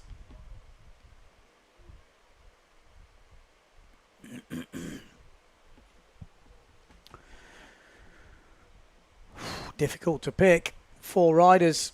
It's going to come down to, well, dodging, don't crash. We've seen it a fair few times today. Those little wind holes, those little gusts, those changes of direction make a big difference on the foil. Seen a few mistakes coming in as all the riders are lining up.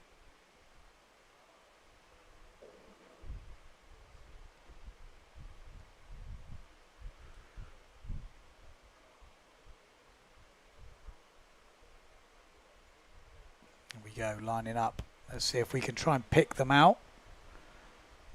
There we go. We've got Matteo Iachino on this bottom end. Nico Preen sticking out. Macker just above him.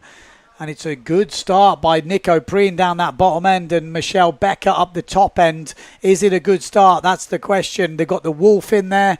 We've got Cedric Board down the bottom end. France 91. We've got Jordi Vonk as well, but it's Nico Preen leading it out and Becker flying down from the top. Oh my God, we've got a French sandwich coming up between the Germans, but it's the Frenchman who was in the middle of that sandwich who comes out the best. The 2 Germans go either side, and then you've got Jordi Vonk. This is absolutely epic racing here in Fuerteventura on day 1 of the foil slalom. Out in front, though, it is now Michelle Becker looking very good. We got Cedric Board in second place, Nico Preen third, Jordi Vonk is in there as well. Up that top end, it looks like the Wolf, and at the moment, the event leader, Matteo Iachino, is back and needs to make a move on the top 4 here. Oh, and Jordi Vonk's gone right down in front of Matteo Iachino. The Wolf has come through now. The Wolf into 4th place. Matteo Iachino sitting in 5th place right behind the Wolf. There's a bit of pressure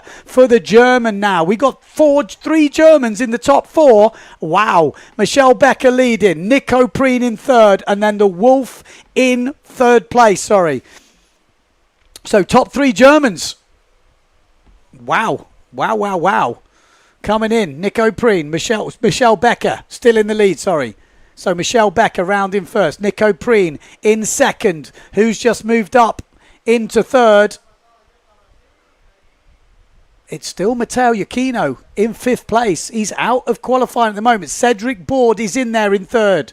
So Cedric Board in third, the Wolf in fourth, and Matteo Iachino in fifth place. If he doesn't make this final, the chance of him leading after elimination 2 are gone really low down. The Wolf is under pressure here. He's getting pushed up by Cedric Board, and that could have cost him. Cedric Board could have cost the Wolf a place in the final, but Matteo Iachino drops the jibe, drops it in, touches down, and the Wolf goes inside.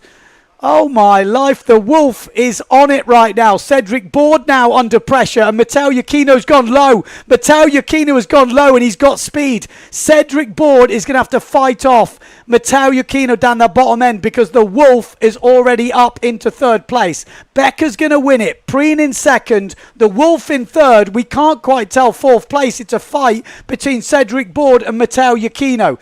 Iachino, we know how fast he is, but is he ahead of Cedric Board? Oh, he's got it. Well, it looked to me like Cedric Board had that fourth place. He just scored. There's a big crash at the end. Wow. What an exciting race. I think we've just lost the event leader in the semi-finals, Matteo Iachino. Michelle Becker makes the final of Elimination 2. Nico Preen makes the final of Elimination 2. Fabian Wolf, top 3 Germans. Germany must be celebrating right now because the Wolf was third, and it looked to me like it was Cedric Board who got that all-important fourth spot ahead of Matteo Iachino. And it is confirmed there. Matteo Iachino has missed out on the second elimination final. Same as Scotty Stallman, same as Jordi Vonk and Victor Delarue. Wow. Look at that. Don't see that very often. 3 Germans in the semi-finals and all in the top 3. So Wolf looks like he might be here to stay. He's had a couple of good races so far. He was unlucky in the last one. Mistake cost him. So there we go. So going around that first mark, I mean, Nico dropped back a bit to give him room. Where did the Wolf come from? Yeah, the Wolf come from further back. Jordi Vonk at that point was in it. And then on this jibe mark, wow, did you see the Wolf? The Wolf, he pushed up Jordi. Jordi went down. Matteo had to go around him. And that gave just that little bit of room for the Wolf to get ahead. And that kind of set the tone for the rest of the race. Great jibing from the boys there. It nearly went wrong there. When Board pushed the Wolf out, I thought Matteo was going to come through, but just got the touchdown. And that just, again, opened the door to come inside. Wow. Close. Really close racing. Good race from Becker there. Shows what he wants to do in the final. It should be women up next. So Marotti, Vinter, Mattis, Benedetti will be joined with the 4 from the last semi-final. Wow.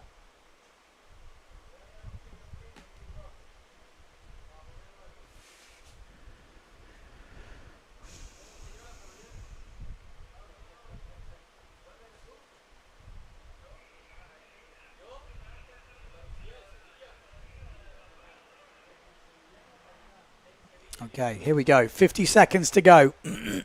Marion Mortafon, 2 wins out of 2 so far. Can she make it 3 from 3? Can the last year's world champion Alabao take her first win here? Lemetier also looking for her first win. We saw Morris earlier. She seemed like she was, you know, getting to grips with the gear because she's not on her own gear. But pushing hard. She's had some good starts so far, Morris. Maybe Jenna Gibson could show some speed. And here we go. Getting ready for the start. And it is a good start by the looks of it. And it's the German out in front. well, the Germans have, maybe they've had a chat together and they've worked something out, but Marie Mortefon coming through. France 118. Marie Mortefon 2 elimination wins so far, and it is close battling with the Patrick riders here. Scary stuff at the front of the fleet in the women's fleet. They don't back down, these ladies. So Marion Mortefon in first. Le Métier coming through on the S2 Maui sails as well. And then the rest of the pack following closely behind. Engelmann from Germany has been looking good, though, on the Patrick. Still sitting in second place, but getting challenged very hard from Le Métier. Keep your eye on Le Métier. She has been known on the jibes to push it hard. Oh, Engelmann right back up in the lead here. Marion Mortefon, good jibe on the inside, though, from Mortefon. Alabau looks like she's getting back in the game here. Le Métier. Engelmann. Could she be a new force on the tour? I mean, when you're challenging this hard with the leaders and holding with them, you've obviously got the speed. 26 knots at the moment, but definitely the fastest rider out there is Le Métier. Probably a half a knot quicker on our GPS speed, and you can see it. She's closing in on Marion Mortefon. How's the jibe going to go? Engelmann on the inside. Le Métier trying to get the inside, and Blanca Alabau also right in the game here with one jibe mark to go. This is going to come down to jibing. And then an out-and-out speed battle on the last reach. Le Métier trying to get the inside line in Marion Mortefon. Maybe having some different tactics here. This is like the Need for Speed. Or whatever the one with Tom Cruise in it. What was that called? Days of Thunder. Here we go. Marion Mortefon. Oh, a little bit of a touchdown. Will that change the speed? On the angle, Le Métier goes down. Pushing hard. Engelmann stays on. Alabau does hold on at the moment in third place, and now she's going to challenge Engelmann on this last reach. But Le Métier is in the drink. Marion Mortefon looking for 3 out of 3. What a start to Fuerteventura that would be for the French woman. And here comes Alabau. She's pushing hard against Engelmann from Germany. At the moment, the German is holding the Spanish rider off. Alabau, last year's foil world champion, doesn't like she's making an indent into the German speed, and I think Engelmann's going to hold it. Mortefon gets the third win, 3 races out of 3. Impressive stuff. Engelmann, the German, in second, then Alabau, then we've got Jenna Gibson. It looks like Le Métier has got back on and finishes in 5th. Then we've got Morris by the looks of it. And then we've got De Jong from Bonaire. And here we go. Let's watch this race back. Good race from the German there, though. Sounds like the Germans have got a lady to cheer for now.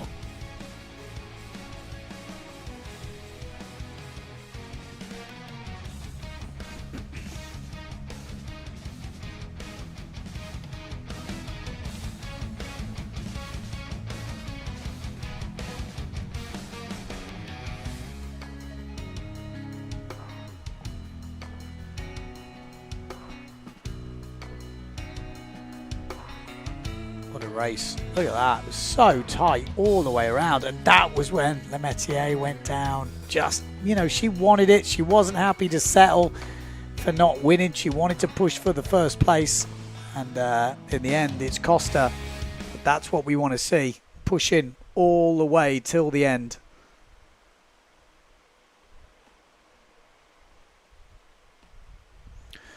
So here we go. Marion Mortefon, that's the official results. As we said, Marion Mortefon first, Engelmann second, Alabau third, Jenna Gibson fourth, Le Métier fifth, Morris sixth, Davico seventh, and Erkan eighth. Oh, okay. I thought I saw De Jong in there, but obviously not. So yellow flag is up. There's a few people saying, why would the Peterway plan a race in the middle of the Olympics? Well, the thing is, the guys that are doing the Olympics are training to do the Olympics. So they're not going to just do a Peter Way event before the Olympics. And they're probably not going to do one straight after the Olympics either. So we can't evolve around the Olympics. It's a totally different it's the same discipline, but it's different. When you do an Olympic campaign, it kind of takes over everything. You know, you're not going to be doing just a quick PWA race in the middle of your campaign. And trust me, after the Olympics, I don't think you're going to want to come. You're going to need a bit of time to take it all in. Okay, so here we go. We're going into runners-up final. Yeah, and there's some big names in this. We got Gavioli. He's a new guy on tour. We've got Hooper, Mercer, Vrieswijk, Jacquino, Macker, Stallman, and Vonk. So some big names.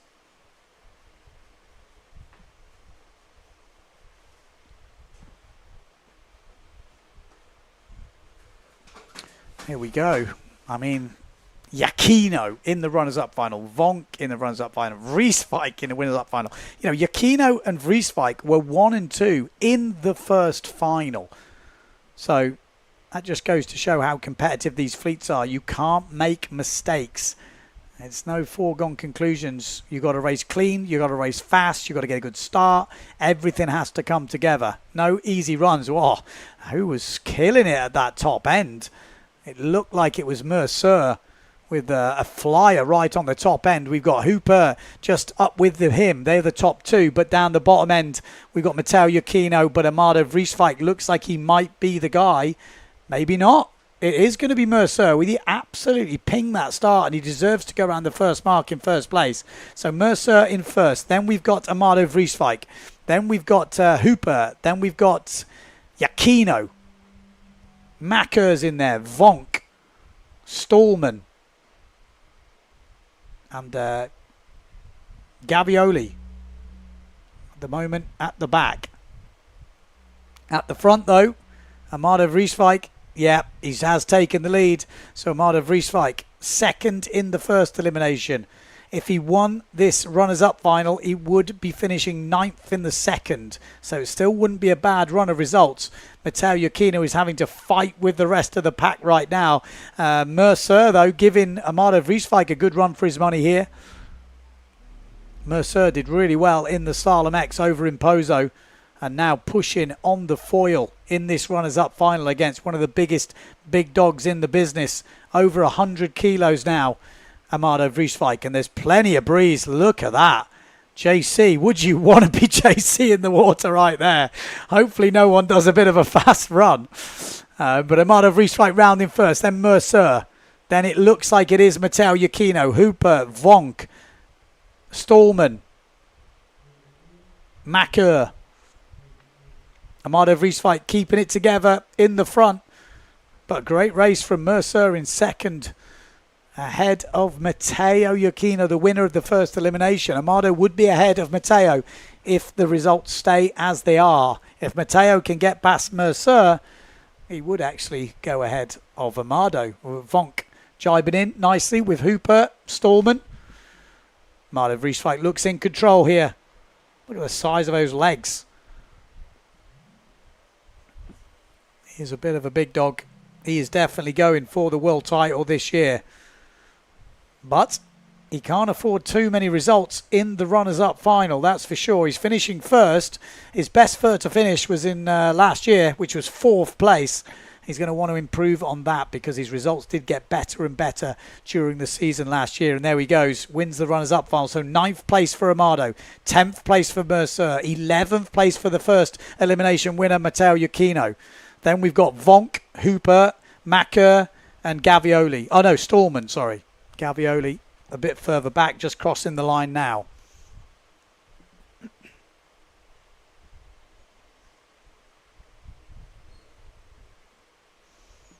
And next up, we have got the men's winners final. Bosch. This is big because we've already lost the 1 and 2 from the first elimination. So who will be leading the event? We're going to watch a recap of that race.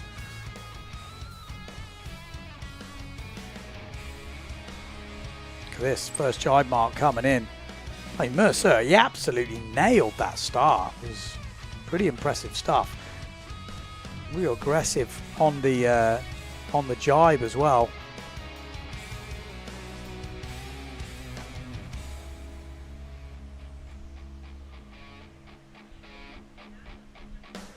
Oh, look how tight it is. I mean, the level, there's no room for error. There is zero room for error. One mistake, you're probably not qualifying. It's as simple as that. So third place in the first elimination was Benedetti, just so you know. So interesting. Vonk was fourth in the first elimination. He was in the runners-up final there.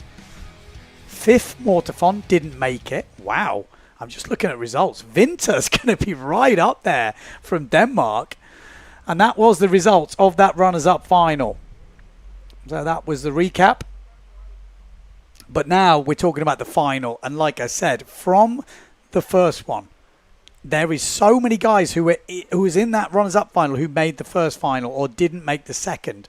So this is going to change everything. In the final, Enrico Marotti, Noah Vinter, keep your eye on him because he'll be right up there in the overalls. We've got Mattis, was nowhere near the final. Nico Preen, again, nowhere near the final last time. Cedric Board, again, nowhere near. Michelle Becker was in the final but finished last. Daniel Benedetti. Benedetti finished third in the first final. He is definitely looking the best. And then the Wolf from Germany. 3 Germans in this. It's tight. This is really, it's going to be a mega interesting result at the end of today. I'm going to have to do some quick maths, but Winter finished 6th. He's in another final. Becker, 8th. He's in another final. And Benedetti with definitely the advantage here. And he just scraped this final. You know, he was well behind, and that big sort of crash with Amado and all these guys is what led him through. But it doesn't matter how you get there. No one will remember that. They will just see the result. So here we go. I mean, there's be a hard to bet against the German win, but the Italians will be going for it. The Croatian will be going for it, that's for sure. The Danish rider will be going for it.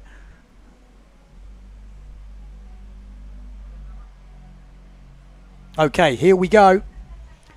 Nico Preen down this bottom end. Oh, it's a good start in the middle. Was that Enrico Marotti? Good start from Enrico Marotti.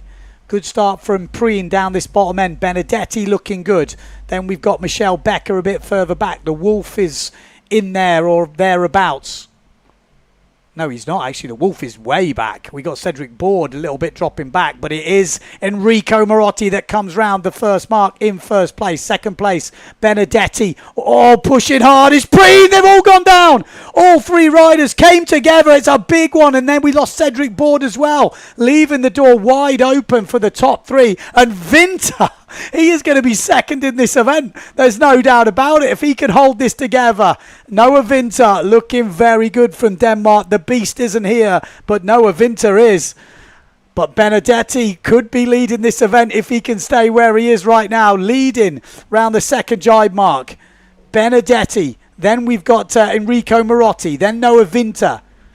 Then we've got, I think it is Michelle Becker on the pad trick. We'll have to watch the recap to find out what happened further back. But it's all about the front. This is the final, boys. This is all about the front runners here. Benedetti absolutely frying at the front. Third in the first final. Leading the second final with a lot of the big guns not in it. This is in Benedetti's hands right now. Leading round this penultimate jibe mark. Enrico Marotti in second place. Then we've got Noah Winter. Then we've got, I think it's Michelle Becker. Difficult to see from there. Yeah, it is Michelle Becker. Then we've got Cedric Board.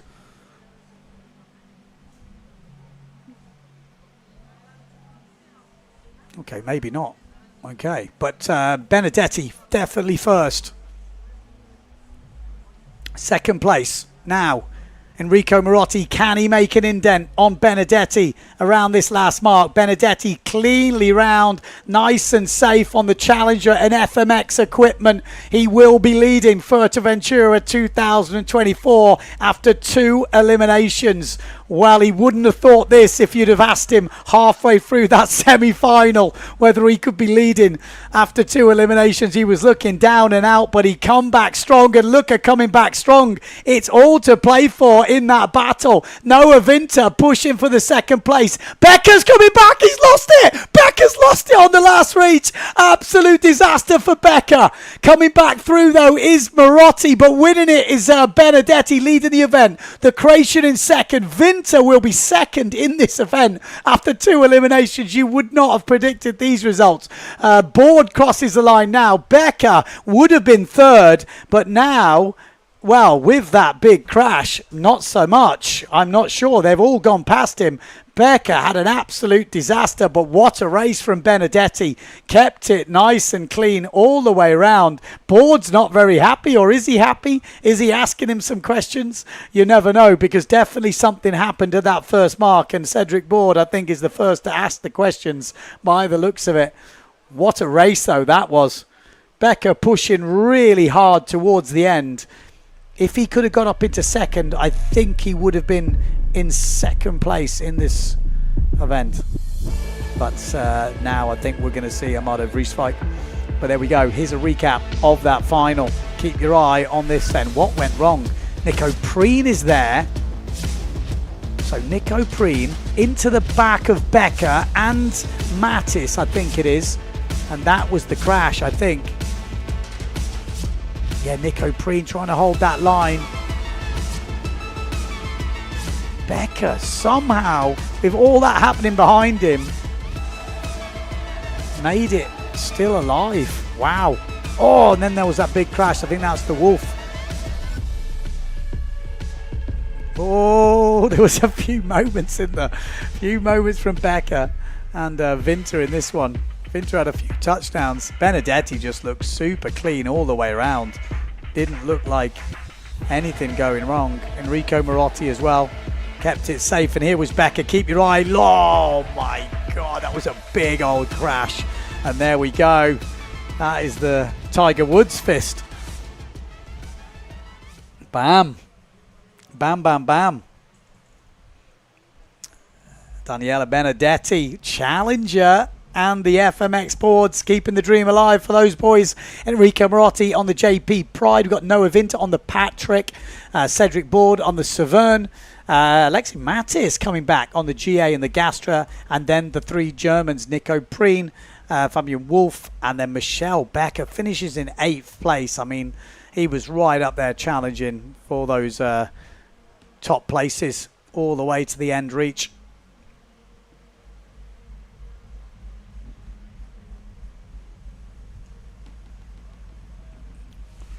You've got to say, racing is definitely as good as it's ever been now with the coverage we're getting, with the close racing. You know, in some pretty gusty conditions, you wouldn't really want to be on the fin in these conditions, but the foil makes racing in these conditions absolutely epic. Absolutely epic. I mean, it's a game changer for these type of conditions. And we've got wind, but with the gusts and with the holes, it definitely adds to the excitement. 16 seconds to go. Women's final elimination. Oh, it's definitely not Bobby Lynn.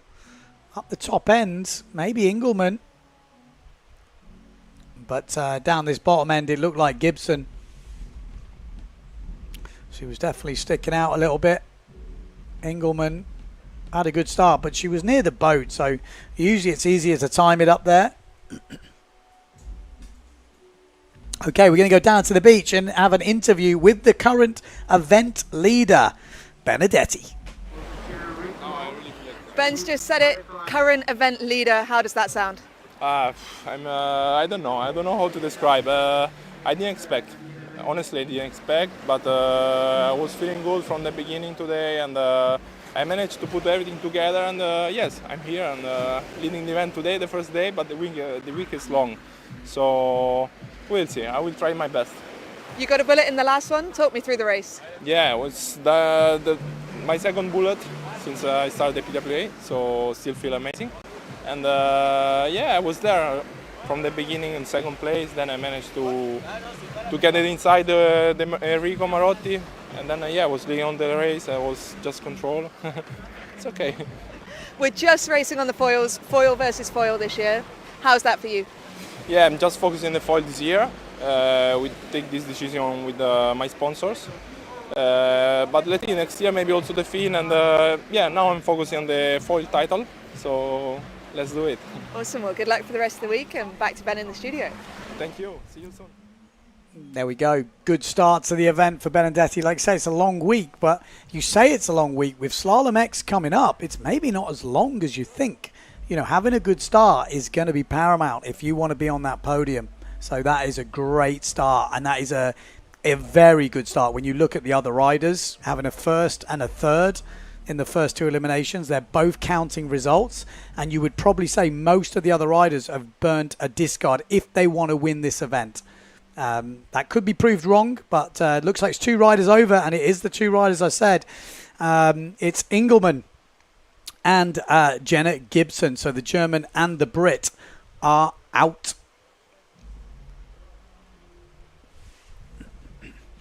Okay, we're going to go down to another interview on the beach. Let's go and hear what they got to say.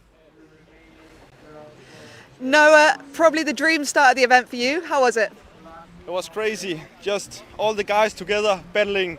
First mark so hectic. Everyone is flying away in the air. It's just amazing to be here. It's crazy. Did you expect to be doing so well on day one? No, obviously my goal was just to do some A finals here, and now ending up with a third, it's just crazy. It's amazing. Are you inspired by Johan as the next Danish? Of course, my training partner. So when he's not here, I do it for him. You know. No, it's good. We are training together at home, and it's just good training. Awesome. Well, amazing start, and good luck tomorrow. Yes, thank you. Do we have Noah Winter's stats? Because he is not looking that heavy, is he? I mean, he looks super light. Very impressive stuff from Winter. I've seen him a few times. I've seen him in Lake Garda last year. Like you say, just trying to make some finals, but he's made 2 finals in a row. That is really impressive sailing for someone who's not that heavy. There you go, 83 kilos.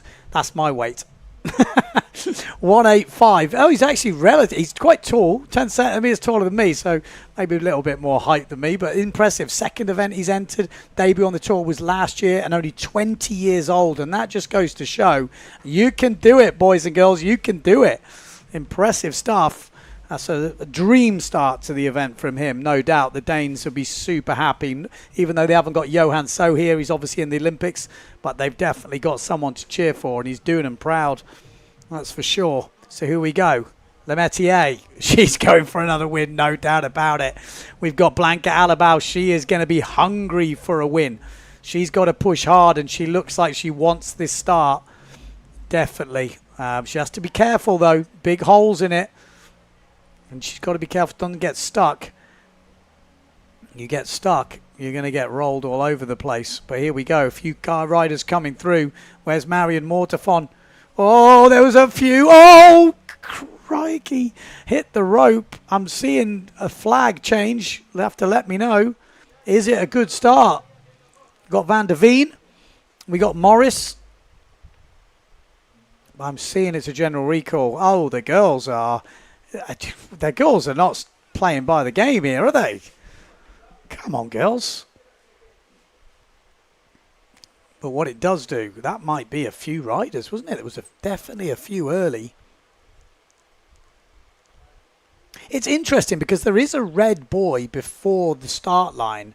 And if you time yourself from there to the line before the start, you would know you could hit it at full speed from that buoy. Maybe there's a bit more to it than that. There must be something else going on. Because realistically, if you can time that to hit that red buoy at a certain time, you know you're going to be okay, in theory. But there's a few holes before. Oh. Well, the Turkish rider was definitely relatively early. So Erkan might be in a bit of trouble, unless you couldn't see the sail number, because it did get catapulted pretty quickly.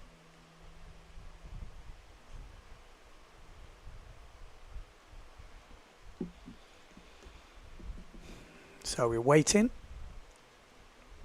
to see what the news is. I think we need to have bigger penalties for being over the line early. Maybe money. that would definitely keep me behind the line. €1,000 to me in the live stream booth if they're over the line early. That'll be good. I'll be loaded by the end of the event. Or maybe the budget goes to pay for the live stream. That could be it. That could be definitely it. Right, we're still waiting for confirmation.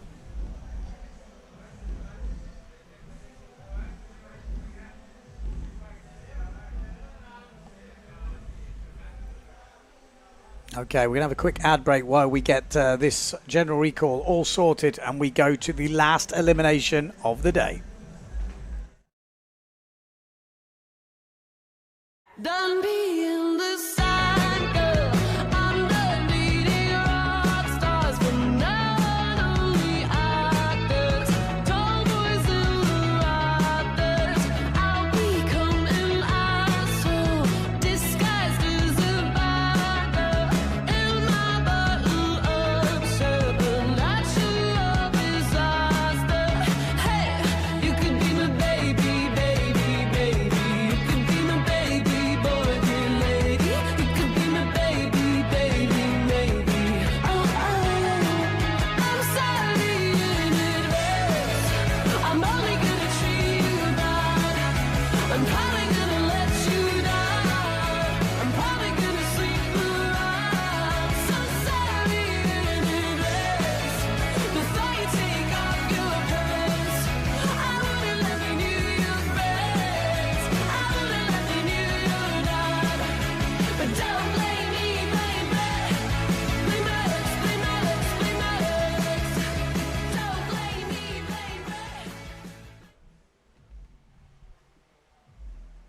Okay, so Gibson and Engelman are disqualified. That's where we're at. But we should be having some more disqualifications from the second. There we go. So yeah, Turkey, we just saw that as well. And Netherlands 2251. Van der Veen. Oh, and Morris. Yeah, Morris. Morris and Van der Veen and Erkan. So we might even got an extra one. I'm looking at the live ticker, so maybe there's an... I'm seeing Morris as well, but we'll get confirmation of that.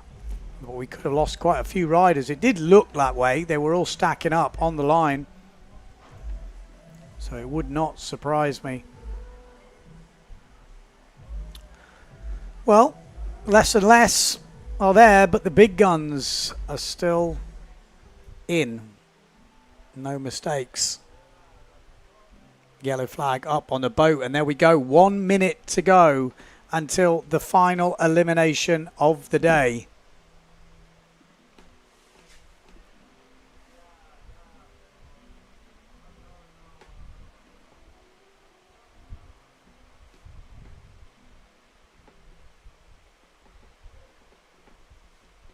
Alrighty, let's get it on. There's definitely a smaller fleet now, isn't it? We've had a few general recalls. There's only 6 riders left in it, but they're the big guns. We've got Lemaitre still in the game. We've got Blanca Alabau still in the game. Marion Mortafon still in the game. We've got De Jong from Bonaire still in the game. Davico's there.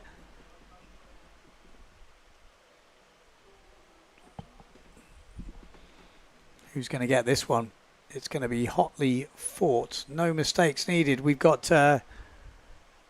also, we do have one more rider. We've got Biaggiolini, there we go. Good start from Lemaitre up this top end. Marion Mortefon has showed some really good speed today, and you can see now she's got an extra half a knot on the rest of the fleet.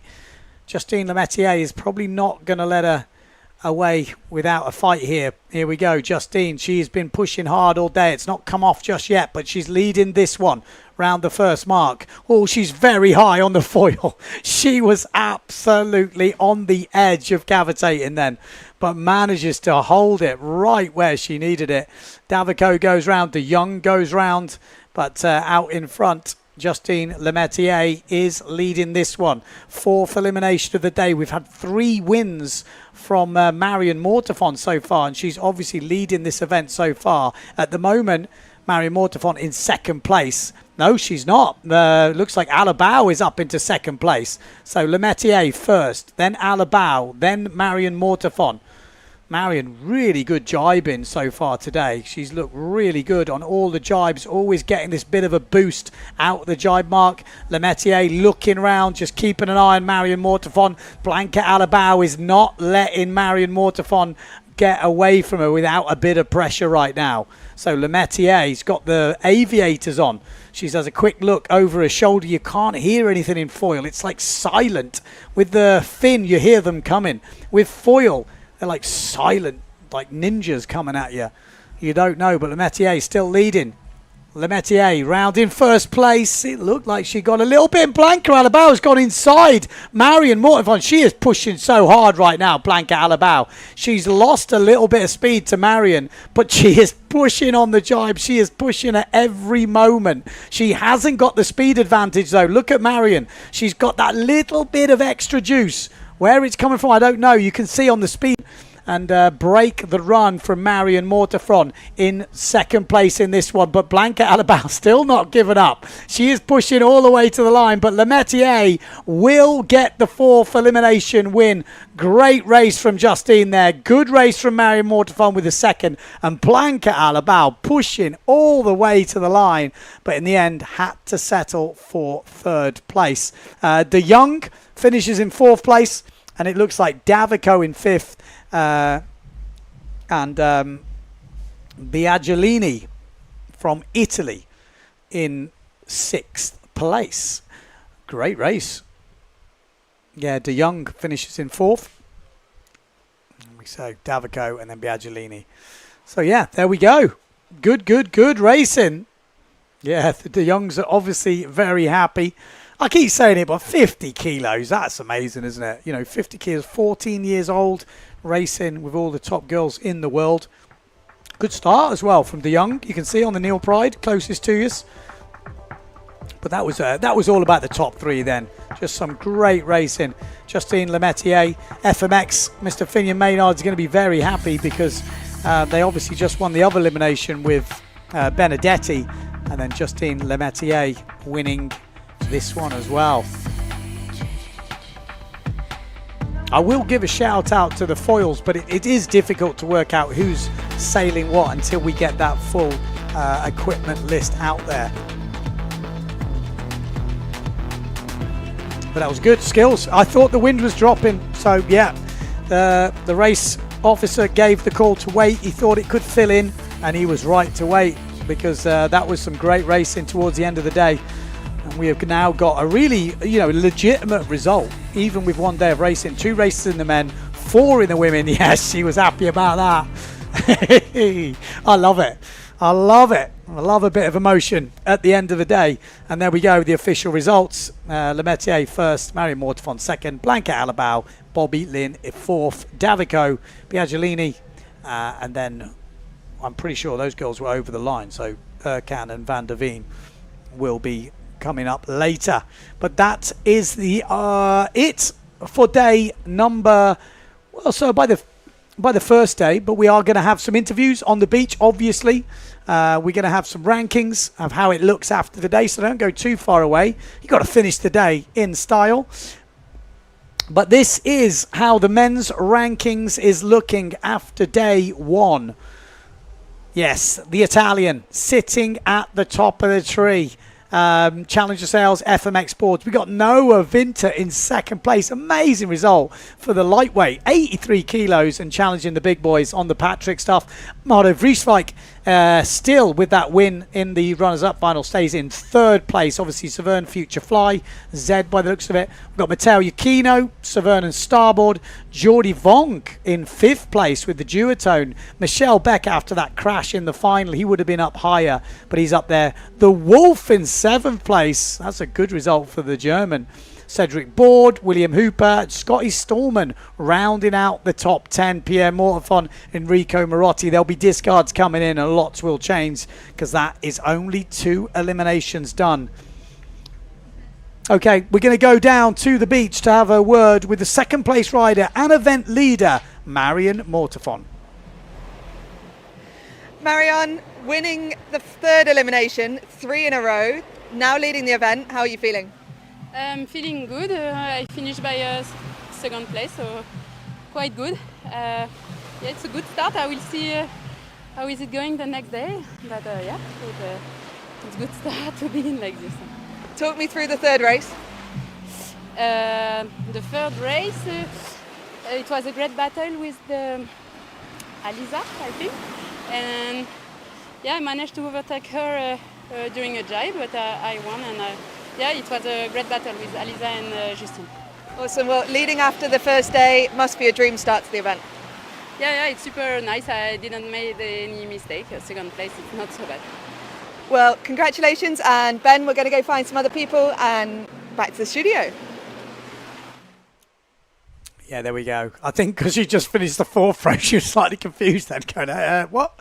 But yeah, obviously winning 3 in a row and then second in the fourth one. No mistakes at all counting results. It's looking very good for the first day of this foil slalom from Marion Mortefon. Definitely. But Justine Lemaitre definitely got all the glory in that fourth elimination, and that will definitely give her the confidence. But we've got to give a shout out to Bobby Lynn, obviously 14 years old, 50 kilos. Let's go and have another word with her. Bobby, fourth in that one. Best result ever on tour. Talk me through it. Yeah, it's crazy. A lot of girls had it over early, and I was also almost over early, so it's kind of crazy. But then we had like 6 left at the end, and I didn't have the best start, but then I got someone in the inside, and that got me into 4th place. And I'm so excited about it. You've got the family on the beach supporting you. Do you think that helps? Oh yeah, for sure. Also a little pressure because I want to impress them, but like for sure it helps me. It's been an amazing day. Congratulations and yeah, well done. Thank you. Awesome. We'll go back to Ben and let's see if we can find anyone else.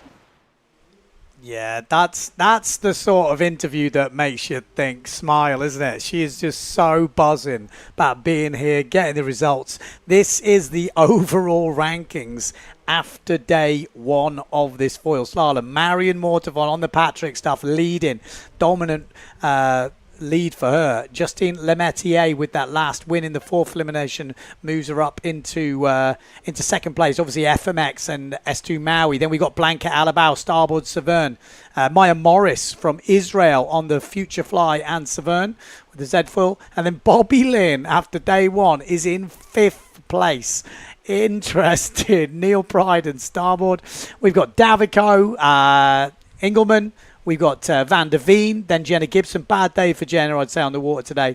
And then we got Biaggiolini and Erkan rounding out that 11 places. Obviously, we're not seeing the scores on there. It does make a big difference. But we do have an interview with Lemaitre on the beach right now. Let's go and have a word with the 4th elimination winner. Justine, mixed emotions today. Talk me through your day. It was a roller coaster of emotion, starting good, then doing a stupid mistake, another stupid mistake in the third race, so mentally I was really down, and so this victory felt really good, but I'm most of all battling with myself mentally, so this one feels yeah, definitely really good. Nice way to end the day. Talk me through that race. I took the start at the top because I was not good in the timing. I thought, okay, I stop playing with the others, I just play with myself. Worked out good, good first reach. The jibe went good, but I was I was hearing and seeing Blanca and Marion battling really hard, and I know with those two behind I can't do any mistakes. So happy to win it and looking forward to tomorrow. Yeah, it's a long week ahead. Good luck for the rest of the week and back to Ben in the studio. Yes, thank you.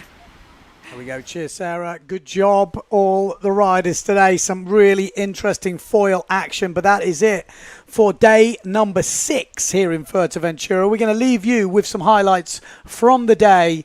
Stay tuned to the website. Obviously, the highlights video will be up, but we'll be back tomorrow for more slalom action. Will it be Slalom X? Will it be Slalom Foil? You'll have to wait and see.